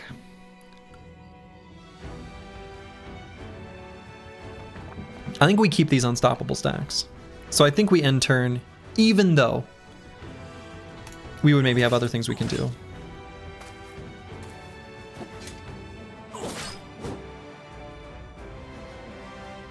Okay, so his reach has gone down because he's disarmed.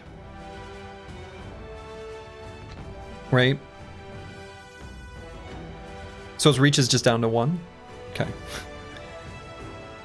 I guess the Chaucer will attack this guy. Full force? So what's the play on Battle Maps? Right? Do I swap weapons? I think so. I swap weapons, swap back, and wait. It's a feels bad, but it give us our reach back.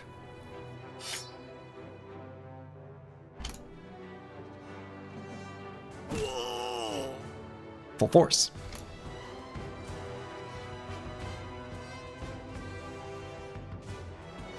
So probably we attack this this fool here. Maybe with aim shot. And then we recover next turn on curse word. Feels likely.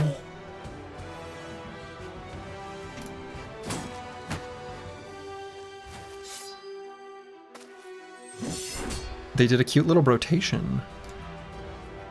Is this hex a good idea or not? This hex feels all right. One with a shield making these footmen extra tanky, shield breaking tank when? Yeah. So this hex puts us in range of the 2 crossbowmen. We're not worried about puncture on this brother. Stops both of their ranged attacks from working. This footman's locked in on the low ground. Halberdier will be crowded. If not now, when, right? We can indom future turns. Let's get there.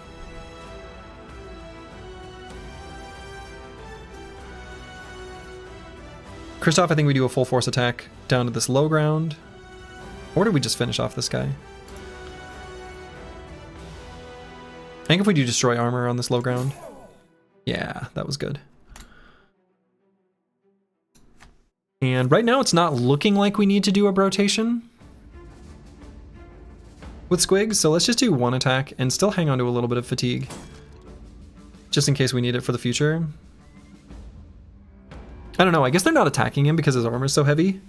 He will recover enough to rotate next turn. Even if... yeah, since they're not attacking him, let's just attack again.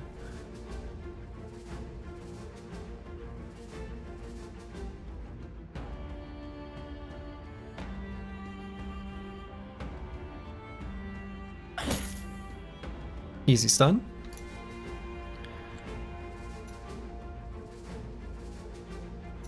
We're gonna get 2 attacks from No Man 1220 onto this guy next turn. That's pretty feels good.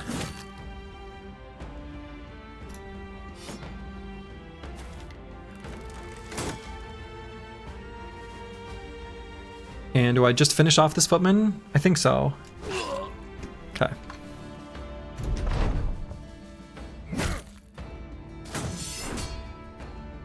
Okay, that's fine.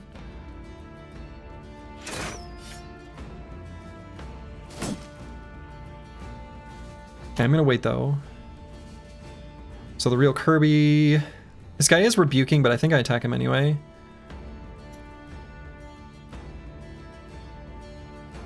I just want to peel off just enough armor for Curse Word to attack.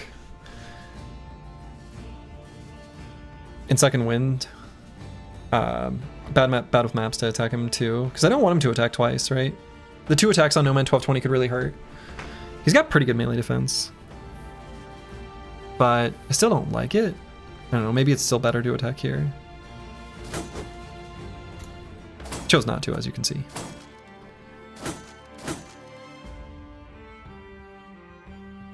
The Chaucer can attack here, though. Okay.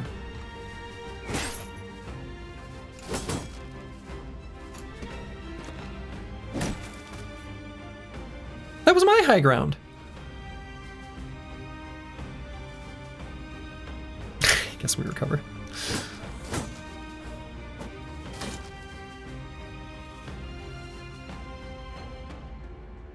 And I think I'm going to recover on Dr. Wisniewski just in case we need to bail out No Man 1220 next turn. It's unlikely, but it's possible.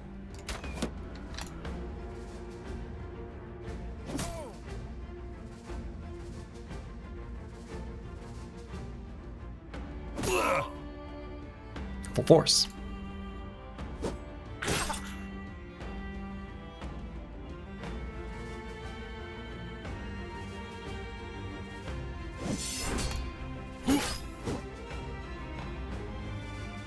He's probably fine.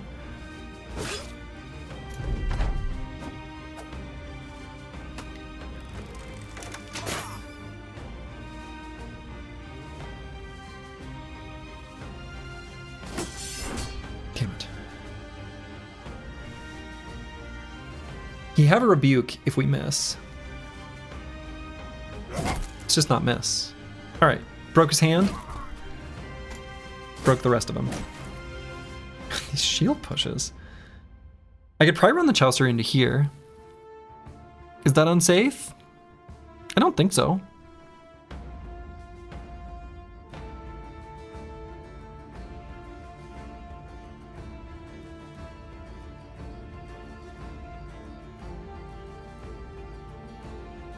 I don't think so. Full force? All right, so Dr. Wisniewski did a recover. A repair feels pretty good.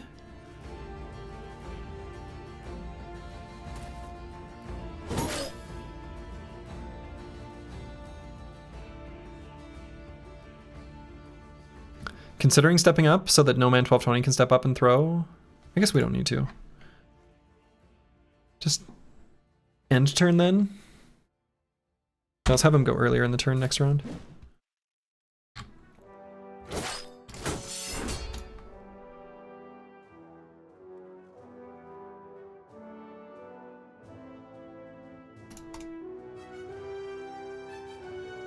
I'd love to get in the face of this Arbalaster, but let's go here. Bonk.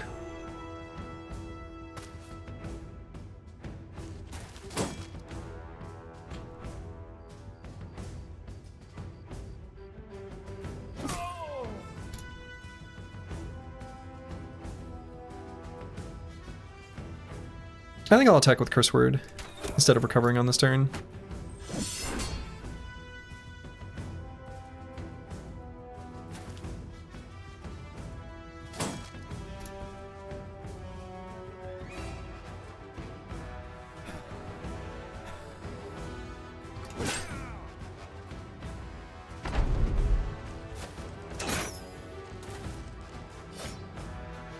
Okay, you can rotate like that if you'd like. Sure, great.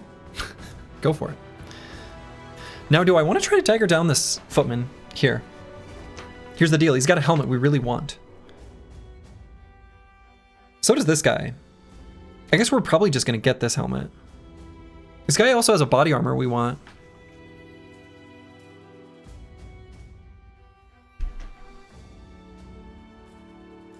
Gonna be pretty hard to dagger down.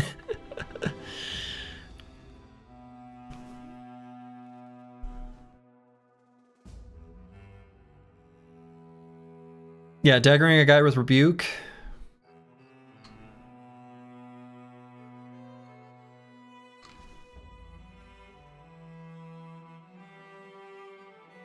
$75 resolve, huh? Pretty high.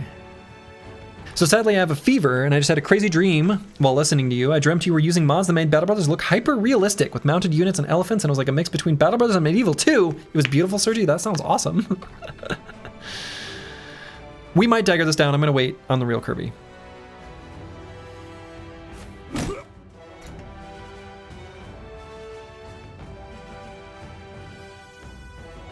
How many? All right, we got 3 axes.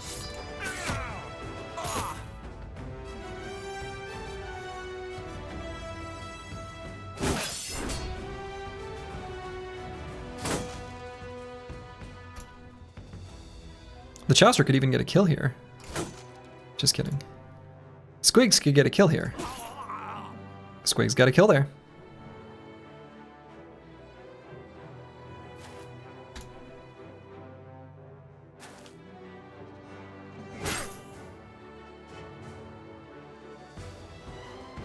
So let's recover on this turn with Curse Word. And T-Ween go for stun. And then we'll position like at the top of this guy. Okay.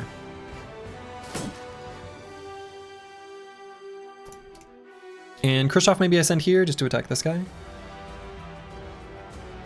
Yeah. Please.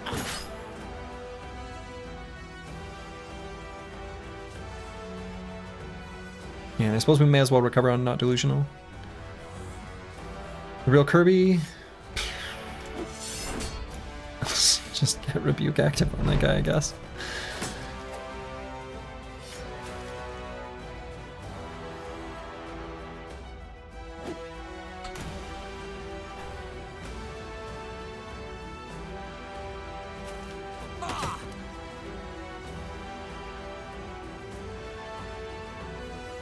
Okay, and I think No Man 1220 is basically done for the rest of the fight. I don't think we're going to do anything with him anymore.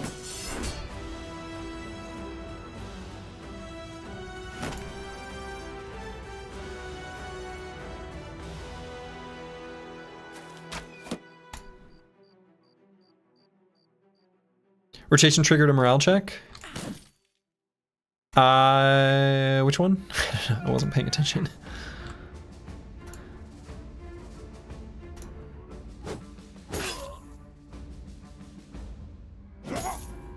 Come on.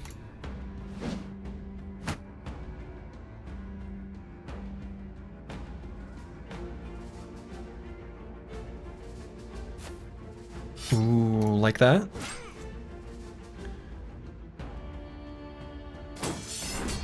Okay. Boo.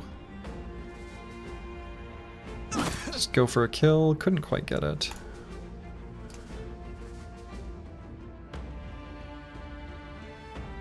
The crossbowman's rotation with the heavy footman put one of the tanks from confident to steady. Did he have his ranged weapon out? Because then that would be an additional zone of control influence. That must have been it. I'm not sure which turn. I don't know.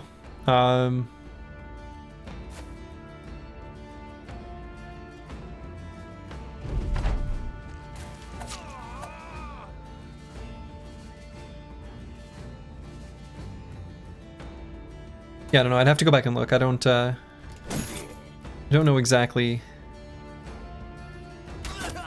when it was that that happened.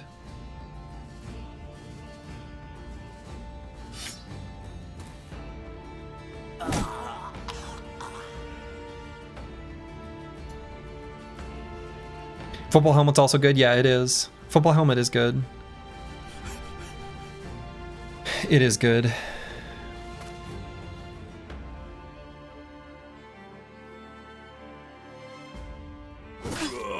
So we'll just hit him in the body. Problem solved? Question mark? We'll see.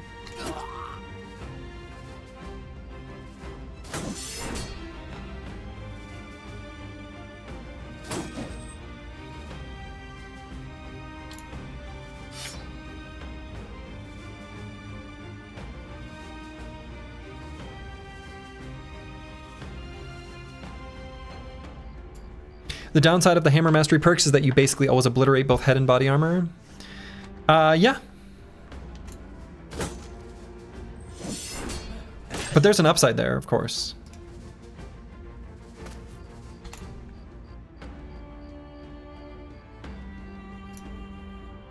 From a tools perspective.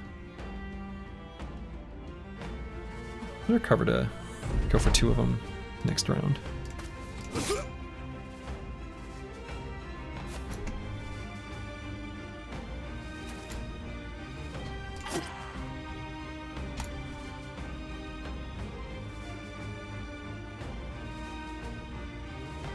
Downside ultra scavenger value. Yeah, exactly.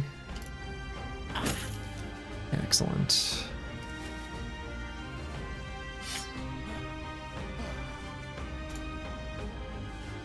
Got the stun.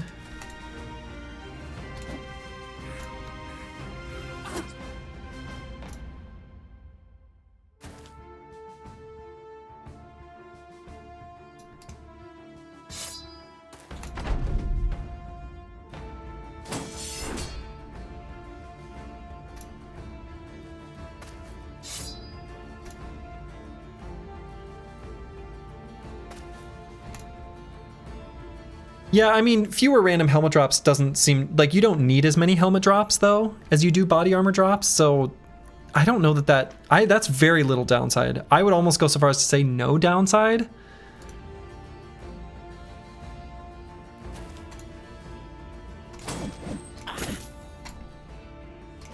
You really don't need helmets in the same quantity.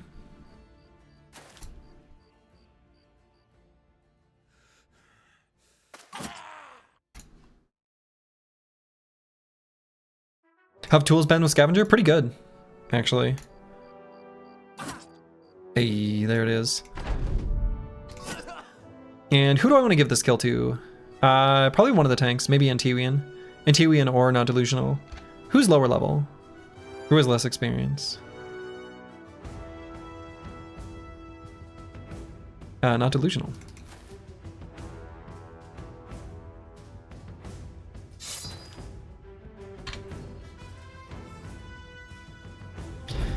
I know you lost a bro a while back, but do you ever get an event bro? No, not yet.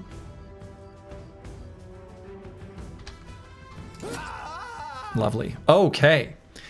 That fight went really pretty well in the end. We got a monstrous amount of tools. We did not get that helmet drop, but we got the other one. Okay. We ended up getting this padded skull cap with rondelles, which is nice. We got the footman armor. Nice pile of tools. I don't think I'm even going to use the halberd. I don't think we have any use for this. We like the shields. We did not get the heavy crossbow.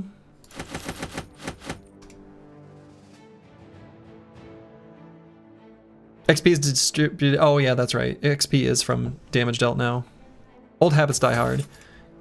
Still, that counts as damage. I'm going to grab these high durability arming swords. I mean, it's a reach hammer. It's possible. It's possible we still give that to No Man 1220. So yeah, we want the kite shields for sure. Definitely.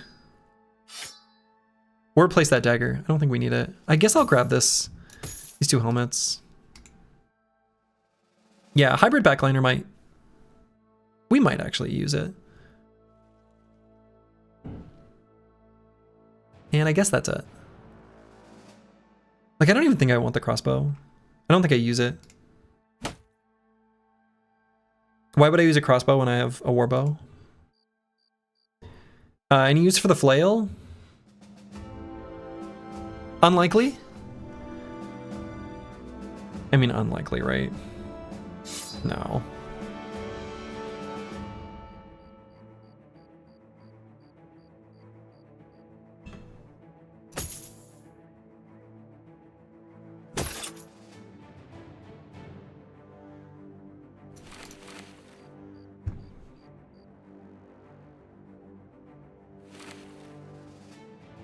Okay. Pretty good fight, though. So let's see. What's the use for slings? In case we run out of ammo. It is a way we can still use a ranged attack. We don't need this many. I don't know. I guess we only have 2. I used to have 4. I forgot that I dropped 2 of them. I'm still wondering, what is your plan for the tunic, Slurgy? Well, you'll just have to wait and see.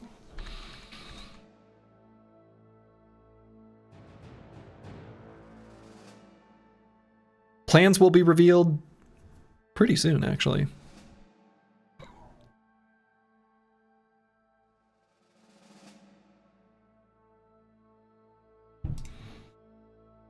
Relatively soon.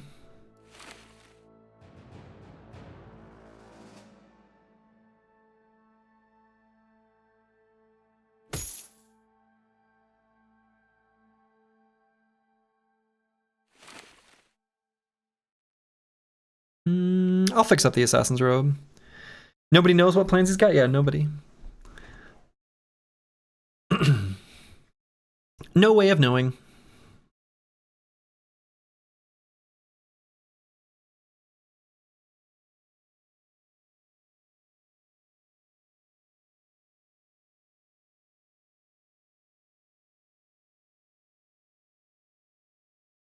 I'm like a tiny bit tempted to even put like a footman's armor on a bro like No Man 1220. In all seriousness. Something substantially heavier, but it's fine. Put the plated Nomad mail on though.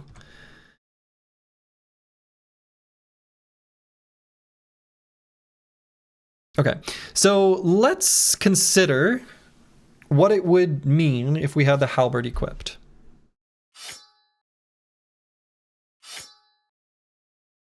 Right? So, oh, got rid of, hold up. It's only strike now? Oh my god, it got really murdered. Why didn't I even notice that? What was the name of that second skill? That got taken out completely? Now hold up. What the hell is this? Strike. Cutting damage. Okay, so it got rid of the regular first attack, replaced this one. It used to do plus 20 damage, right? But now it's plus 10. No, the big attack, the big attack is here. Because this is cutting damage instead of piercing. Gets a damage boost of 10. I hate that, but whatever.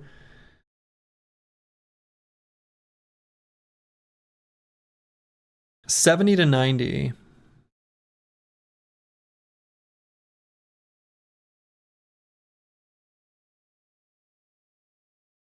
Splurgy, you murdered it? I did no such thing.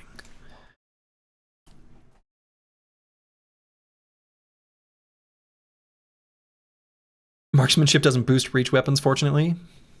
Divine, fortunately.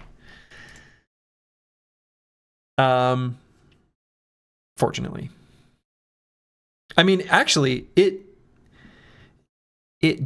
does make a whip do plus 10 damage. Pretty sure.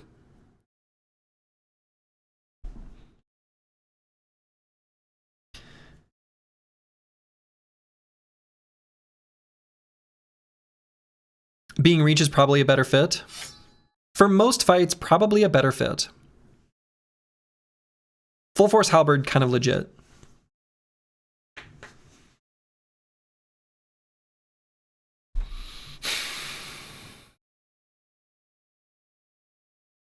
Right, so this is 80 to 110 with substantially higher armor penetration and armor damage. The armor pen's pretty poor.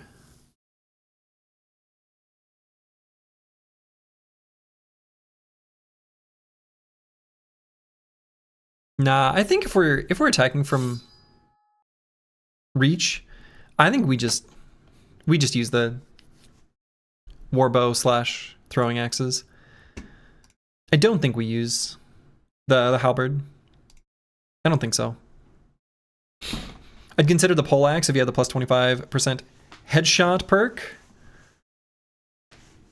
No. Because we're gonna go full force.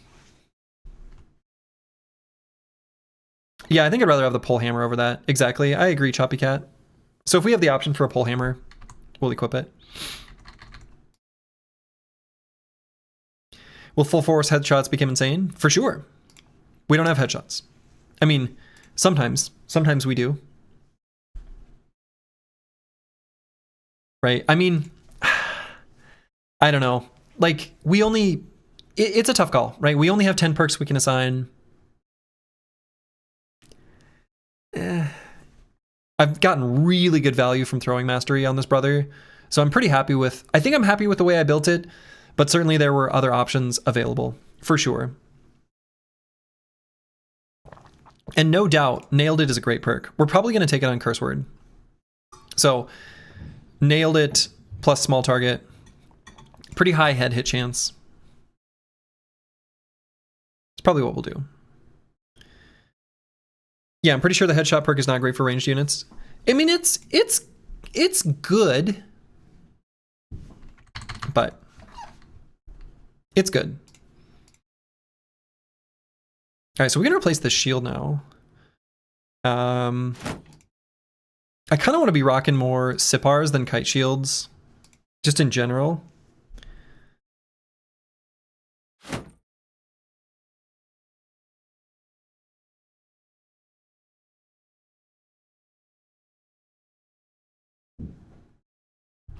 Yeah, I think that's true.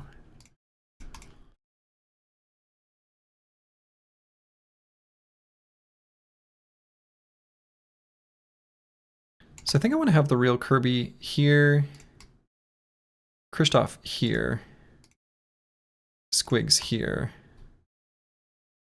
not delusional here. Yeah, okay. Metarecker, hello, hello. Welcome, welcome. Missed that. Oh no, there it is. Hope you're doing well. Yeah, I think that's it for things I want to move around. So then let's swap this armor for now, but I'm going to mark this to be repaired. The Assassin's Robe's really good. Maybe I just put the thick Nomad robe on for now. Yeah. Looks like the Belly Dancer's still hiding from us. Yeah, Belly Dancer's still hiding. Belly Dancer's being mean. I guess I don't care about this helmet now.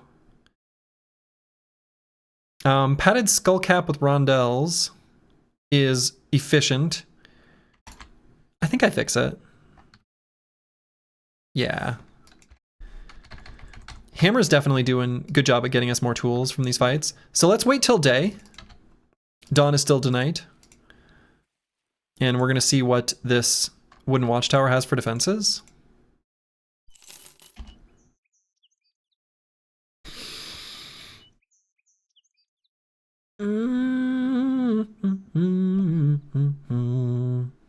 Is this fine?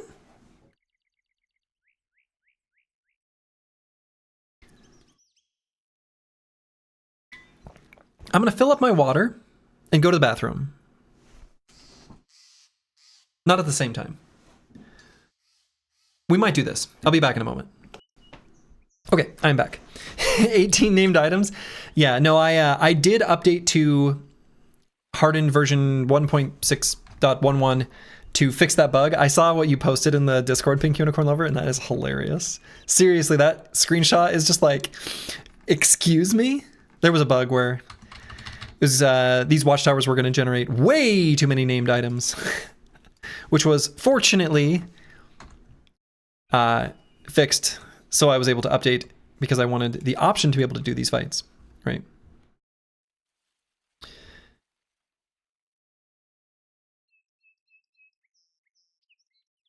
What do I put Mystic Nemo in?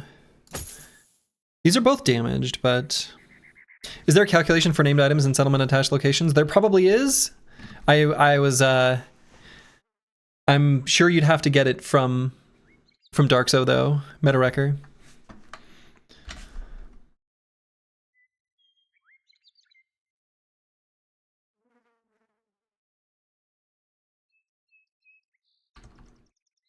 Anyway, this fight looks surprisingly doable, right?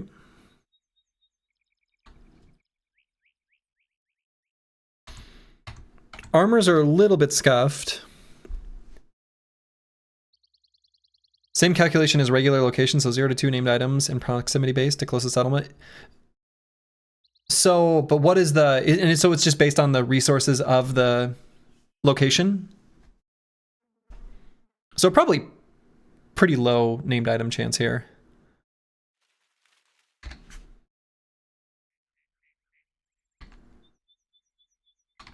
Not 0, maybe. I don't know, maybe it's 0, actually.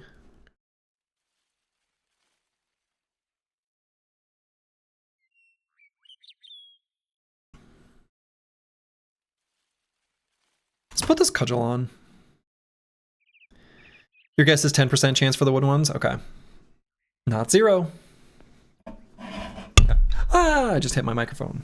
Goodness. Sorry if that was loud.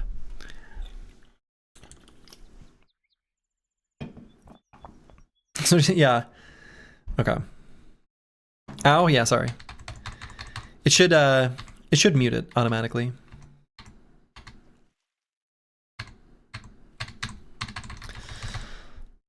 Yeah, team is just a little bit scuffed.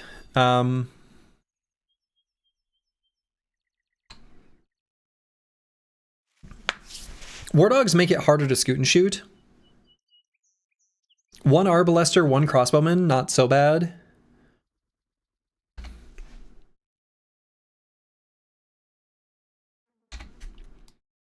I might spread these two boys out because the war dogs might be inclined to jump on them because they're off formation.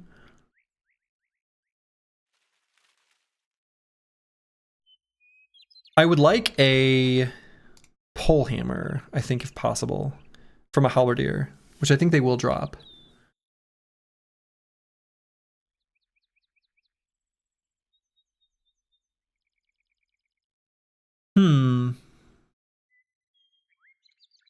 So this is 11 to 15 enemies. That's not too bad. It's a bit spook.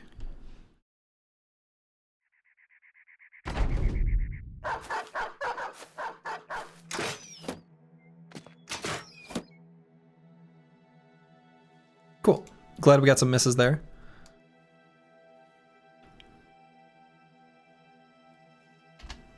We have a high ground hex for No Man 1220. You love to see it. Boy, did we take this aim shot here on this Arblaster? I think there's no reason we don't. If this is available to us, we shoot. Also would love to shoot the standard bearer. Right, because they do have not only inspiring presence, but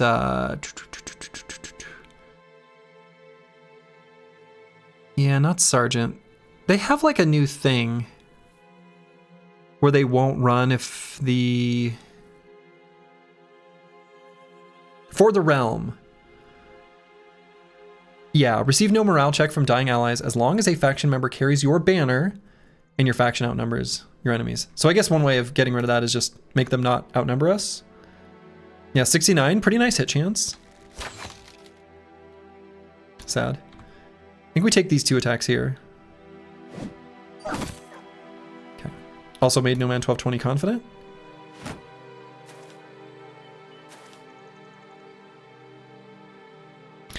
I was gonna aim shot here, but boy, that's so tempting. Man. Quick shot plus bundle of throwing axes right here. That seems smarter.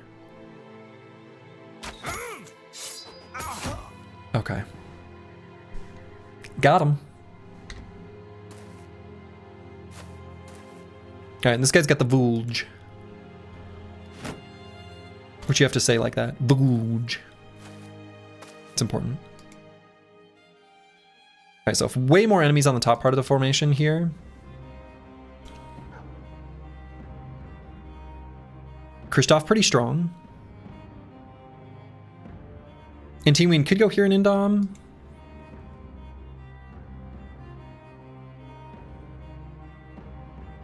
It's not bad.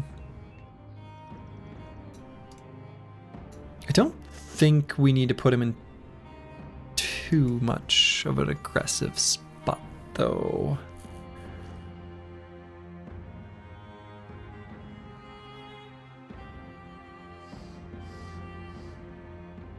Might just stay here.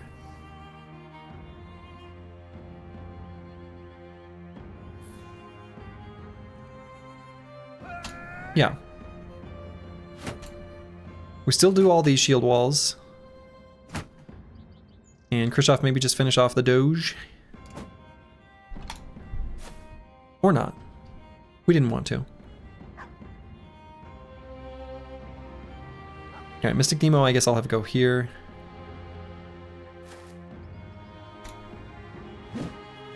Just want to kill that dog so we can move the guy forward. I don't like that the game make you kill dogs. Don't like it. I realize they're humans here too, but like it feels bad. I don't like it. All right, I'm gonna put Squigs here. He's got a pretty armored husk to withstand these two weapons. Dog apply worn down. Sure. Yeah, let's attack this halberdier. Seems pretty good, right? And I think I'm gonna save more throwing axe ammo and just swap weapons. Maybe attack this arbalester. Oh, come on. The dog is someone's mango? Exactly, right? That's...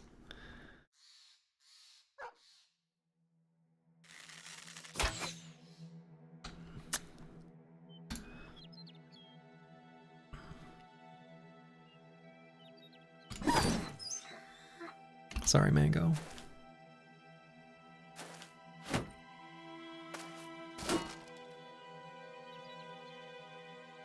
I guess we attack here with Mystic Nemo. And wait here. Arblaster will probably shoot at Not Delusional. Or not, okay. Could move bad with maps here. Attack the halberdier. That's actually pretty alright, right? I think I like that.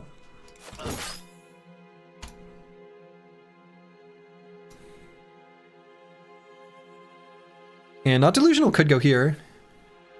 I don't care about this footman attacking him.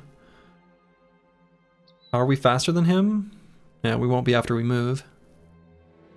Well, it depends.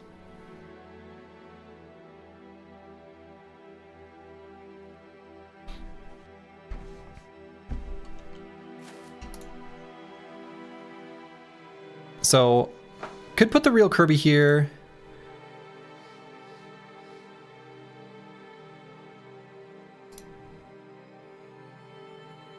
I don't think so.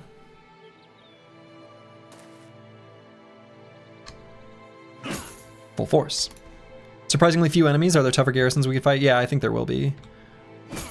Full force. The Chaucer can go here, no problem.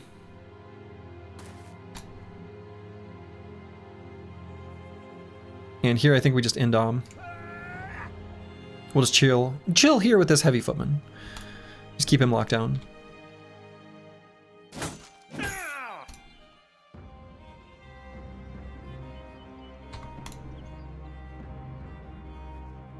And Dr. Vishnevsky, I guess, will apply a tiny bit of cover.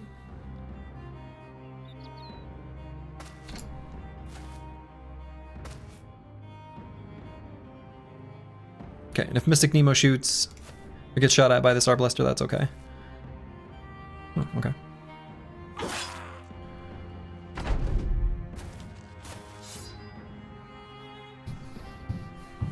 That was a choice. That was a choice, I guess. Boy, I guess I do the attacks here. So aim shot for sure. And I guess just quick shot as well. Could also pull out the throwing axes and throw here. I think I like that. Yeah. Ooh. Right, that was a bit more damage than I was hoping to see from Not Delusional. We're gonna indom. But I still don't like that, so let's go here and then quick shot on this footman.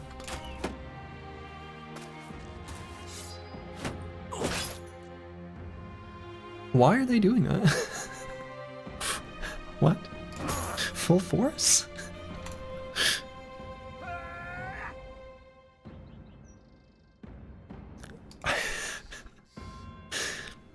Okay.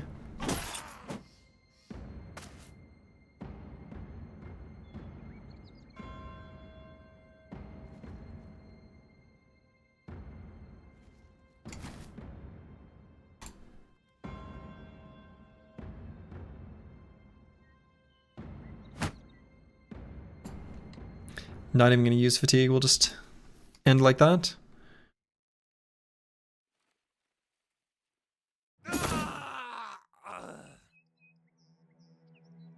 I keep hearing full force, what's that? It is the, I'm just announcing every time because it's fun. It is a perk for hammers wherever where you essentially use all of your AP for one big attack. So I don't think non-delusional is actually in much danger here, despite how it looks.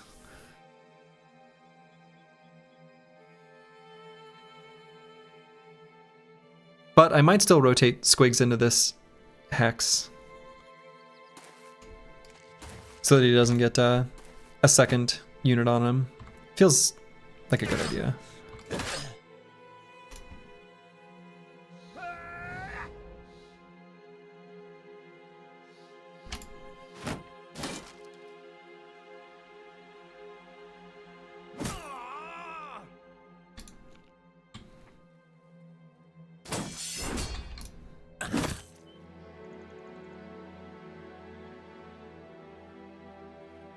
Okay.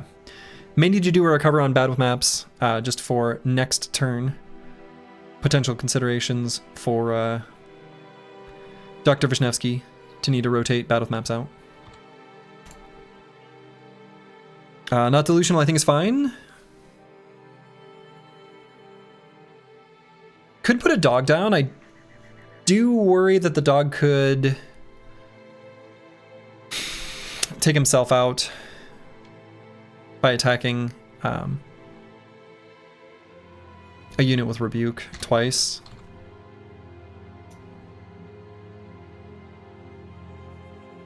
This guy has Rebuke active. I don't think we want to proc it.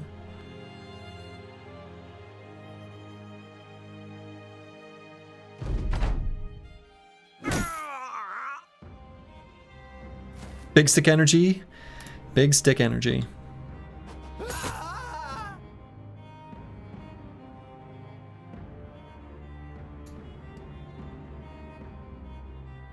And I think I actually stepped down just to attack this guy. I think that's fine. Lose our high ground, but... Okay, that's good. We did not want that Volge to hit. That Volge do matter to us. And in fact, I might destroy his armor. Okay. Imagine full force working with throwing weapons. Oh boy. Stop. I can only get so hard. All right, 2 quick shots here. Very nice. Feeling a lot better about bad with maps current condition then. Such that actually I think I move Dr. Vishnevsky up and we just do a regular attack there. Lovely. And I think just end turn. Oh! A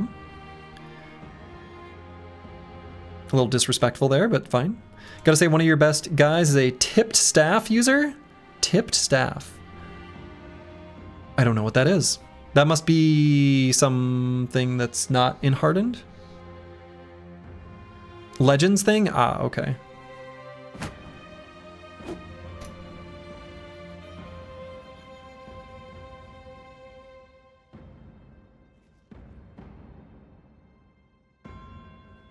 Staff with the tip? Sounds like a spear? Sounds like a spear.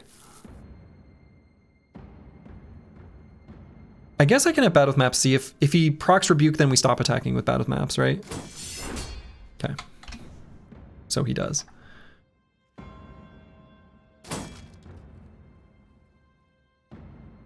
Kind of tempted to do a shield push here with Kristoff. Again, I don't want bad with maps to get attacked by both the Volge and the Heavy Footman. Let's get him crowded.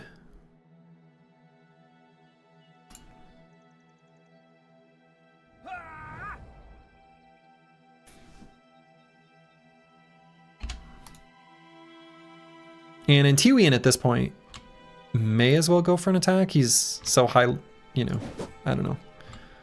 Excuse me, sir.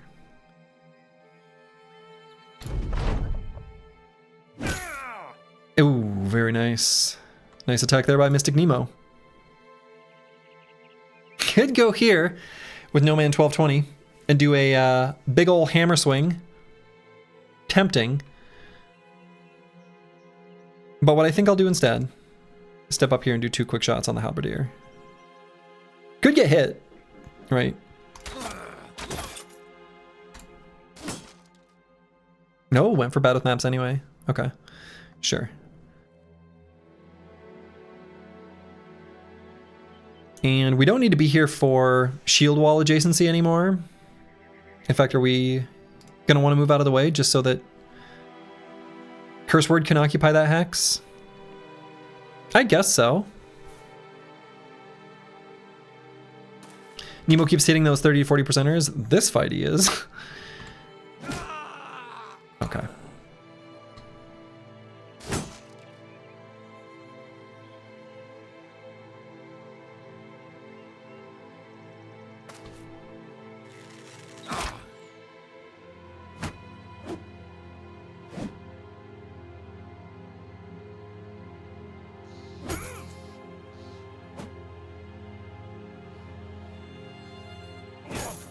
Full force.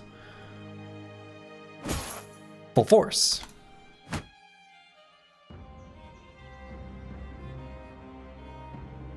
Still gonna end on here.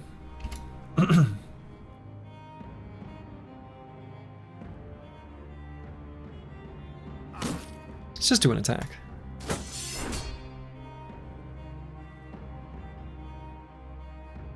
I guess I shouldn't move bad with maps in.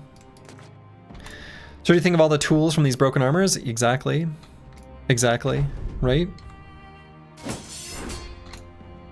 Now we might try to dagger this guy down. Maybe I shouldn't have even attacked him.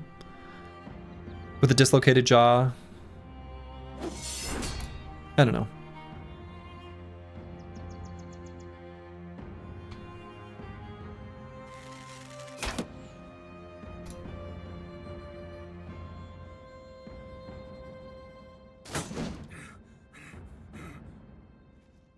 Oh, I thought I had 2 attacks there.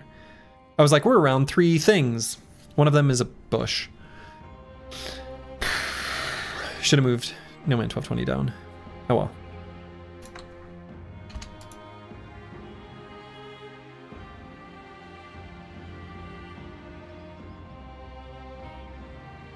Honestly, this guy with the kite shield, just poke him. Maybe that was dumb.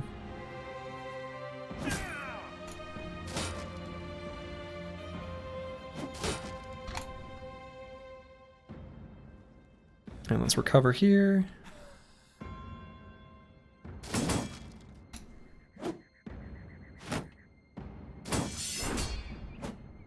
Everyone's damage output is terrible. Including theirs. I should just dagger. Ooh, that was too early. I didn't want him to break.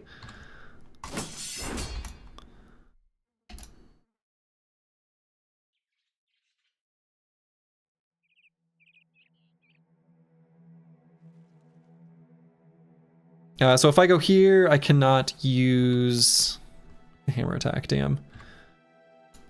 Or can I? Wait a minute. No, 4 fatigue to move.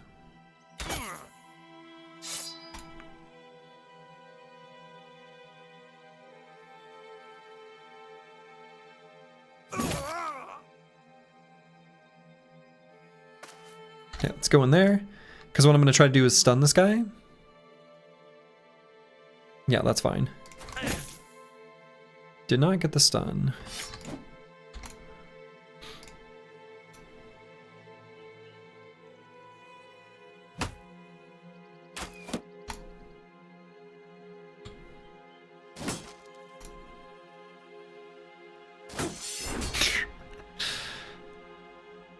Come on, team. Okay, give that guy another injury.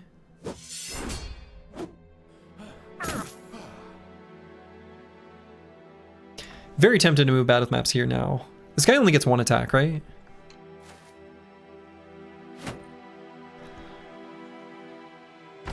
Can't be lethal, so. Full force.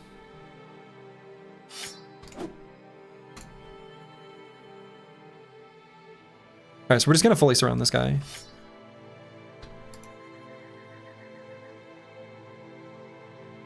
Does not have rebuke active, right? Yeah.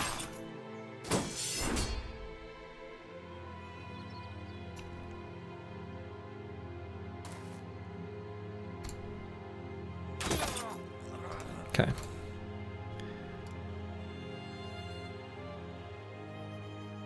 Oh, we can't fully surround because... No, we can. We can.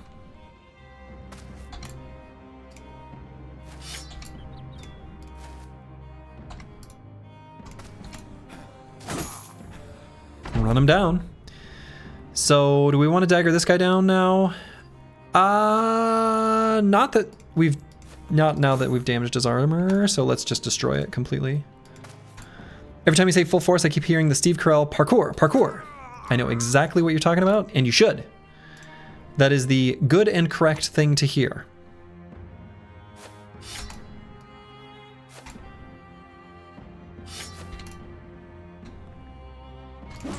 Destroy armor.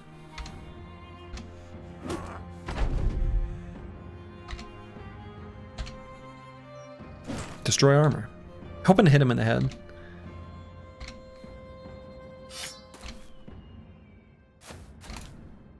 Destroy armor. Screw it. Okay. Pretty good. No named item. All right. Fine. But pretty good loot. Reinforced male hauberk. We love to see that. Male hauberk? Maybe? Otherwise, pretty good like supplies and stuff. Plenty of kite shields now. Very nice. I think getting extra kite shields is going to be welcome because we're just going to straight up replace any damaged ones pretty regularly. I don't think we're going to use this Vulge at all. I don't think we have any reason to.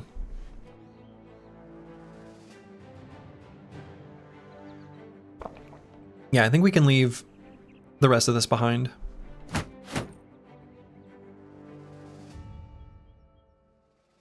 Yeah. I mean, I don't even think we use the heater, the heavy crossbow, right? We would rather just use the warbow. Heater shield's in better shape than one of the ones in inventory. Oh, I think, yeah, the one I just replaced, yeah, yep. And maybe backup heater shield is relevant.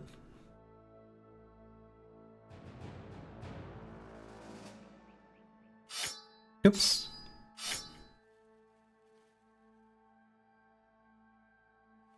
I don't think we need an extra military pick.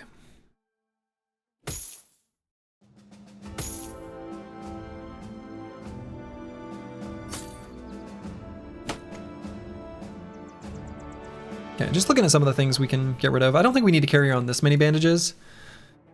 We can always get more from caravans. That's pretty easy.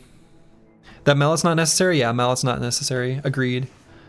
Thank you, cycling. Anything else? I don't need 2 whips. I might use 1 whip. I'm not gonna use 2. I'm not gonna use this bill hook. I don't even think I'll use this bill hook. Probably don't need this sword lance either, but who knows what our belly dancer will be like. I say that like, I don't know. It's wishful thinking. But you gotta manifest, right? You gotta imagine, you gotta believe to achieve. So we're gonna believe. And if we do, maybe we'll get rewarded. Who knows? All right.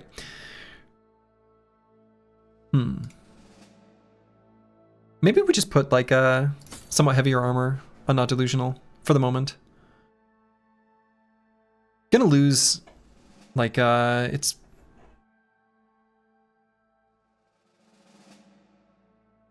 yeah, I don't know, maybe that's still too heavy.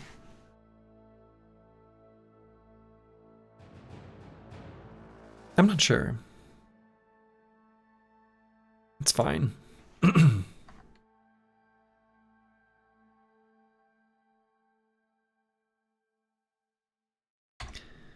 So let's see.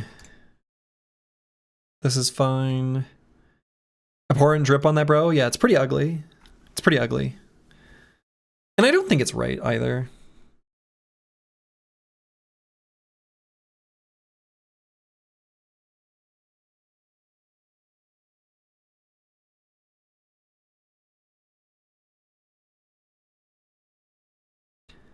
$110 for 13. 170 for 21.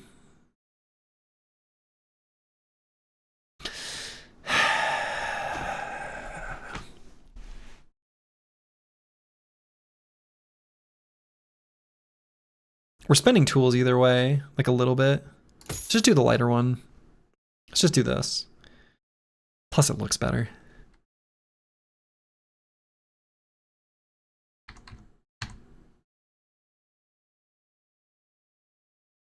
All right, let's replace the padded skull cap. Plus this lets Battle with Maps' is like Snidely Whiplash mustache kind of come through a little bit. That's kind of nice. Yeah, I'm just gonna assume the Assassin's Robe will be fixed up enough by the time we want to equip it. Or like, get in a fight with it. Is Dripper drowning this company? And buddy, we ain't drowning. We ain't drowning. We sure ain't drowning.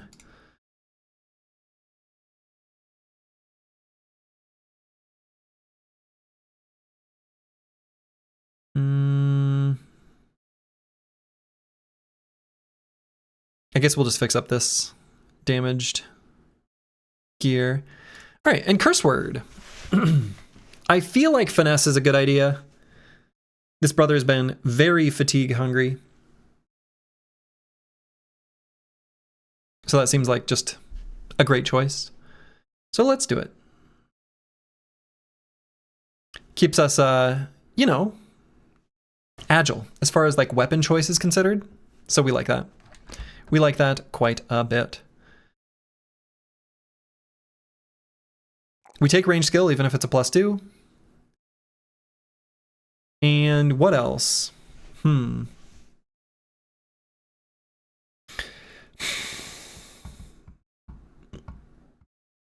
I don't know what our final perk will be. I might even do Berserk. It's probably just still nailed it, I suppose. There's not like great choices for this brother. Could even still do rotation, but I don't know.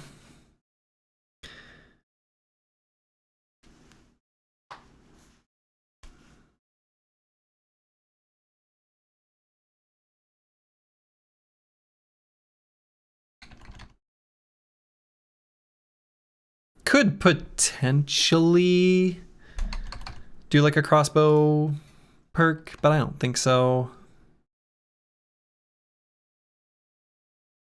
Why is this grayed out? Or maybe it's not. I don't know. I don't know. I don't think there's any other thing we would pick though.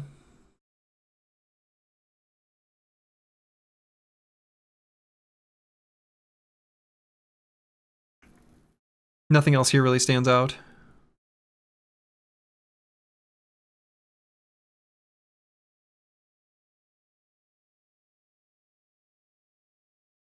I guess it's probably just gonna end up being nailed it. Maybe Berserk.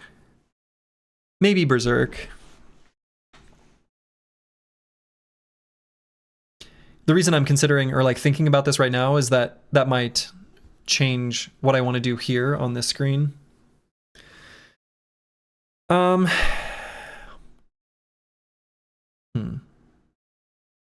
Save for a weapon mastery? Would you give this guy a crossbow? Your new Hardened Hardened? Sorry if that's dumb.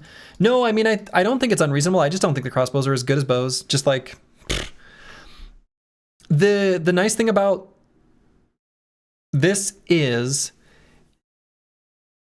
if we found a handgun, we might want to use that.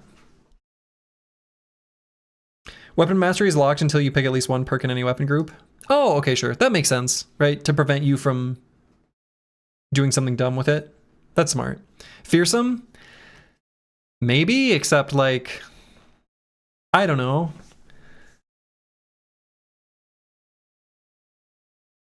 Maybe Fearsome is okay.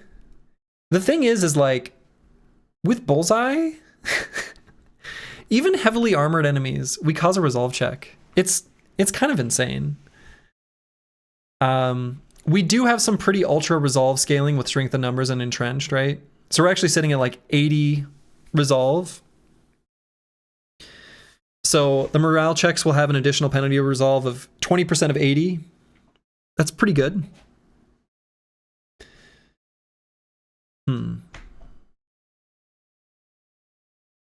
So 16 penalty on a resolve check, but like, I don't know, maybe that's good. I'm not sure. What are the other two final row perks? The forehead and swords? Oh, they're related to two-handed. Like, On Guard is for sword, and this is for two-handed melee weapon. 2 quick shots at 16 resolve penalties a lot. It is, but it also often just kills them. So, like... Because one of the things is, like, in vanilla, Fearsome is one of the best perks in the game. Fearsome is, like, hard to evaluate and hard to see how good it is, but fights are won by causing a mass rout against living enemies. Like, that's the win con, and you just get there sooner.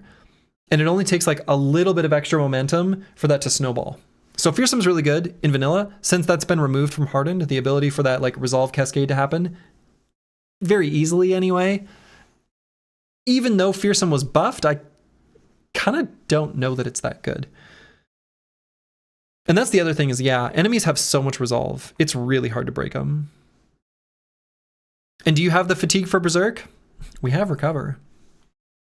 We have recover. We have recover.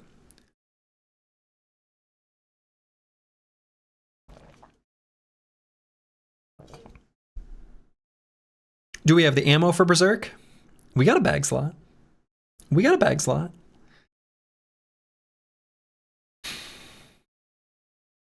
What's that you sipping on? This is a tropical fruit, Waterloo. I mean, we've got a lot of fatigue.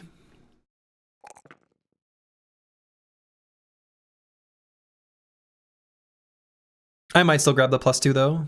I don't think we need the +3 in melee skill. Maybe a melee weapon mastery? Definitely not. Definitely not. We're happy to use like a 2-handed scimitar in case enemies engage us in melee. Like, we're happy about that, but 4 resolve looks good. I don't think we need it. We really don't. Like, I know I am often, you know, encouraging us to just sort of take the high rolls in certain situations, but I think it's just resolve, or excuse me, fatigue here.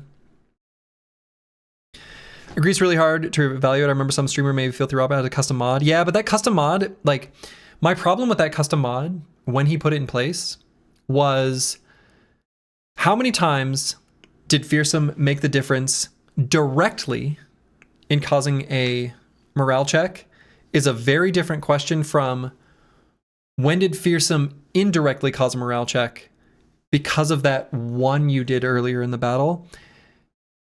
And it makes it really a mess to disentangle because you can't know. You can't know, like, at the hypothetical roll based on a different, like, value for the resolve of the enemy. So, like, I think that experiment he did was flawed in its inception. So, Axe Mastery for the disarm at 2 distance is pretty sick. Well, that's true. Right, Bearded Blade for disarm at 2 X's away.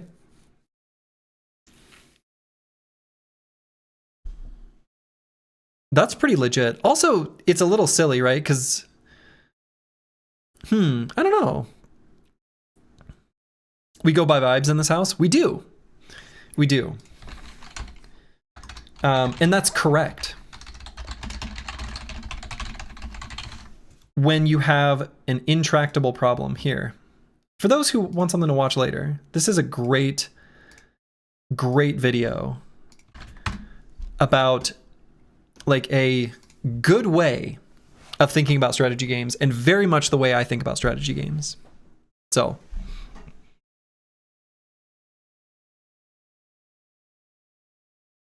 I do go by vibes.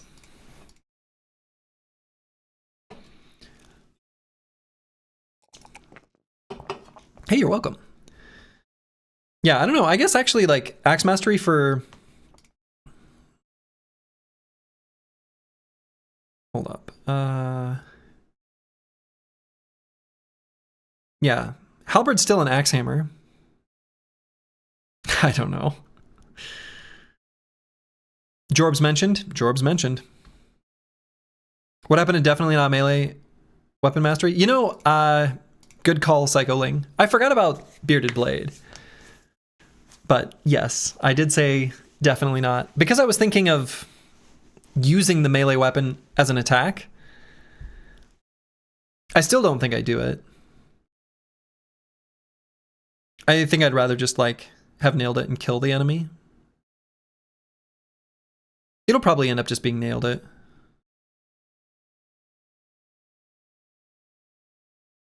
Honorable mention for Berserk. And rotation, even. I don't know, maybe rotation is like kind of legit.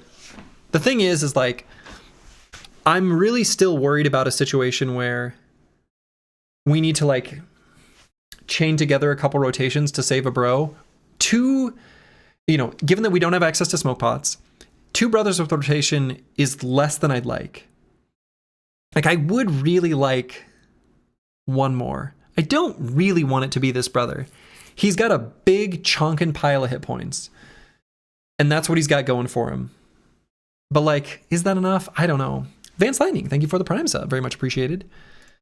Especially with such low melee defense. It's really just so that we can like position other brothers more than put this bro in a dangerous hex. I don't think that's enough.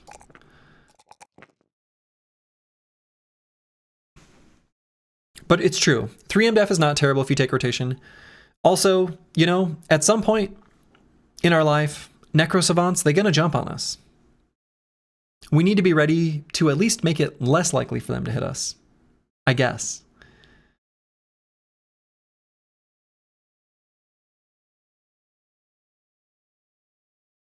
Or we just hit them.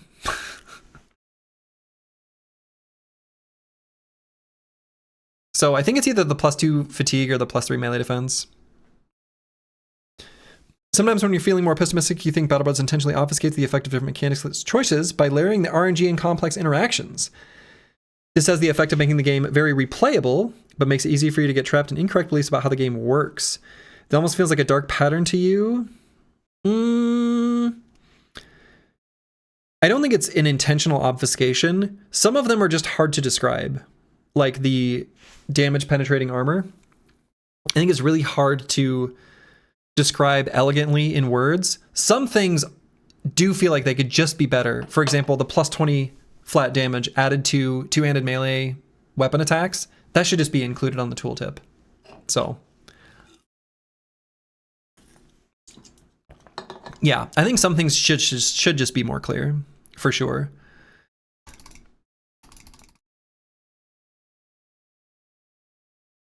I'm going to go with the melee defense. I don't think that's a great choice, but it is the choice I just clicked on.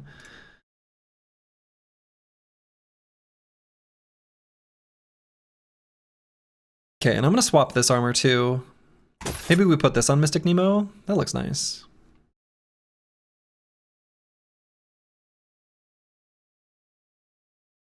Okay, so where to now? So it's day 77.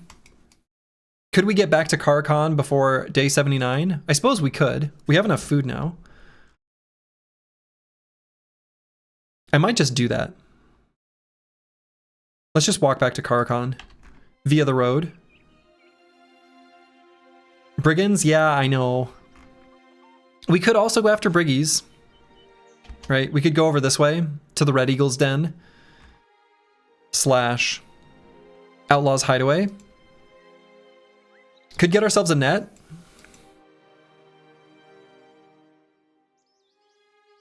That's probably a pretty good choice as well. It really is. We also have the opportunity to fight some noble armies just a little bit for hopefully hoping for a Warhammer.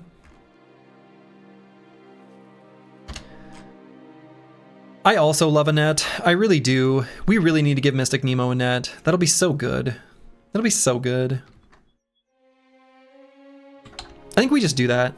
It's overdue. And we've got the net perks. And it really unlocks our ability to fight like champions and enemies like that so much more safely. I think I'm convinced.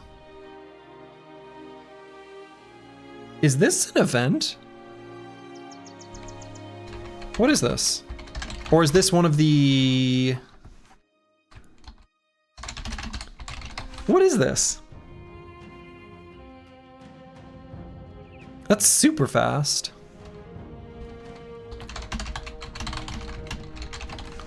What is this?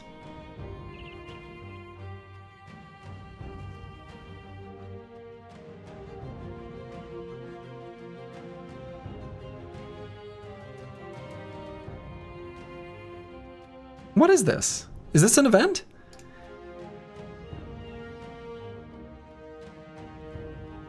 I guess it must be. That's so fast. It's new? I feel like I've seen it. I guess that's probably an event. There are like crisis-related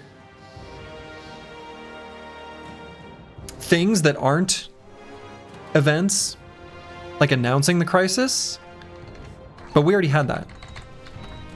Unless I got confused and counted that as an event previously, which maybe happened.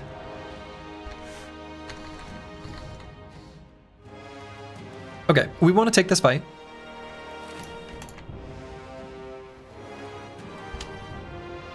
The crossbowmen are not what we want to see. But I think it's okay.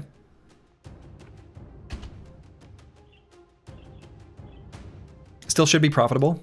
Caravan, noble army caravans are good for us. Oh my goodness, look at this high ground. Wow, this is unethical, and I love it.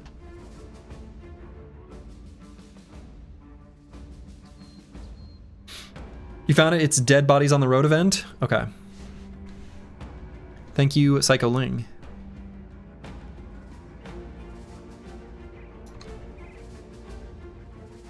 Could do an aim shot, but we're just going to wait for them to come to us, I think. The event was called A Long Road in the title. I don't think there are any crisis events with that header. Okay, thank you, Fo-G. Yeah, and I don't think it didn't look crisis eventy just because it would have said something about, like, you know, greenskins or something. So I could do an aim shot on a crossbowman or attack this footman. I'm kind of inclined to just take out this crossbowman. Has a 21-day cooldown, it seems. Okay, probably one of the random road events. Fucking up the billman. Also a good choice.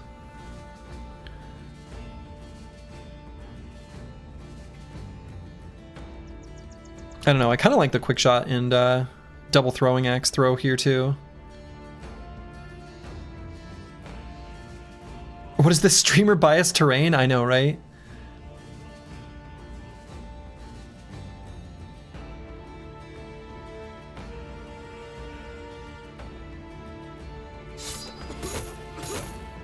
No, let's just mess that guy up. Yeah, we're gonna grab this high ground here and here. But not quite yet.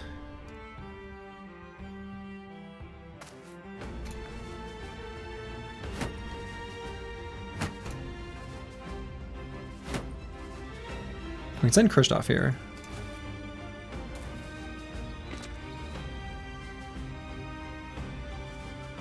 All these high grounds, and it's only a fraction of the power the trial mod gives you. It's true.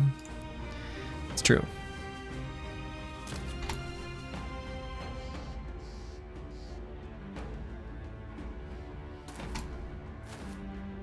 Defending the cart? Great.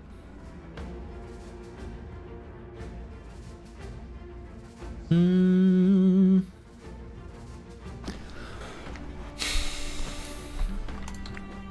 think we just do an aim shot back here. Yeah, pretty good.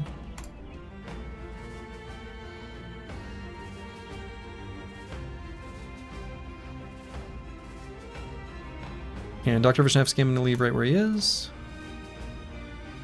Okay.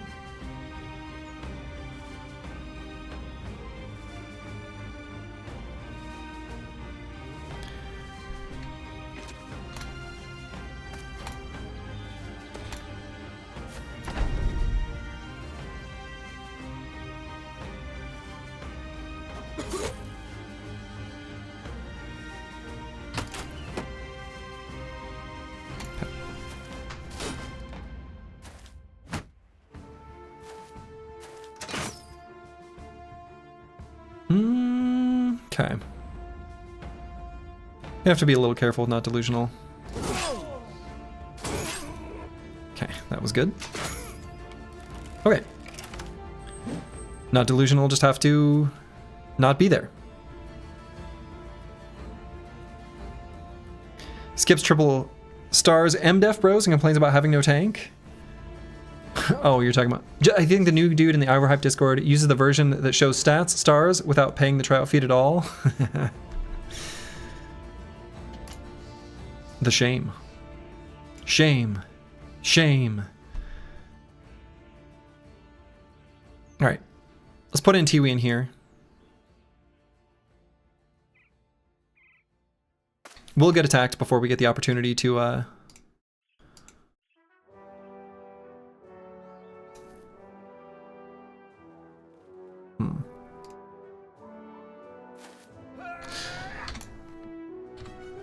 Pay no mind to whatever that was. Okay. Full force. Full force. Full force. Regular attacks.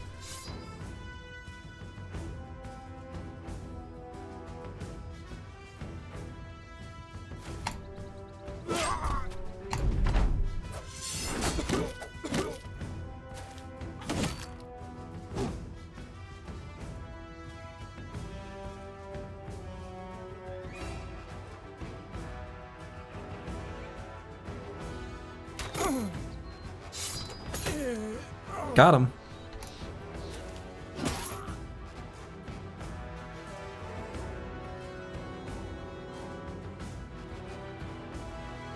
Alright, we'll be faster than them next turn, so let's get in there. Nice shooting curse word. Full force. Indom, nowhere. I'll wait there for just a hot minute. Indom here. Full force.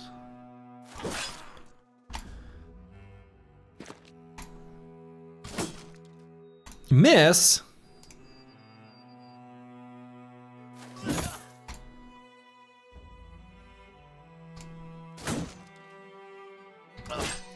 Okay. I see what you mean about Fearsome being redundant. Haven't been following the stream too closely. Oh no, you're good. I mean, it's a quirk of the changes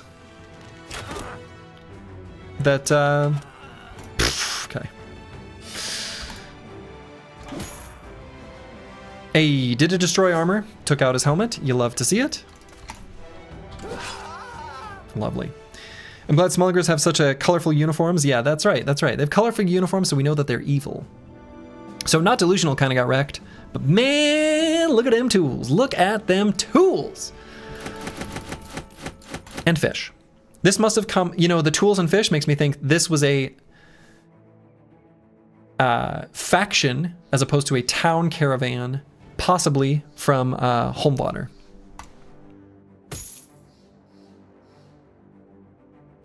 And is there any world where I want to take and fix up these body armors? I don't think so. I don't think we... I mean, we'll grab the kite shield.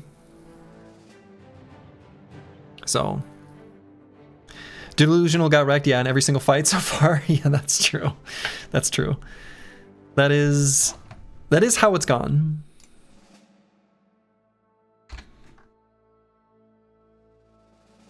I really just need to... I don't know, it's... I'm not sure how to approach with... Enemy crossbows is the thing. You just put on this. Indom right away. Whatever. It's fine.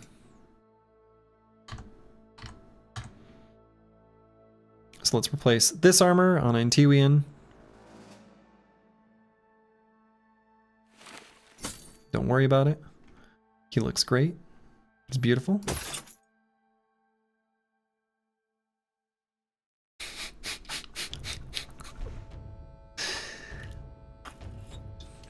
At the start of the campaign, it was me. Now it was you, and maybe he doesn't like the mods. Yeah, that could be. That could be.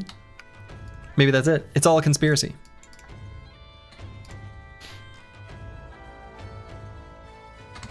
Don't worry about NTV in here. Beautiful. In fact, that's screenshot worthy. Idrak armor would be so nice. Put it in the stash. Not even repair it and bring it to the fight. Ayy. Just Nom's figuring some stuff out. These are all part of the plan.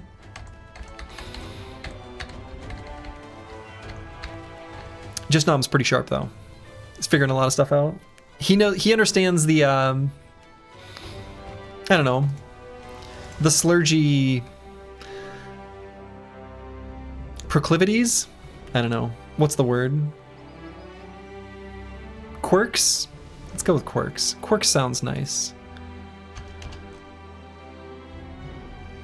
Would that be considered cheese? Yeah, but not quite stinky enough to not do it.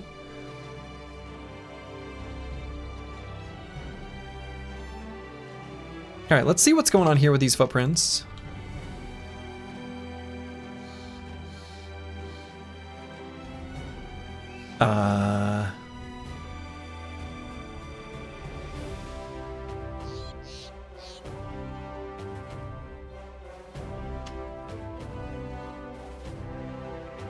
This looks pretty okay.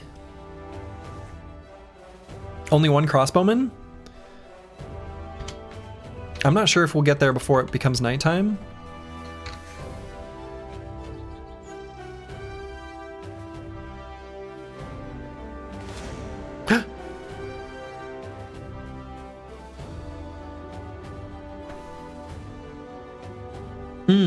Dark Cell. So you mentioned that camps will no longer spawn patrols or units when you're within a certain number of tiles of them. Maybe that should also be the case for the watchtowers. I don't think we do this anymore.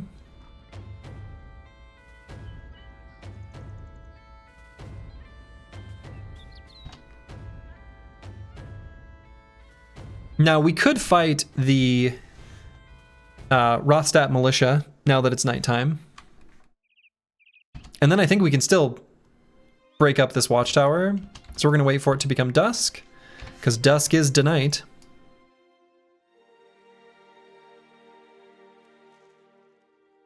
Let's make sure we're fighting on the road. I'm being attacked, excuse me.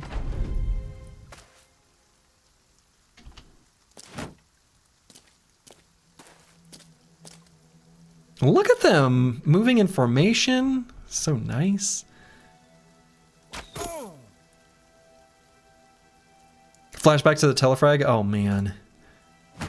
Yes. Yes.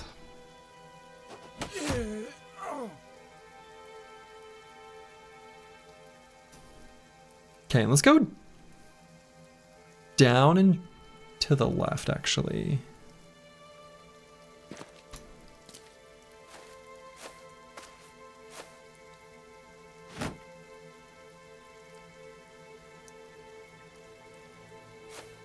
Now look at them dying in formation. They died as they lived. In formation.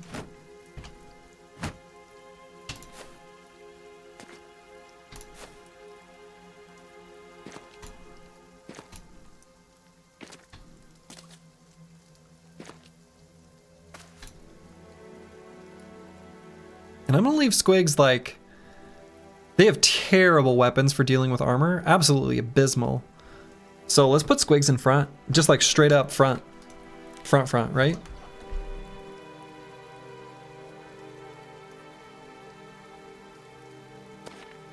I'm totally cool with that. And No Man 1220, I guess, is gonna wait. Unless I do a warbow aim shot and then end turn. This is our bro with Night Owl, so we can see 6. So we can... He can actually do this. I think I do an aim shot though. And end turn.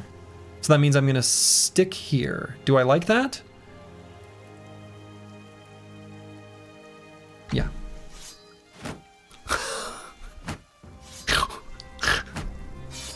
Oh my goodness, look at how cute they are. Okay. All right. That's not what I expected. What was the rationale for choosing Hardened over Reforged? I'm considering trying them out, but I was unsure which one to use. A combination of factors. Mostly it is that I liked the mission statement of Hardened. And when I looked at the perks side by side of those that are different between Hardened and Reforged, it felt like Hardened was a closer experience to vanilla and closer to what I want out of the game.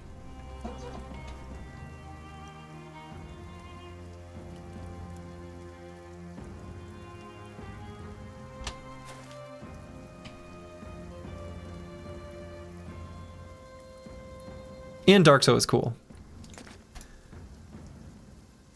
That's also part of it.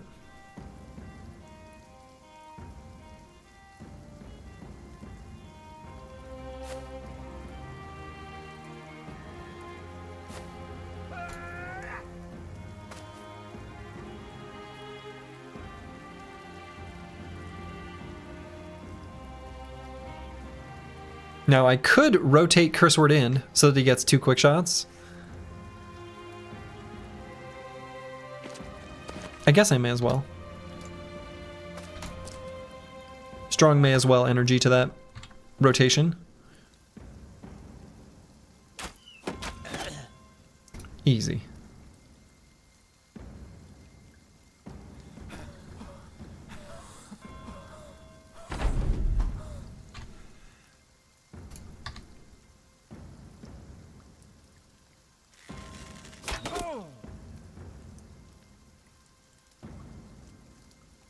We're at 3 unstoppable stacks.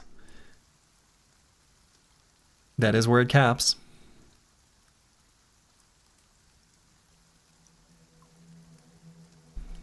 Let's go here. Get a little range defense and scoot a bro up.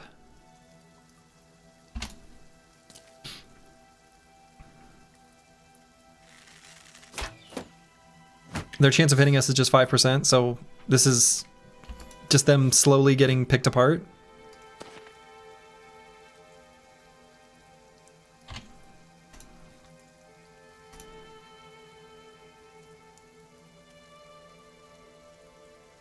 I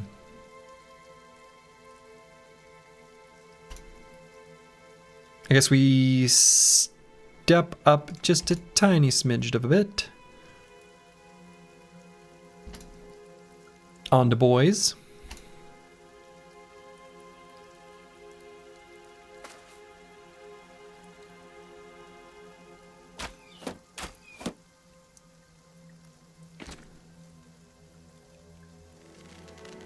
That's right. The militia picked this fight. Exactly. Squigs is right. The militia picked this fight, and we were just looking at the wonderful building. We were admiring it. And we might come back looking for a little vengeance, but like, they had it coming.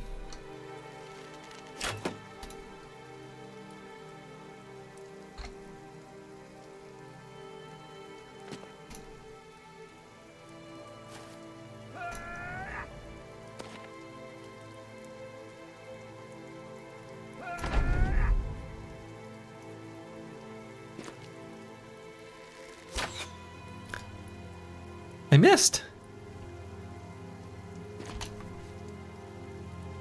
I can't believe it.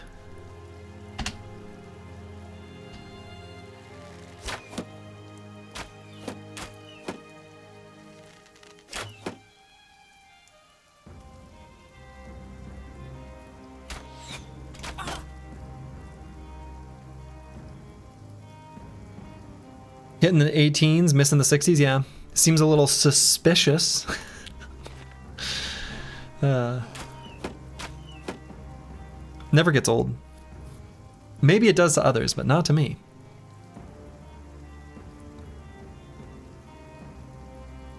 Yeah. Writing the Reddit post as we speak, right? Okay, could go here in Indom. Get them to run up at us. Seems fine, right? I think I'm down.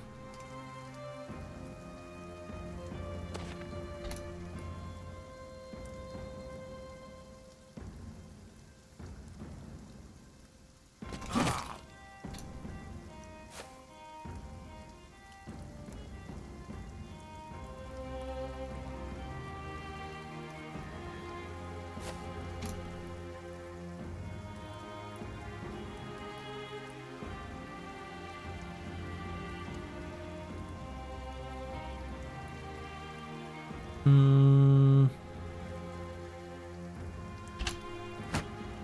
did this a little bit awkwardly.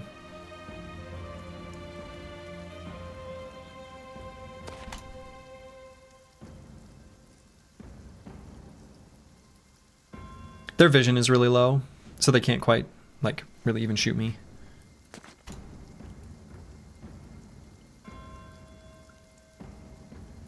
These two can shoot this guy, though, so I'm gonna leave Squigs there.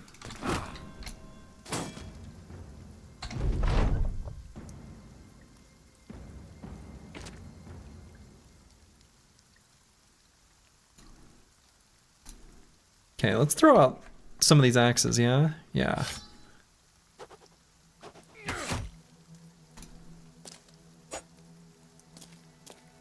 Here they come, finally.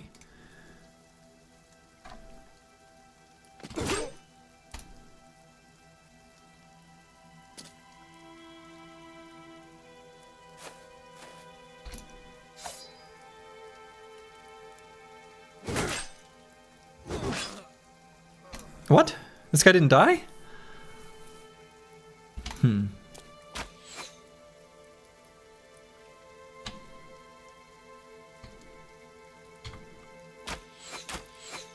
Missed 236s?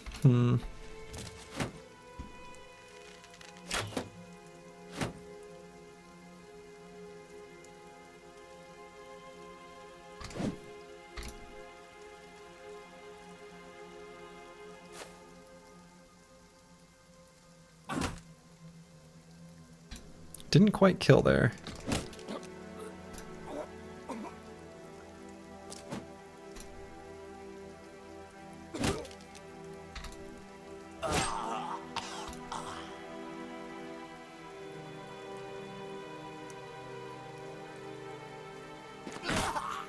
Full force.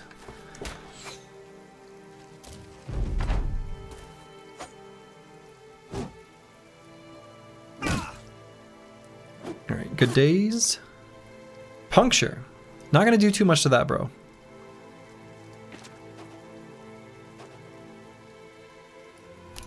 I missed.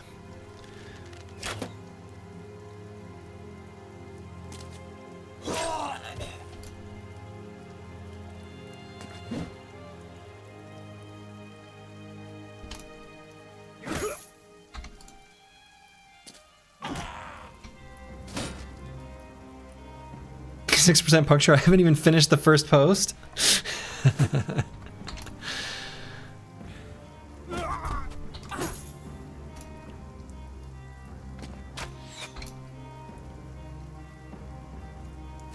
And we'll get Antiwi in there. No more ranged attacks for any of them. Okay.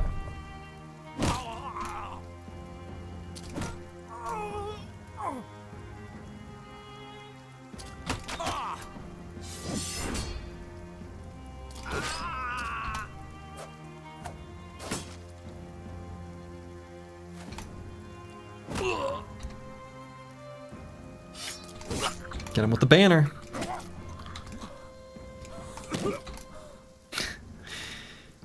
This guy's in pretty rough shape. All right. Very nice. We took just little sprinkles of damage. Just little baby sprinkles. But the loot, also just sprinkles. Sure. However, we did gain some experience. Okay, I'm gonna use the restroom real quick, and then we're gonna go attack that watchtower. And yes, I've been using the restroom constantly because, well, I don't know. Water go fast in the morning when you chug coffee. Be back in a moment. All right, I am back. Okay, the real Kirby. Honestly, this bro is tough to even decide what we even want out of our... Like, all of the options I have marked as maybe are all, like, terrible. Just... They do so little. So little.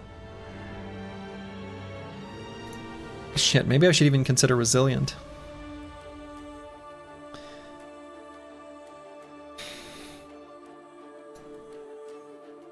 Maybe fast adaptation. Is fast adaptation different? No, it's the same.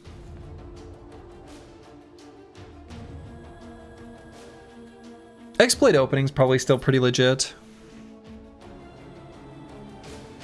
Yeah, it's probably all right. The thing is like, if we get a kill with a full force attack, we can get a second one. But that's only going to be relevant in like the beginning, opening parts of the fight.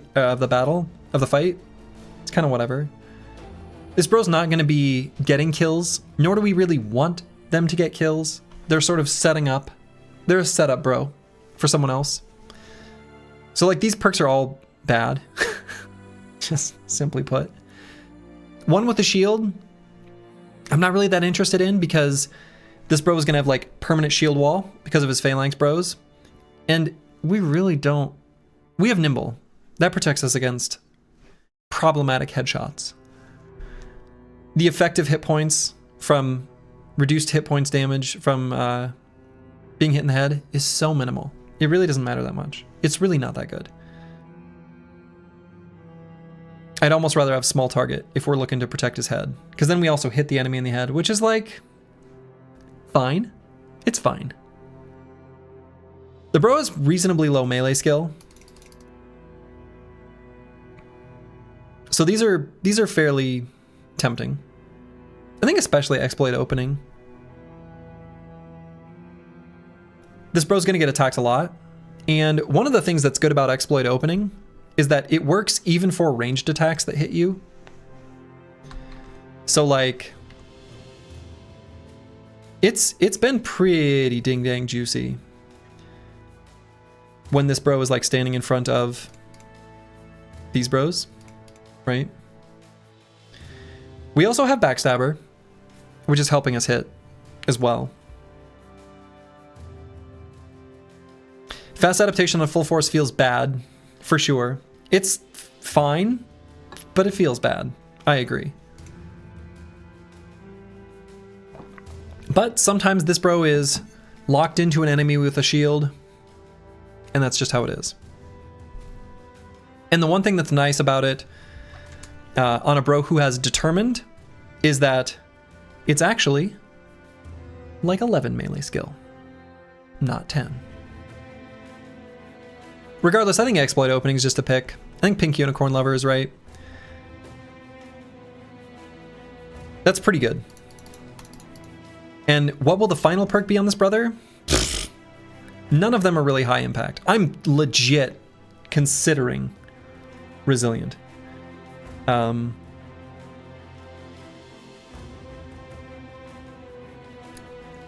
don't know. Second Wind. I mean, it's okay. It's okay.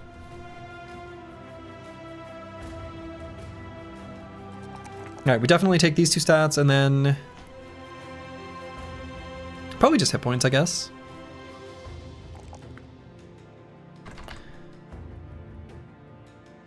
Killing Frenzy because we need some oomph. Yeah, but this bro ain't gonna be the killer. This bro ain't gonna be the killer. And he shouldn't be the killer. Right? All we really want these hammers to do is to full force, completely destroy enemy armors, so that Bad with Maps, No Man 1220, Curse Word, and Dr. Vishnevsky can land the killing blows. Also, maybe Mystic Nemo, kind of, later. Do you ever leave a perk unused until a particular situation comes up? Yeah, so especially early on, I will not allocate perks right before, like, knowing exactly what the next battle will be. But that starts to lose its relevance later on. Battle Fervor. I mean, the bro has Determined. Otherwise, I think it's an okay choice.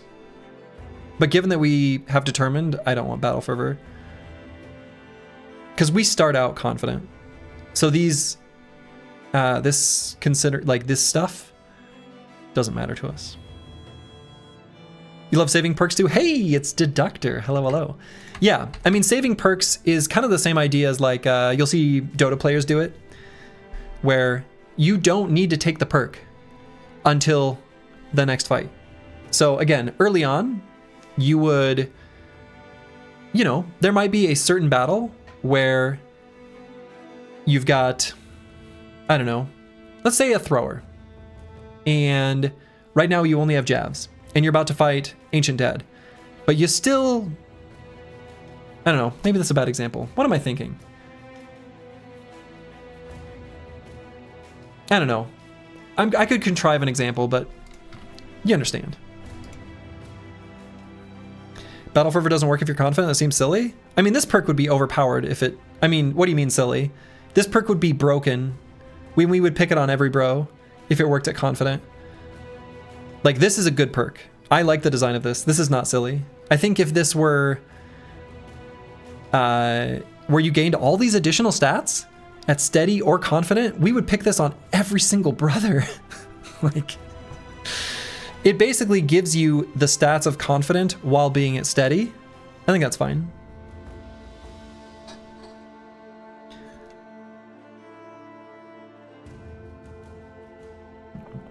I think they mean saving perks not for until the next battle, but for several battles leveled until you have more direction.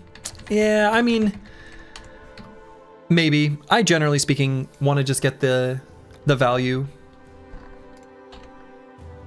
All right, so we're gonna do this fight even though they lacked ranged power at night.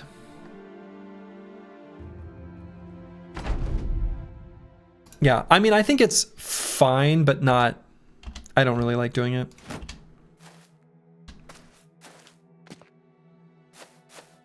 Catching some live splurge. Hey.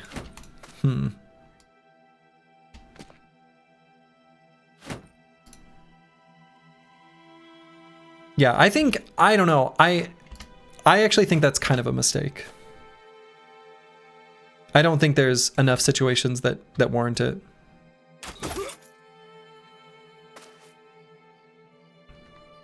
Okay. From a balancing point of view, it definitely makes sense. I was just looking from a realistic point of view. I mean, my opinion is that realism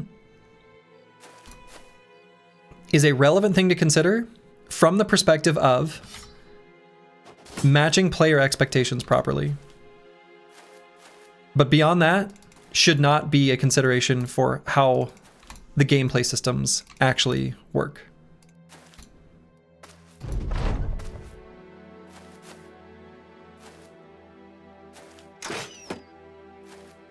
So that's my realism hot take.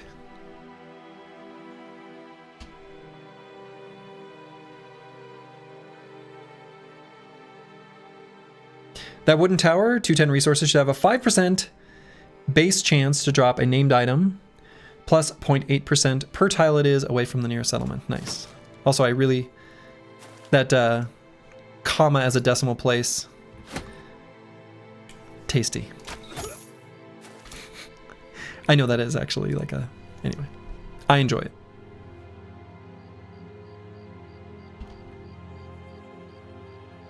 Okay, just gonna wait here on these bros. I don't think they'll engage, but they might.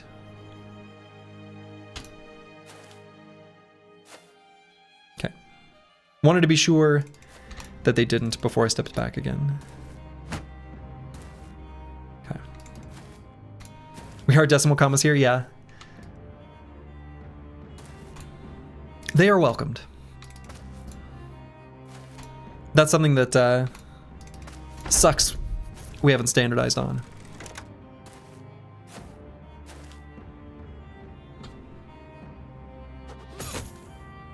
Okay, do I make this the spot where I chill? Let them come to me? You're experimenting with changes to the named item. Changes on enemy locations mod to support the changes here in Reforged and Hardened while still handling vanilla the same. Ah, very nice. Yeah, I think I'm okay with staying here and attacking twice. I'm kind of worried that given we have ranged advantage, these guys are just gonna run up into melee, like aggressively. So I'm just gonna hang out here.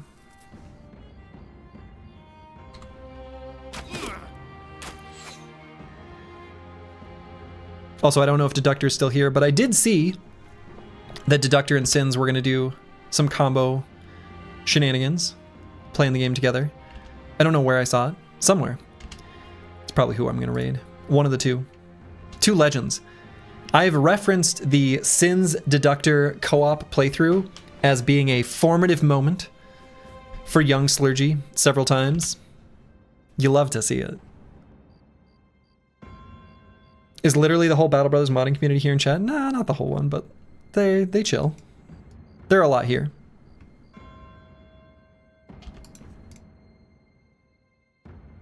I mean, I think there's even... I know there's a bunch of other modders that pop in from time to time, for sure. Nah, I don't think I moved Squigs forward. Was thinking about it. Opted not to. Could rotate just to attack once.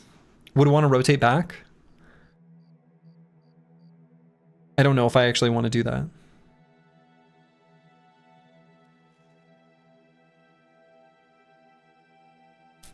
It's a lot of fatigue. I think I'll just save.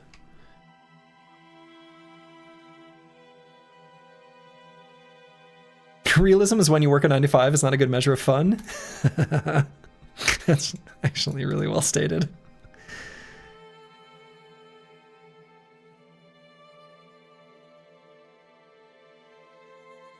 Okay, and I'm gonna send Mystic Nemo off to La La Land a little bit.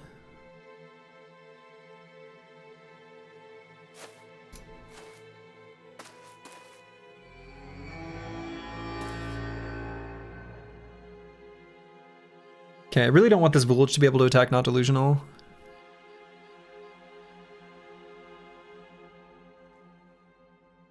I guess I'll just shield other.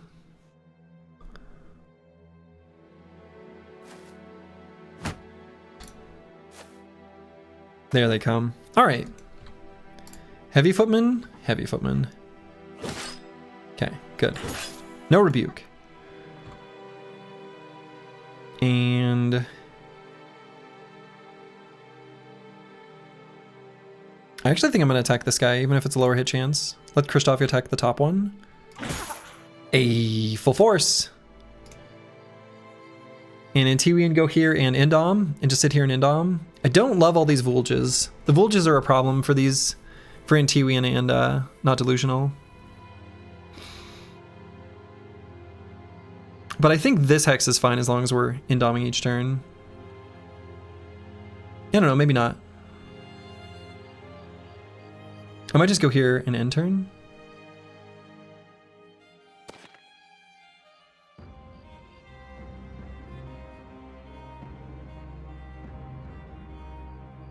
They can't attack me next turn. It's fine. The Chaucer will just chill here. Full force. Squigs, I might move up. This brother is very defensive. Very good armor. Very good against these weapons specifically.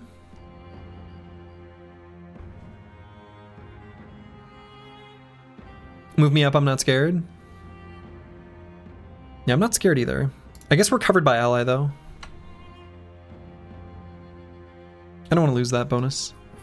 We'll let them come to us.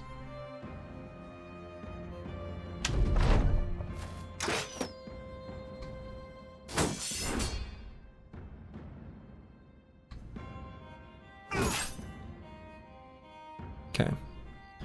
Got a bro confident.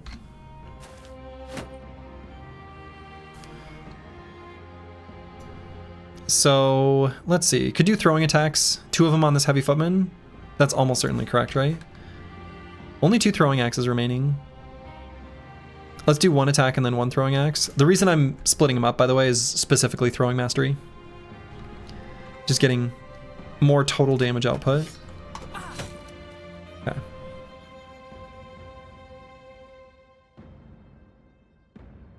Mystic Nemo still gonna chill here. I don't think they'll engage him, but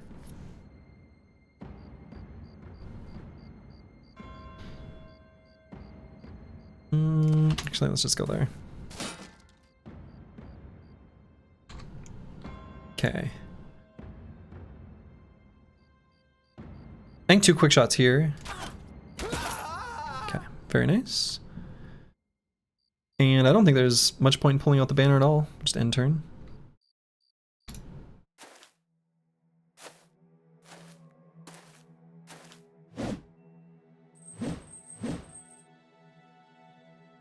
You like how random traits make building every row different? You need to think about each bro you find. You really hate how all the thinking leads to them getting one shot by an orc berserker before the build even gets off the ground?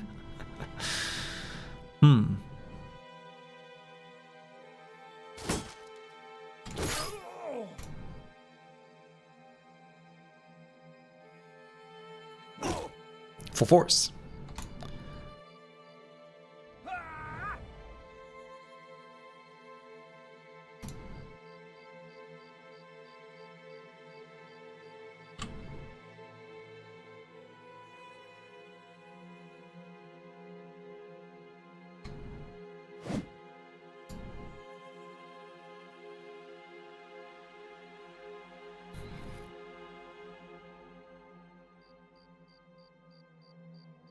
We might do a shield other with not delusional. I'm gonna see what I want to do though.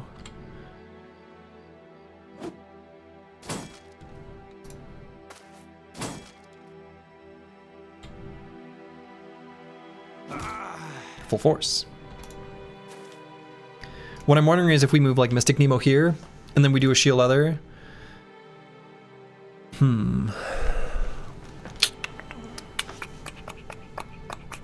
Although I suppose this guy's gonna move into this hex, so maybe Mystic Nemo just to here? Ooh.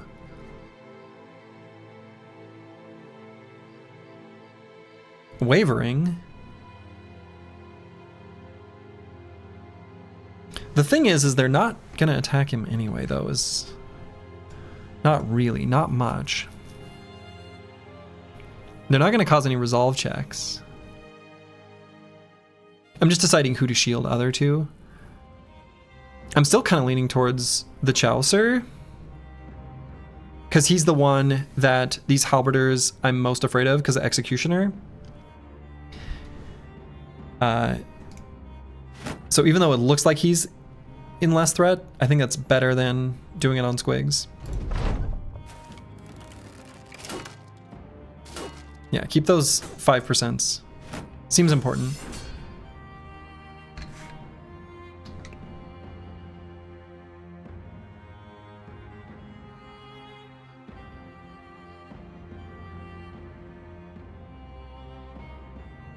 Okay. So much damage. Good. I liked that. Regular footman, I think we just attack twice. And then wait, so we get our second wind. Missed 2 80% chance attacks, by the way. A little suspicious. Let's see.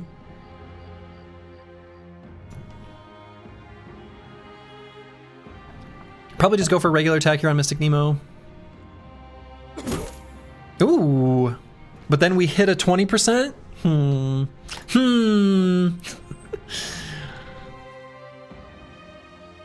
Okay, unfortunately not gonna move real Kirby. I want to occupy this hex, but I don't want to lose the bonus on Kristoff. I suppose what I could do is move the real Kirby to here. That seems alright. Let's do that. And do I just attack now? I think I wait till the second half of the round. You would go there? Why would you do that?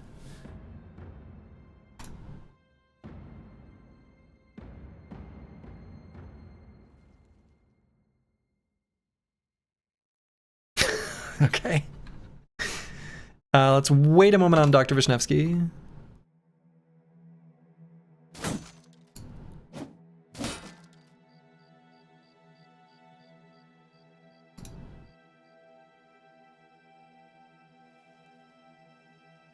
You do wonder if the solvable nature of vanilla Battle Brothers is what makes it so fun for some people? Whoa, whoa, whoa, hold up with that question. That word solvable. This game is intractable. There's no way, even with one set of conditions, one set of whatever, you're ever gonna solve it. So, the game is brutal at first and kicks your ass with all kinds of stuff. It feels unfair and random, but it's actually surprisingly solvable. I mean, you can, I take word with the word solve. You can way optimize. Let's not use the word solvable. Let's not use the word solvable, but you can get the ending part of what you're saying. I agree with Dan the Man. By the time you get good at it, you can satisfy. Yeah. you can create a reliable winning strategy. That part I agree with. More triggered than LOL greater than Dota? Yeah. True. I might just do 2 quick shots here. Okay.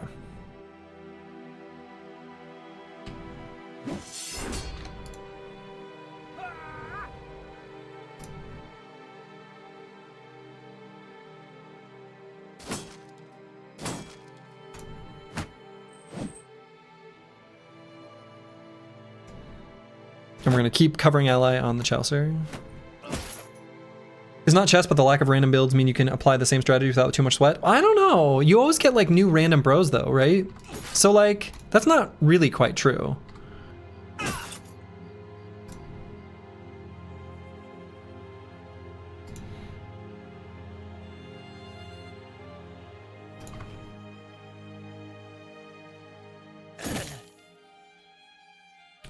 Cool.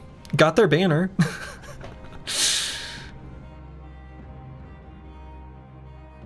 I don't want to get attacked by the Vulges, otherwise I'd step up here.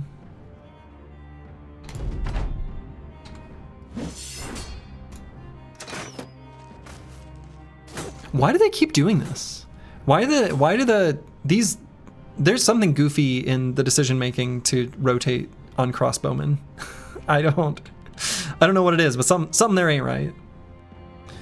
Something there is definitely not right. Okay. I might just lose the 1 stack of Unstoppable and wait here.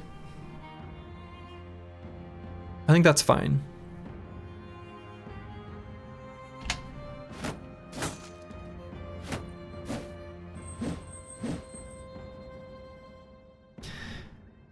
Yeah, I mean, the thing is like in vanilla, if your goal is to simply create a company that can be stronger than anything on the map by day 150 with every single origin in a row, I agree with you. You can do that. That was the whole purpose of the win streak series that I did. But you can always push faster, and I think a lot of the pushing faster is a function of what's available in any particular run.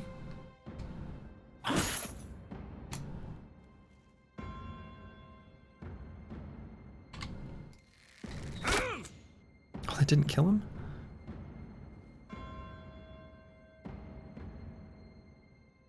Why is not delusional always messed up? It just is.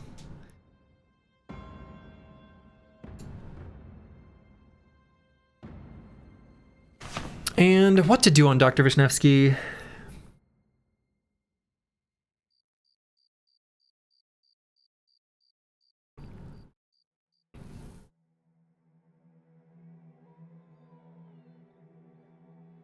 Could do a all bosses reforged every beginning run. Man, that'd take so long. I don't think I will. There's also more to what determines the trajectory and pace of a run than the brothers you have. Absolutely. Way more than just that, for sure. Oh, that was kind of weak.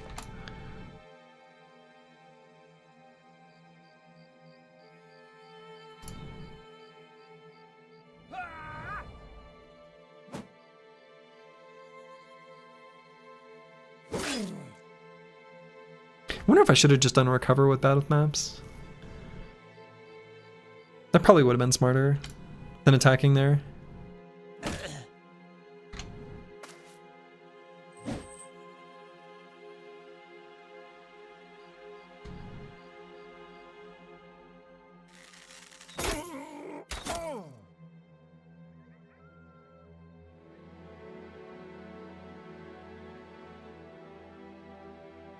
Okay. Hit him again. Only a 34% chance. Mystic Nemo.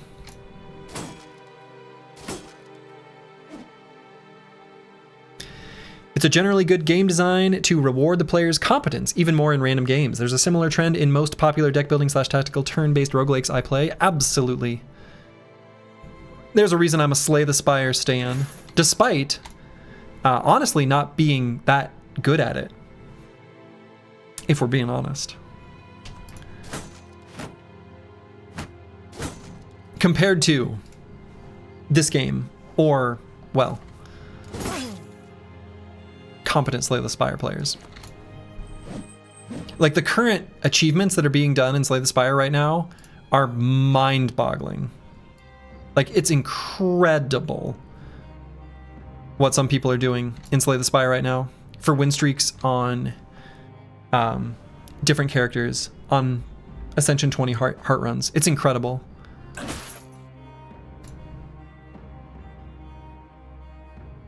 What are the names of those two-handed axes the enemies are using? This is a Vulge, and they are actually a cleaver. Technically. Oh, that's so close to a kill.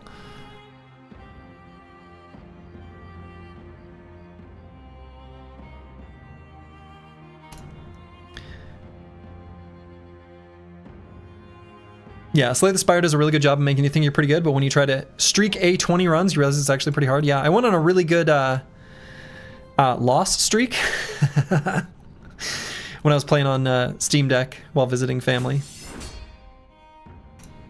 I did a very good job of losing multiple times in a row. So, that's cool. Yeah, I had a really good lost streak going.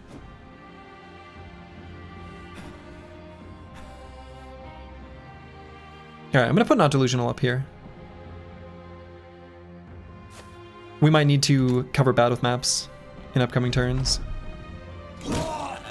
Hey, Mystic Nemo! Finally got him. And do I go here for a resolve check?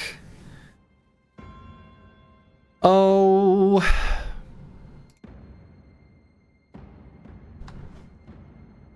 Sure. Nearly stammed out, has a flail. I think it's fine. Yeah, that was the potential I was worried about. Bad with maps. Having a bleeding stack. Very bad.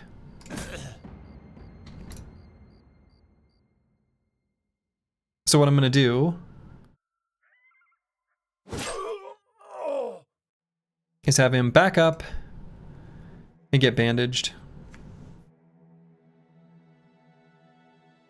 Yeah.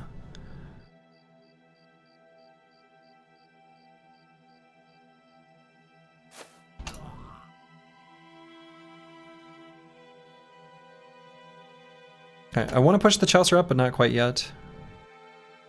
No man 1220, do I really just recover? Yeah, sure.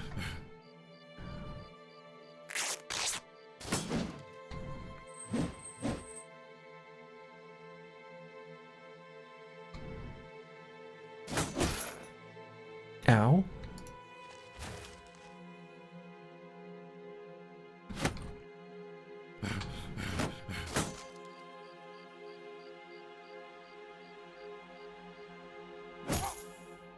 Nice. So could go in here with Not Delusional and Indom if we wanted. The Chaucer will be able to step up here if we want. You like how the doctor has the bandages? Me too. Hey, hit a stun!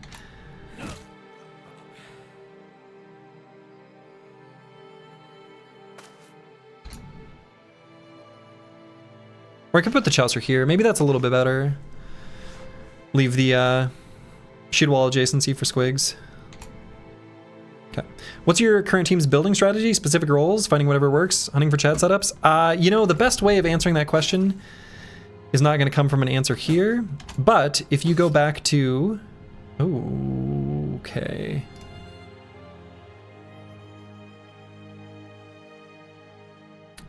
If you go back to the very first entry, you will see my building strategy. Okay. The Chaucer is fine for now, but not forever.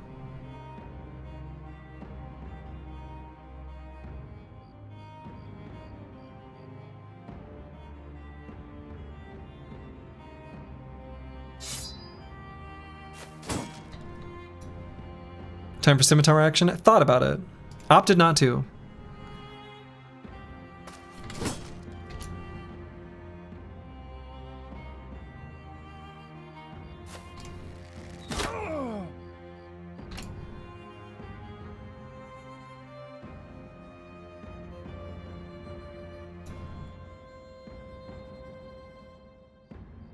Might just recover here, just in case all these Vulges hit and we need to rotate. I guess maybe better is to go here and kill. Squigs can rotate next turn.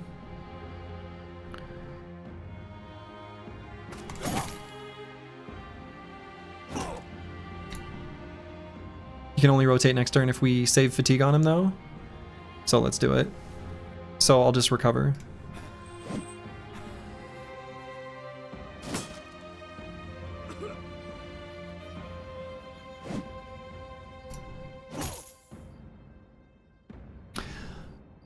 Maybe I should have done Indom on Not Delusional. Is he at more risk than I thought?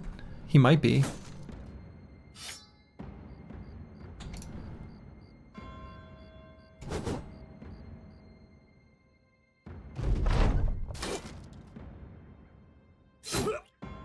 Okay.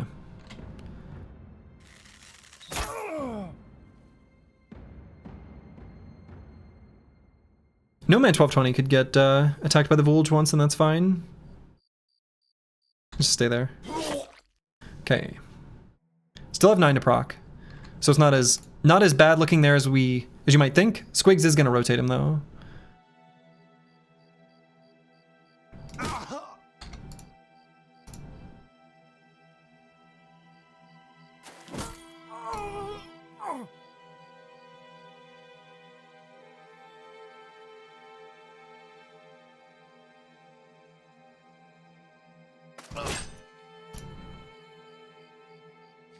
Let's go ahead and shrink that.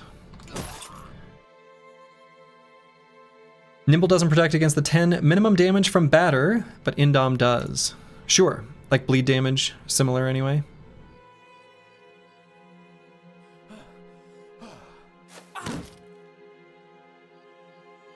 Okay, sometimes you just gotta bandage yourself.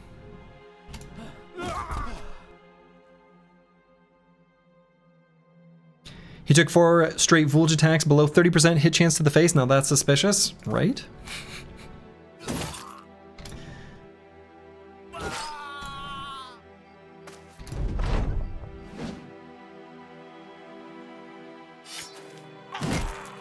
Get him, no man, 1220. Okay, a little bit of a spicy fight, but a fun one. A lot of good experience there. Tons of experience gained, in fact.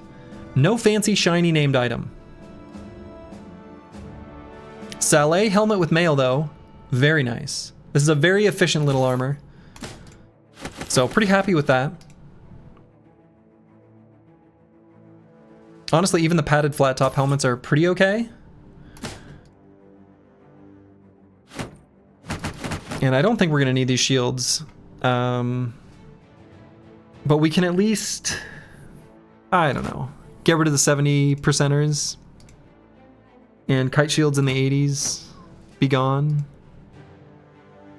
I guess.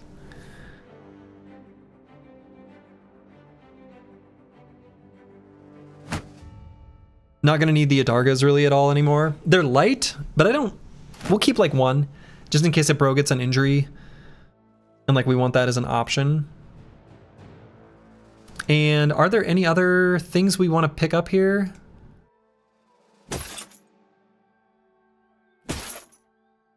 No? He said confidently.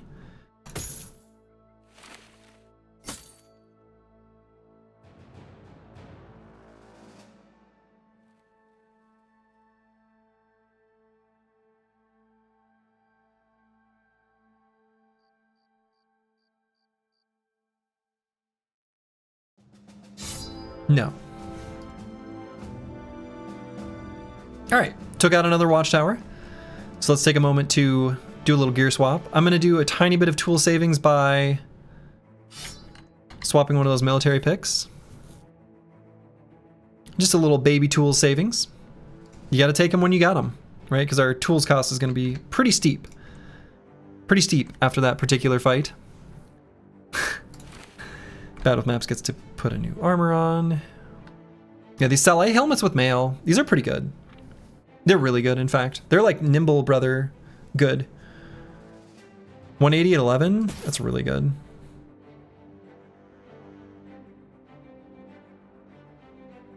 And maybe we put the Chaucer in this? Saleh in basic mail? It's alright. It's pretty hurt. You have almost 100 tools? Is this really the run? Where's the struggle bus? Did you not catch it? I don't know. We've been struggling off and on. We've been on the bus here and there.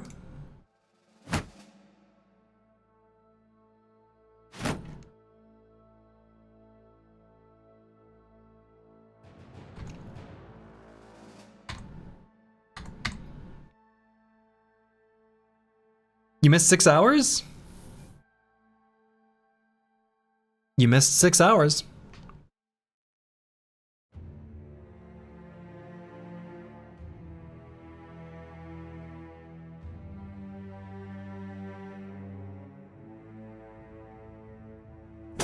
Child labor feels okay, man.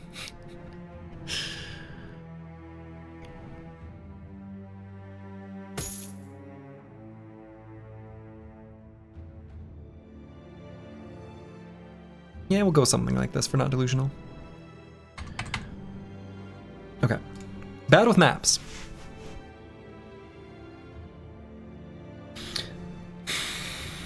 Riposte seems okay. Or like En Garde. Honestly, even just this recover 1 action point when an opponent misses a melee attack against you, I guess kind of goes against Second Wind a tiny bit. It's fine. Dan Camvet, thank you for the Prime sub. Very much appreciated. But what else would I even take on this brother? Right? Actually, I do think Killing Frenzy is a pretty good choice. This brother is finishing off enemies that are set up by the full force hammer attacks pretty frequently. That's going to happen more and more. Honestly, the main benefit to En Garde is simply just riposte. Vanquisher? Ooh, Vanquisher, kind of interesting.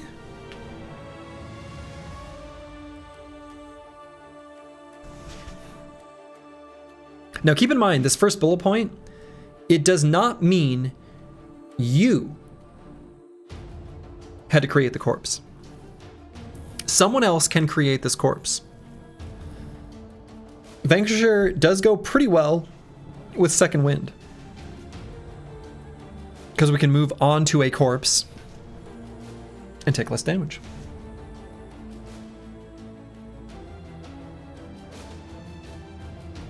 Gain ground also lets us just freely move 1 hex, which sometimes we're going to want to do.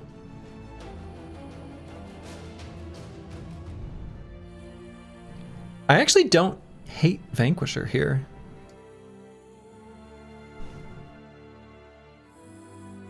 I kind of feel like Vanquisher might be better than En Garde, but I like Killing Frenzy slightly better than both. Aren't you usually stepping into sketchy hexes though, since you're keeping a flat front line from Phalanx? Yeah,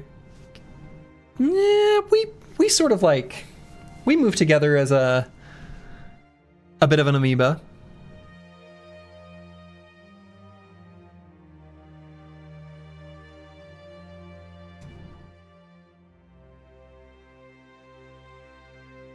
I really don't hate Vanquisher. I think I'm going to grab Killing Frenzy on this level, but Vanquisher probably is what we grab next level. Again, this is going to be a finishing bro. With a sword. Sword is finishing weapon. Hammer is setup weapon. Evening, just got back on the Vanilla Battle Brothers and wanted to check out the modded run. Well, hello, Dan Camvet. Yeah, this has been a really fun run. And I think despite this melee defense only being a +1, I've gone on the spiel before, but we want these brothers to have as much melee defense as humanly possible. So I'm just going to take melee skill, melee defense, and plus 5 hit points. Still looking pretty juicy.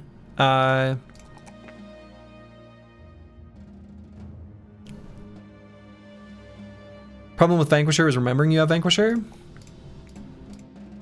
True. All right. Squigs needs to circle back for Hammer Mastery and Full Force for sure. Let's get Full Force first. And I think I grab a +4 fatigue. We want this brother to be able to rotate. He's one of our few rotation bros. Our hit points are actually leaving us plenty healthy with both Colossus and 9 lives. So fatigue is the way to go. Fatigue is definitely the way to go on this brother. Really good level ups here. Very high melee defense. Very happy with that. Squigs is turning out to be an excellent, excellent brother.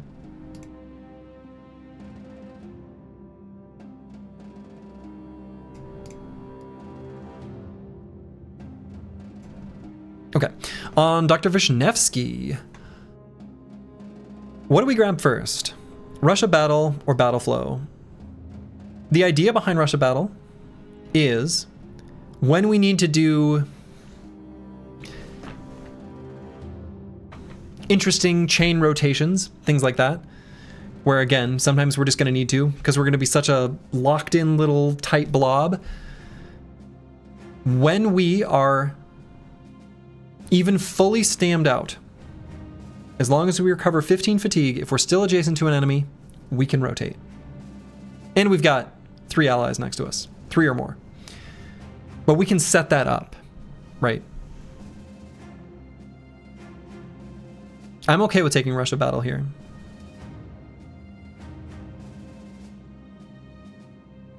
This bro is our, you know, he does stuff. But I like this. Even though he's got a polearm. So it feels a little goofy, but all right, love that +3, love this +4. And 4 hit points or 3 fatigue.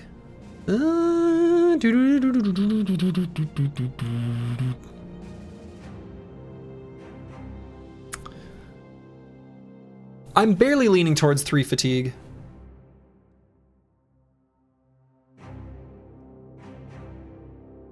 At 90 hit points with Nimble, as long as we've got some armor, very few things are going to injure us. Russia Battle also makes us not take injuries if we're adjacent to enemies. And that's a big part of the consideration. So I think I'm leaning towards the fatigue. Fatigue's always best pick in every bro. No, definitely not. But on this bro, it is. You love that he's a small man with a very long weapon? Me too. Me too. Okay.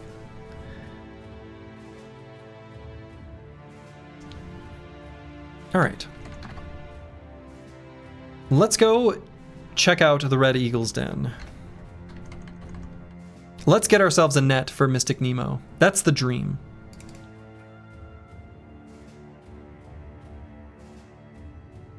We will probably wait till morning. In fact, I'm definitely not going to do it at night when I don't know what's there.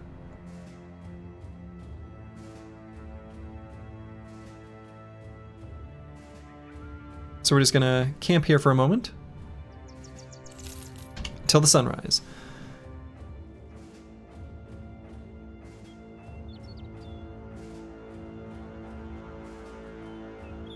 Okay, so the robbers and bandits are the ones who could have nets. 1 poacher, 1 hunter. Yeah, this seems fine, right? This seems fine. All right, the Chaucer, we need to make sure he doesn't really get engaged on in any meaningful capacity. I think as long as we're just cognizant of that, it's fine.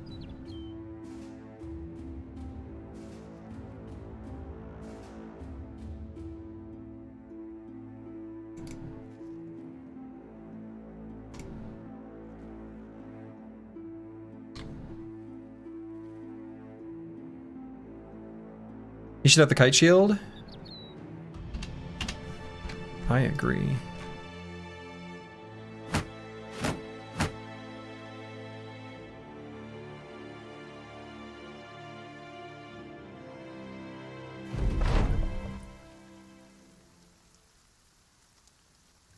What is this?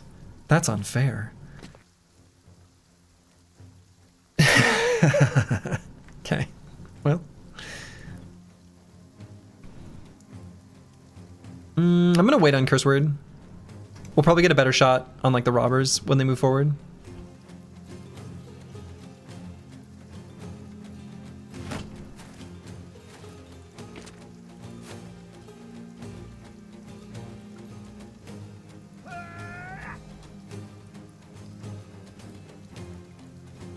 Yeah, just the 2 archers with the hill. Isn't that a little suspicious? Anyway, I might just throw 2 axes. I guess we'll do a little bit of each.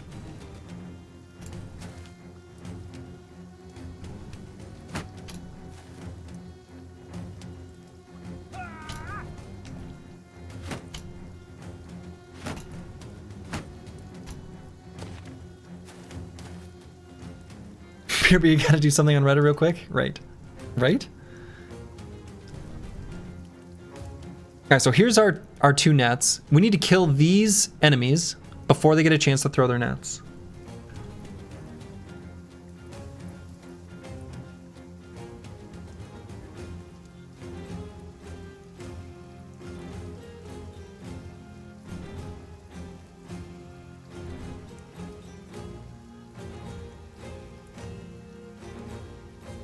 All right, so I think I'm gonna move Squigs to here.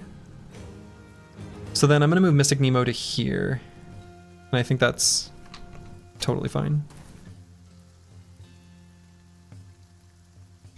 So if we take out this Vandal, then we can take out this Robber afterwards.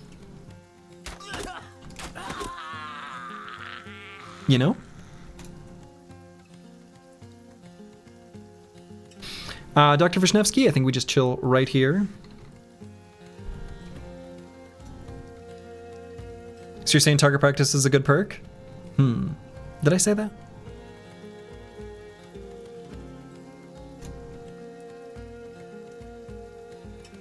Now, if Not Delusional is using Indom, is this Hex okay?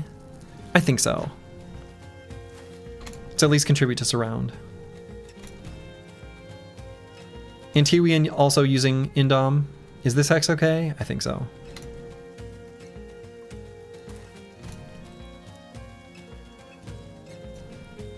The 2 robbers together have 1 full head of hair.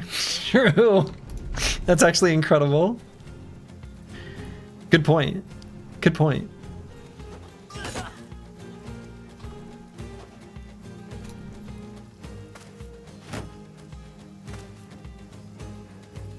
Well, would you look at that? That looks like 2 reaps right there.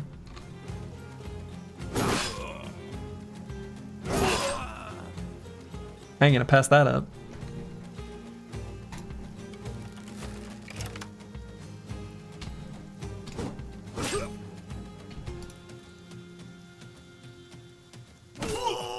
Full force. Did not get the net. Do I wait for this robber to move? Maybe we get a better angle. We might. Full force. Got him.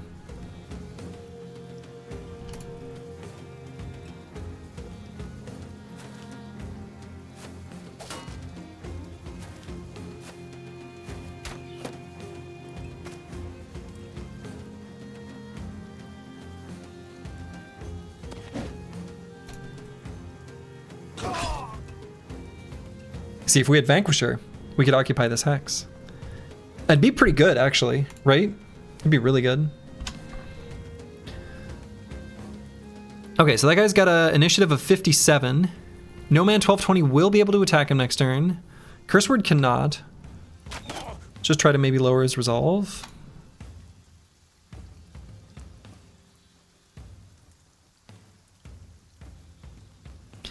Let's crowd this bandit.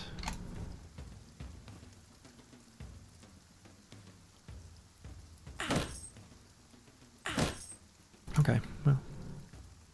Kristoff. Full force. Smashed hand. Sure. The Chaucer is not in any risk. Actually, we can probably even just go here.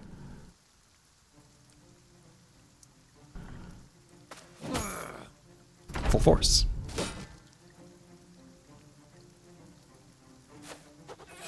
Yes. And did we get the... No! No! The game's picking on me. It's being mean. Is Antiwian naked? No, no, no, no, no, no. He's got a shirt on, it's just a little torn. Full force.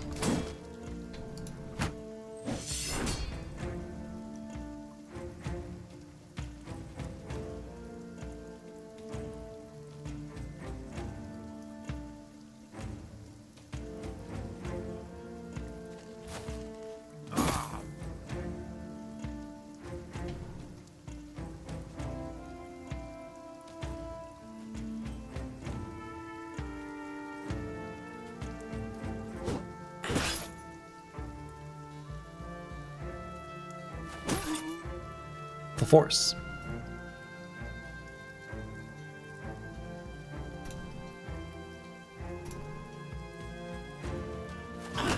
Full force.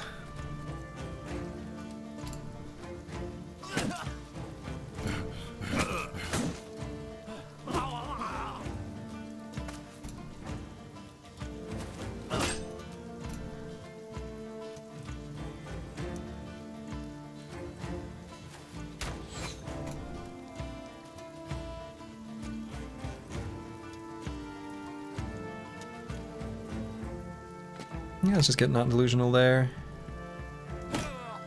Full force. Smash. Hammer smash.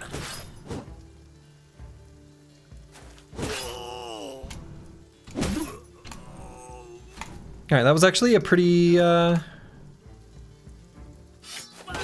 straightforward camp.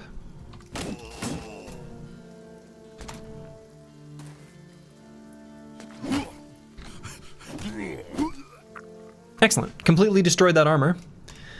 So, ooh. Oh, wow. Oh, okay.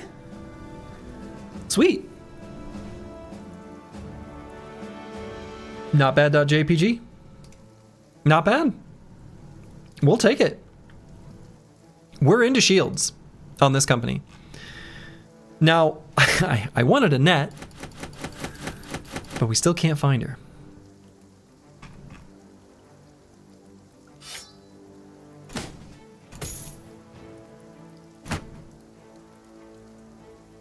And anything else in this loot table that I want? I don't know. Yeah, shields are incredibly good for this party composition.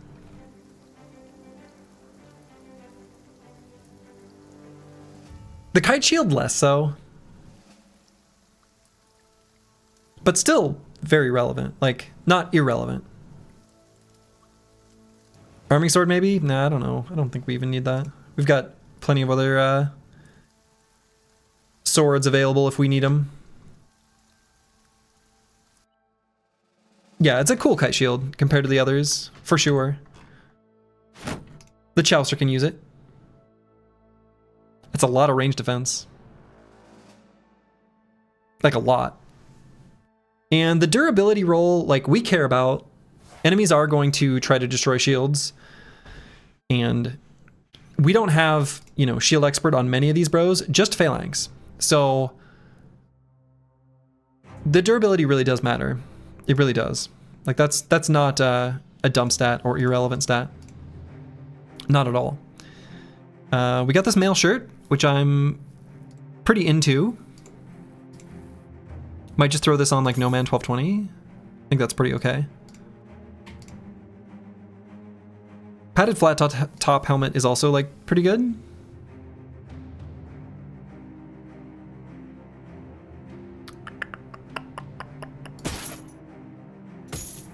Dr. Vishnevsky can have like a little bit heavier stuff on. And I think that's okay.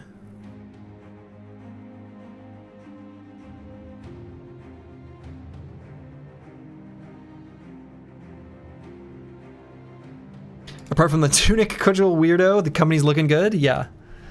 Now, the downside there, of course, is where's our net?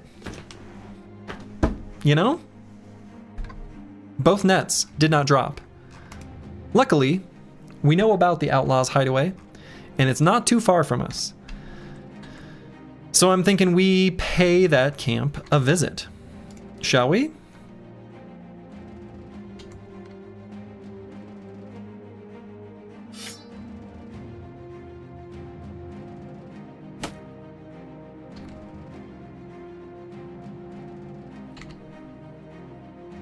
Now, it's possible it'll be too much for us, right? We'll have to look at what's there. We'll see. Also, we should be professional soon. Wow. Wow. We're literally like one away.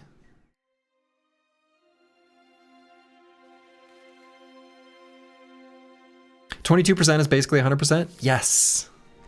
Right?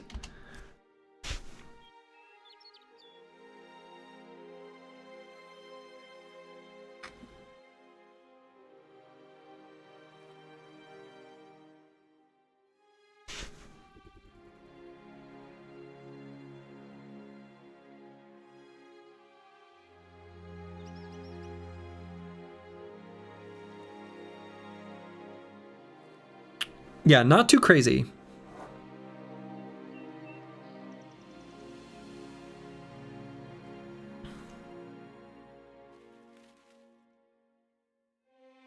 Not too crazy. I think we can do this. Yeah, Master Archer not significantly stronger than Desert Stalker, right.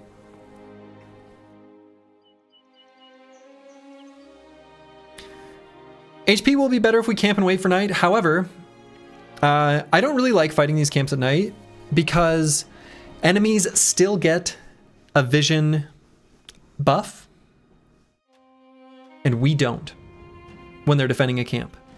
So we really can't do these at night. We actually do these during the day. 2 to 3 marksmen and a Master Archer, that's not unreasonable.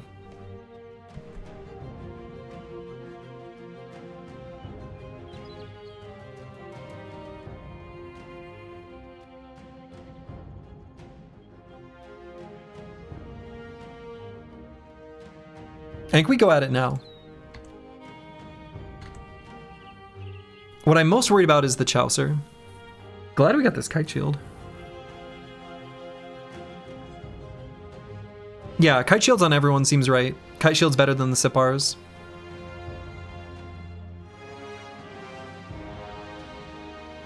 Wait till the end of the afternoon just for Antiwan's sake? I don't think so. He can withstand more than you might think.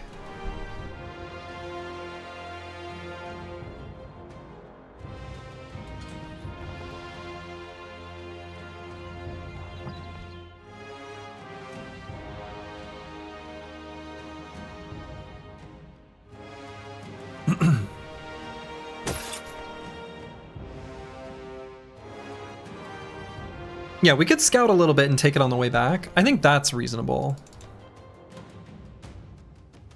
We'll just take a quick peek on this mountain and then come back. We want to do it during the day, right?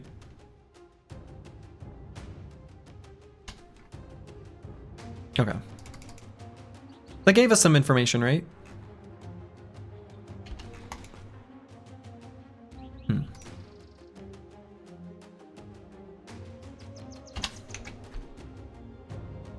We gained a little bit of hit points.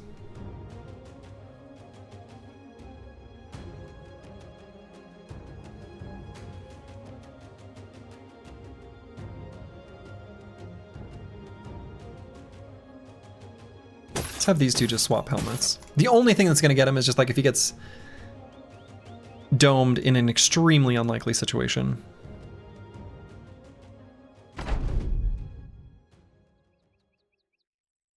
Ooh, ooh, ooh. This Brigand Killer has so much that we want all on one enemy. He's got an armor we want. He's got a helmet we want. He's got a net we want. And he's got a dagger we want. Same deal here. Oh my. Warhammer spotted.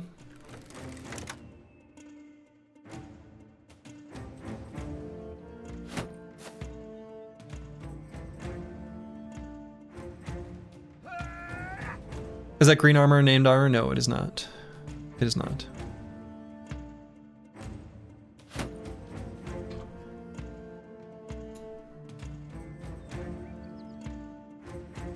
I don't think they're gonna push out, are they?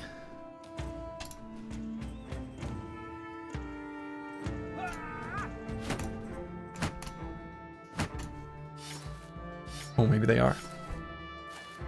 Okay, okay, okay, okay. So, we scoot.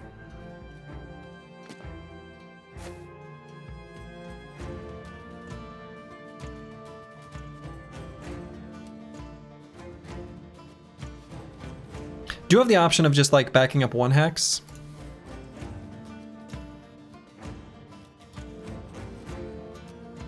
Or even remaining here because of this high ground, but I think I might still rather back up two because these brigand marksmen.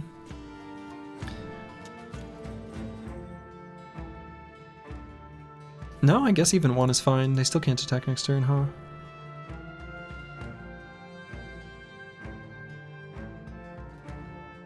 No, maybe we do just back up one. I think I'm okay with that.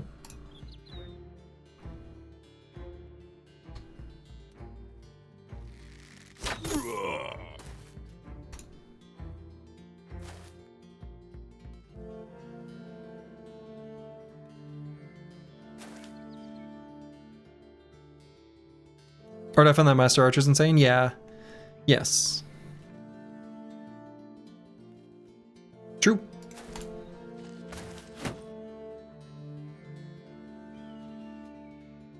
And we can keep this high ground hex, and it could still just be the real Kirby standing here. Or it could be Khrushchev.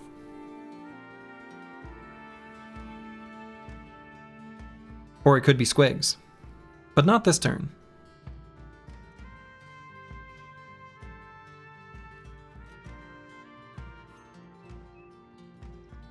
Green polka dot armor, it's the brigandine shirt or whatever. It's good. We want it.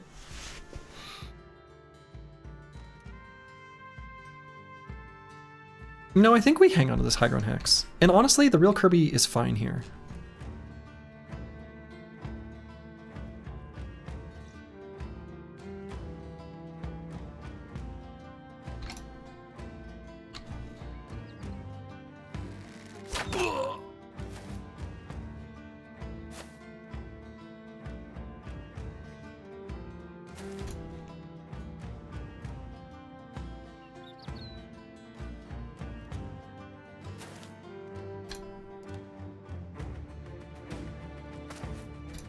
So it do look goofy, the way we're doing this. It do. I understand.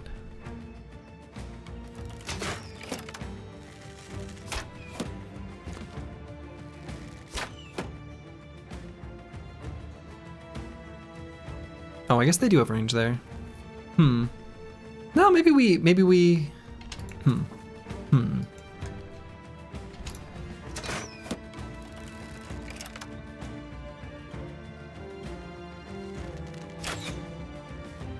I'm gonna back up one more hex.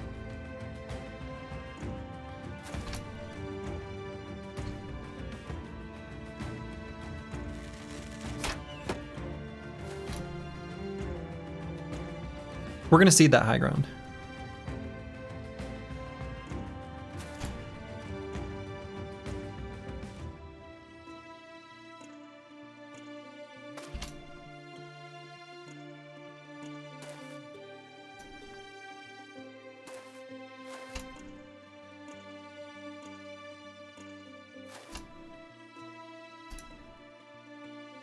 Never seen the green armor before? Yeah, we saw it in the last run.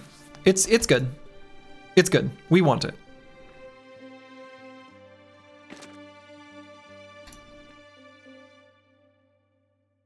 I don't remember the exact weight value, like off the top of my head or anything.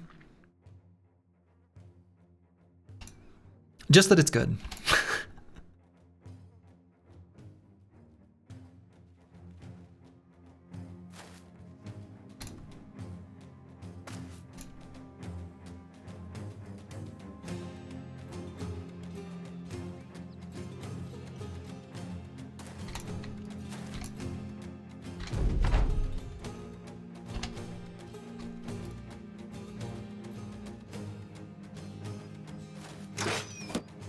spirit.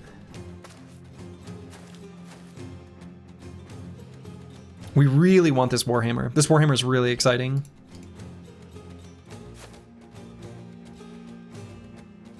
So we will probably scoot and shoot and go down and to the left. That's looking like a pretty likely result.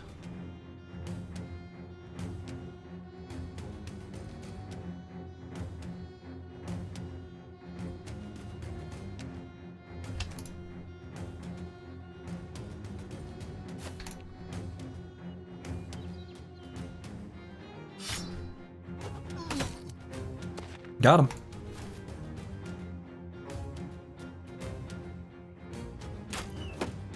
Missed him.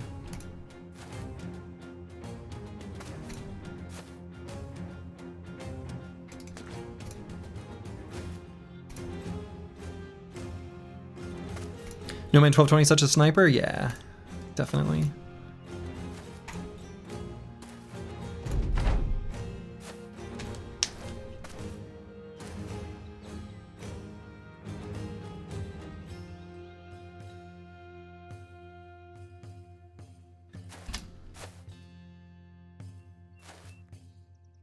Pretty aggressive move forward there. Oh my goodness. Well, I guess this is where we attack, huh? And the real Kirby, with his 4 exploit opening stacks, full force, does a big attack. Now, I don't want the Chaucer to get engaged on by these 2 fools.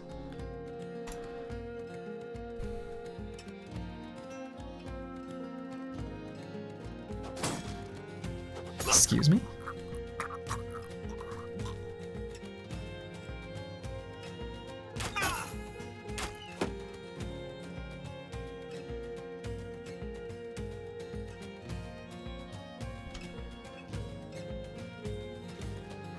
Squigs will probably push forward, but there's no reason to do it at this part of the round.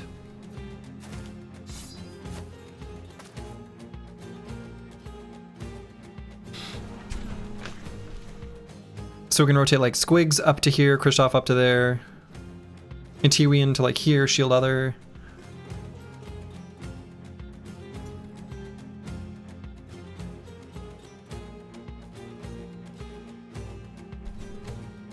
How do we guarantee to get all these goodies? That is the question.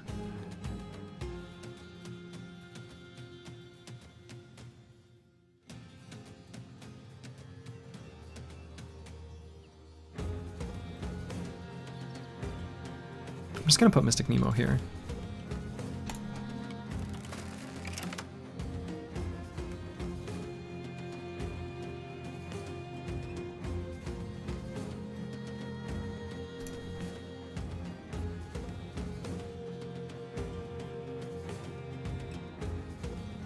Kind of thinking about putting Dr. Vishnevsky here. And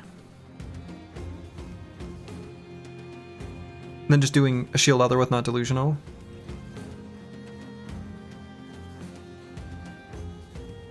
The Chaucer's is going to back all the way up. I mean, I guess he doesn't really have to. He kind of has to. He can't get engaged in melee because of the cut leg muscles. So maybe he should be there. So just here with Dr. Vishnevsky is fine.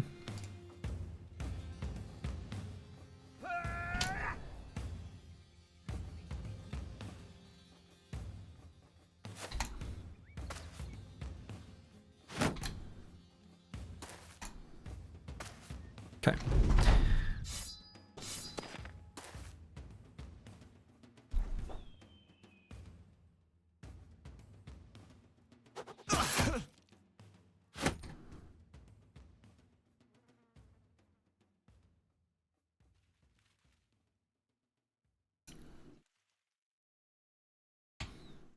Let's just finish him. What? That's impossible.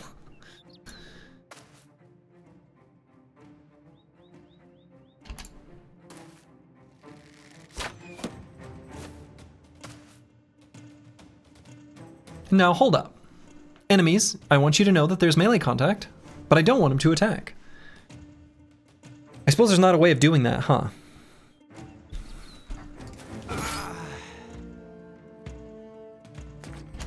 Well, I killed him, so take that.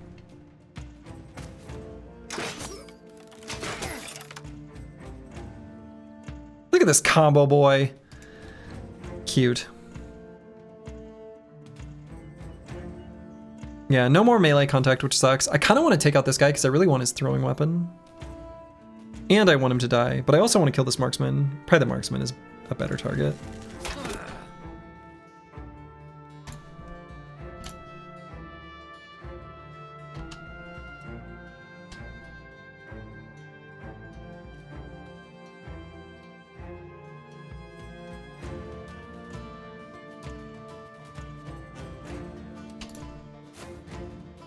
Oh my. This killer moved forward, huh?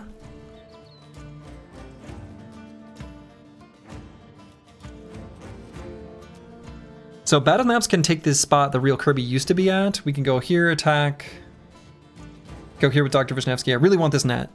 And I want everything, actually. What? Well, I want to hit him.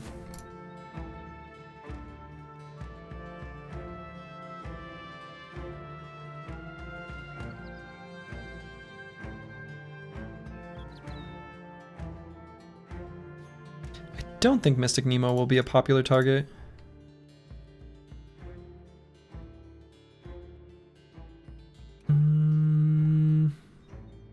I could go up here and claim the net once this guy dies.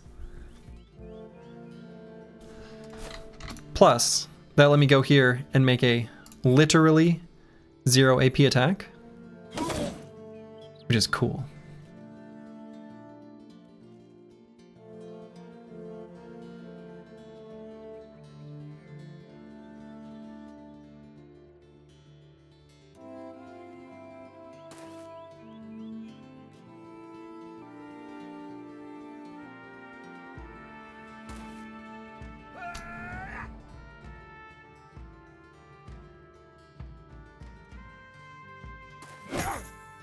I really want this guy to die. You must understand, it has to happen. I could like rotate and no, cannot attack after that. I guess just go to here. Dovcool, give Slurgy a net, please.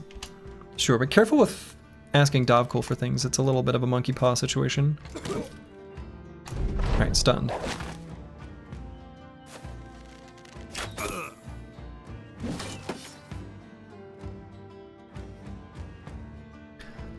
All right, No Man 1220 can do aim shot and then throw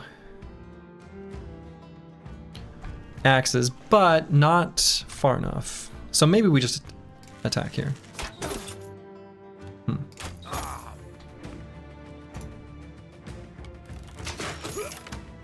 Okay. Keep in mind the Chaucer still has 9, but he's just gonna back out completely now.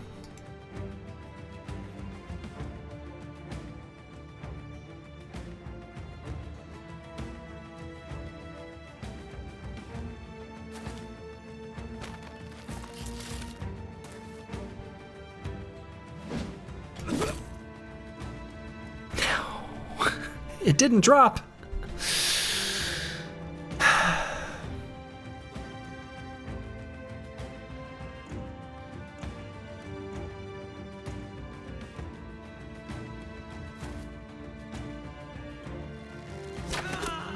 Okay, finally hit that guy.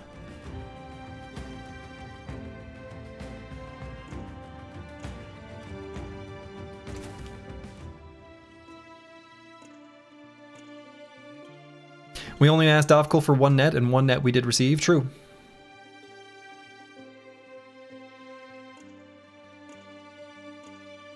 Battle Maps destroyed the net instead of carefully removing it. I know. Very rude. Kind of inconsiderate, really. I love how we've got Nimble Bros ready for this Warhammer. That's a good thing. Could move Kristoff forward and attack. Kind of tempted.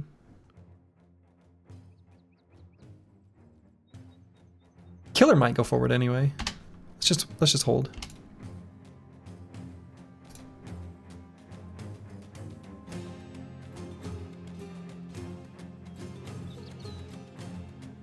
No, I probably gotta back the Chaucer up.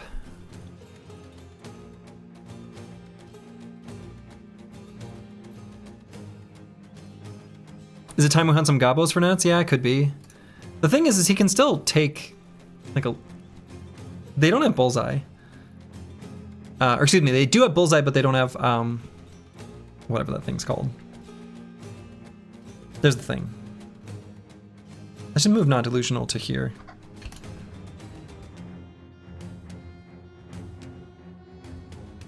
Maybe we put in T-Ween on this high ground. Target practice. Target practice. Thank you. That is what I meant. Or was my brain was parsing and searching. Couldn't find it. And T-Ween is fine here.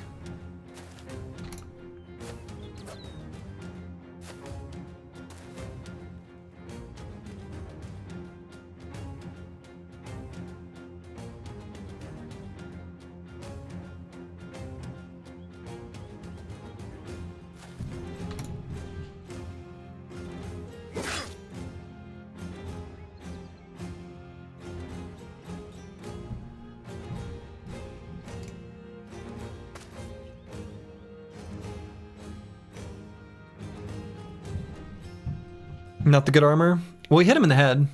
Unfortunately, well, we'll see what happens.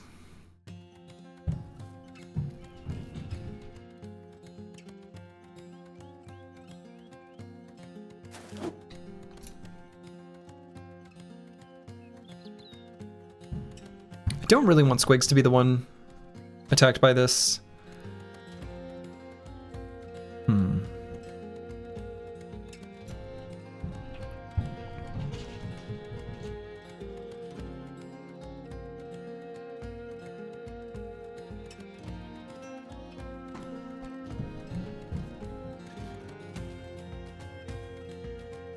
No, I think their hit chance of hitting the Chaucer if he's here is literally 1.25%.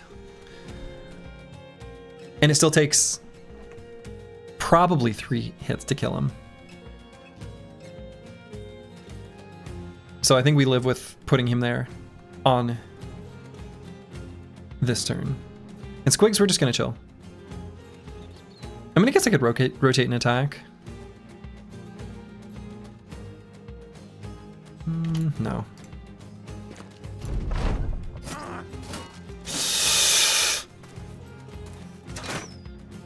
Glad he has 9. Okay. Full force.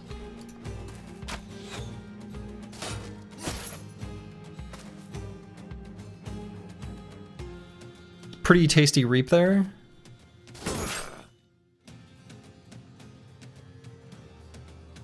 Yeah, double grip puncture strikes again. Accurate. We need him to die.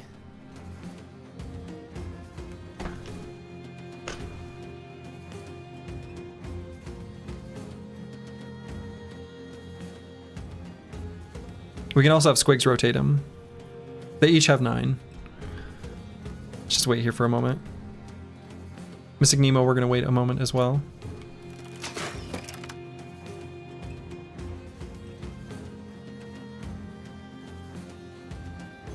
No Man 1220, I could wait, lose a stack of, Don't really want to lose a stack of our thing. I kind of want to hit this guy with a big old hammer. But it's not a full force hammer yet.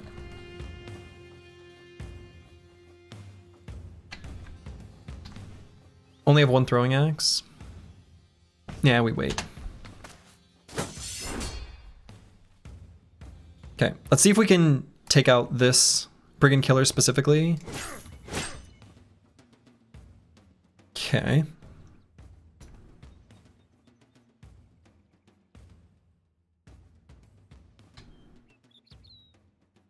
Can do an aim shot and still move. Let's do that.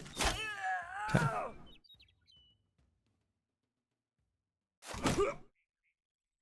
Okay. So Kristoff is fine.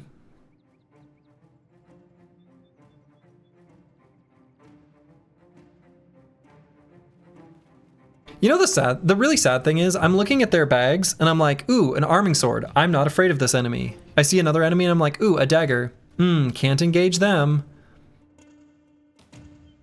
Just feels incorrect. Bandage, could bandage for Pierce side.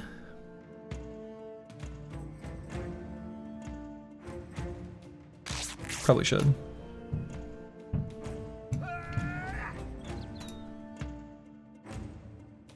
And we're gonna have not delusional lockdown block eyes Einhart with his indomitability. And the Chaucer is just going to skedaddle.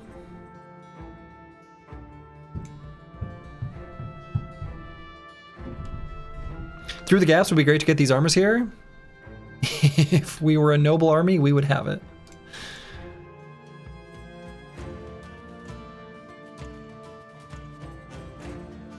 Is that thunder? Yeah, it's my wife playing with the dogs upstairs, throwing the ball for him.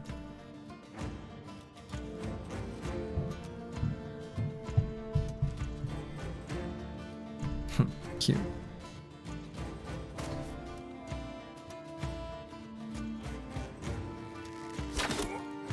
Just take away the anticipation stack there.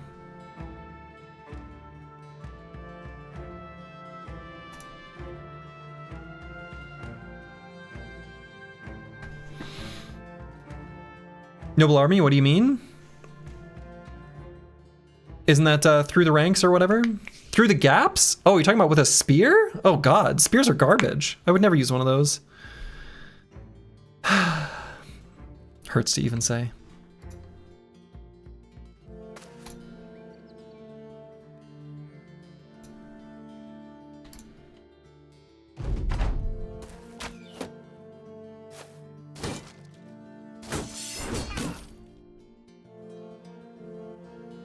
Okay, we're gonna let Black Eyes Ironheart attack first, and then we're gonna move the hammers in range of him. Oh my goodness, very brave.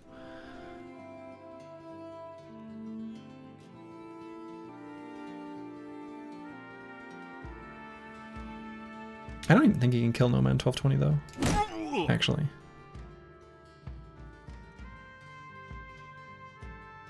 I don't think we need to rotate him. I think he's made a huge mistake, actually.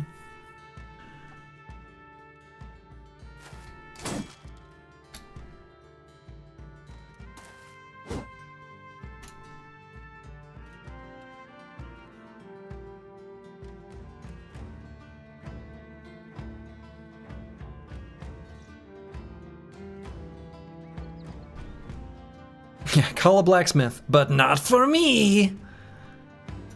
But I'm gonna keep a rotator nearby.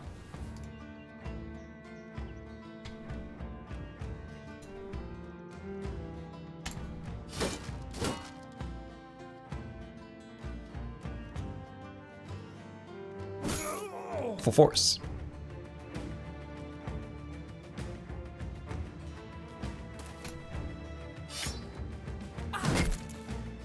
Take that.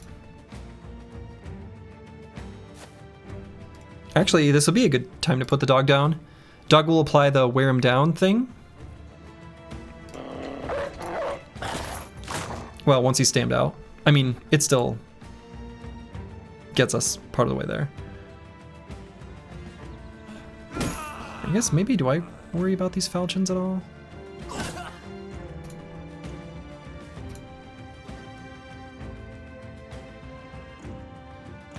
In our recover turn? I don't think so.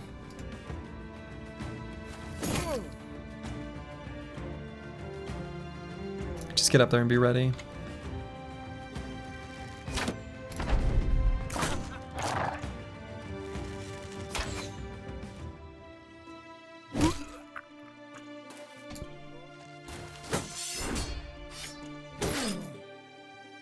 Okay. No problem.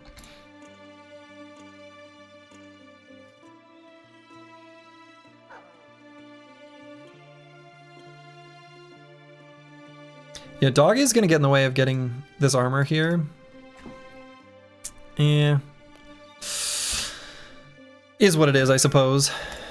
Full force.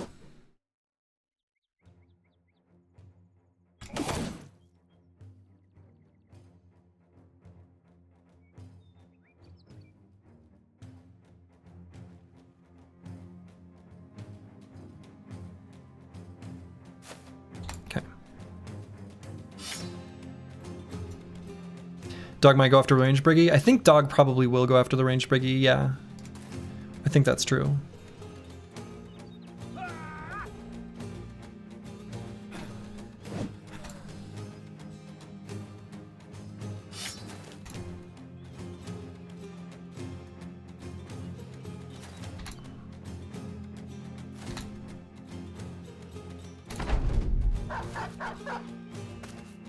I think that's what he's doing.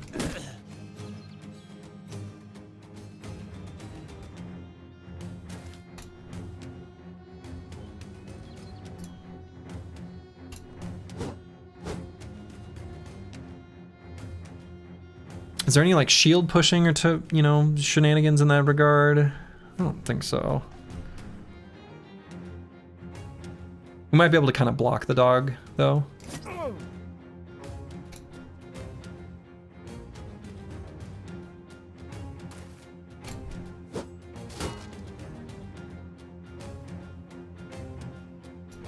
We can also rotate the dog away.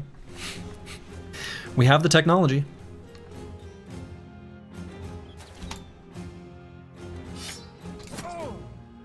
Hey, look at that. Would you look at that?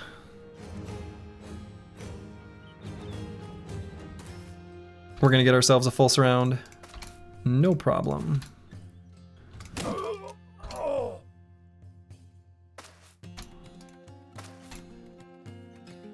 And we're even. Gonna chase after that guy, maybe? Nah, let's not risk the dog. Let's just say it's over. Good to be back to 12 bros. Does the dog count? I mean, great loot. Great loot. Tons of tools. Very efficient fight. We gained a brigandine shirt, reinforced leather armor. None of the ones with the direwolf attachment, which is too bad. We got 2 rondelles. But you know what? And we got the warhammer. We got some beer. We got some mead. What we did not get...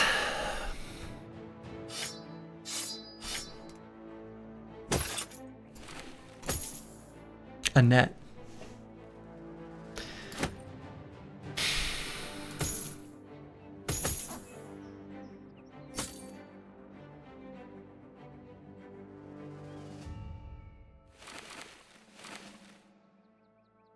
We did not get a net.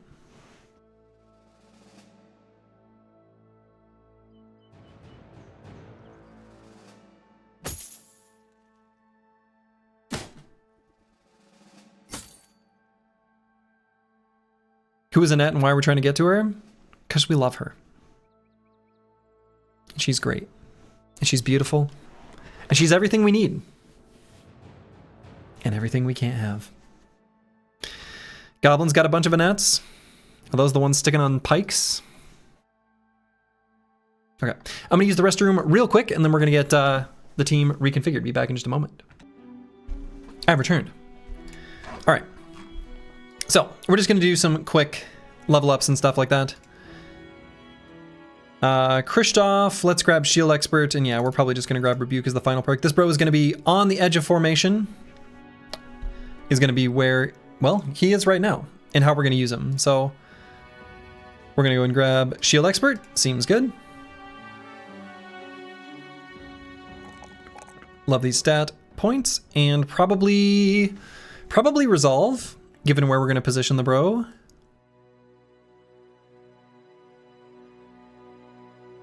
Yeah, seems important that he does not break. And I would really rather take Rebuke instead of Bulwark on this brother. So that seems like a pretty good choice. The Chaucer. Unstoppable is going to make our full force attacks have even more force. Seems right to me. Take the primary stats. Love seeing that +3. We actually have 46 resolve, not 36. And so probably I'll just grab hit points. We're also have a death wish. That's right, the fullest of force. And what other sort of changes do we want to make?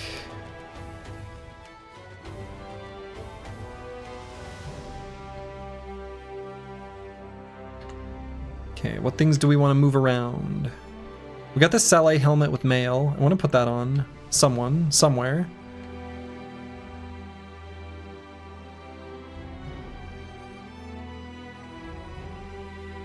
Let's fix the reinforced leather armor. I'm also going to fix up the Brigandine shirt.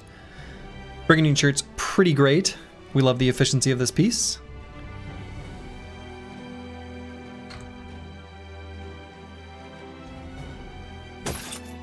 We're going to swap this armor. Actually, you know, honestly,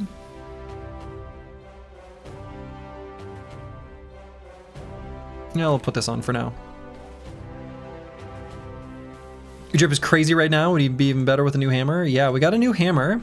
Who do we give the new hammer to?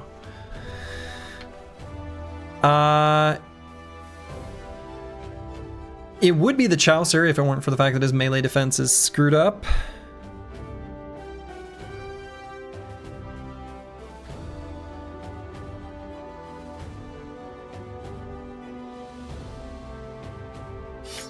Sure, it can be Squigs.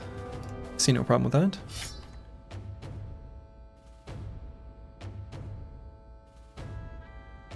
I don't know that I have a super strong preference for who it goes to. It'll be a huge upgrade no matter who has it, basically.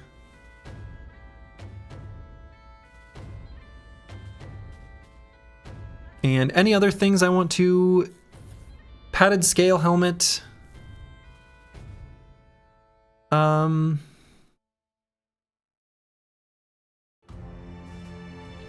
I guess is like fine. Squigs weaseling his way into becoming a hedge knight, while the Chaucer falls into being the bard. Right. Yeah. True. We've got these Rondel daggers. Kristoff might have to change his armor, right? He currently has a unusable combination because of his injury. That sort of sucks. We can start out with some fatigue savings by swapping his shield, but we're going to need to change this armor. And he's very vulnerable while he has like a not so great armor on. We can have something heavier than this. We just don't have anything fixed up. Maybe this? That's probably fine. Paint a hat? Yes. Let's paint, oh, we really need to get paint support for these.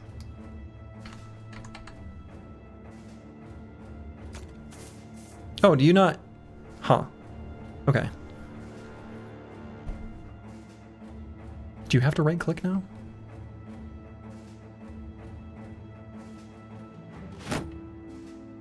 Yeah, 31's not good enough. This will be fine.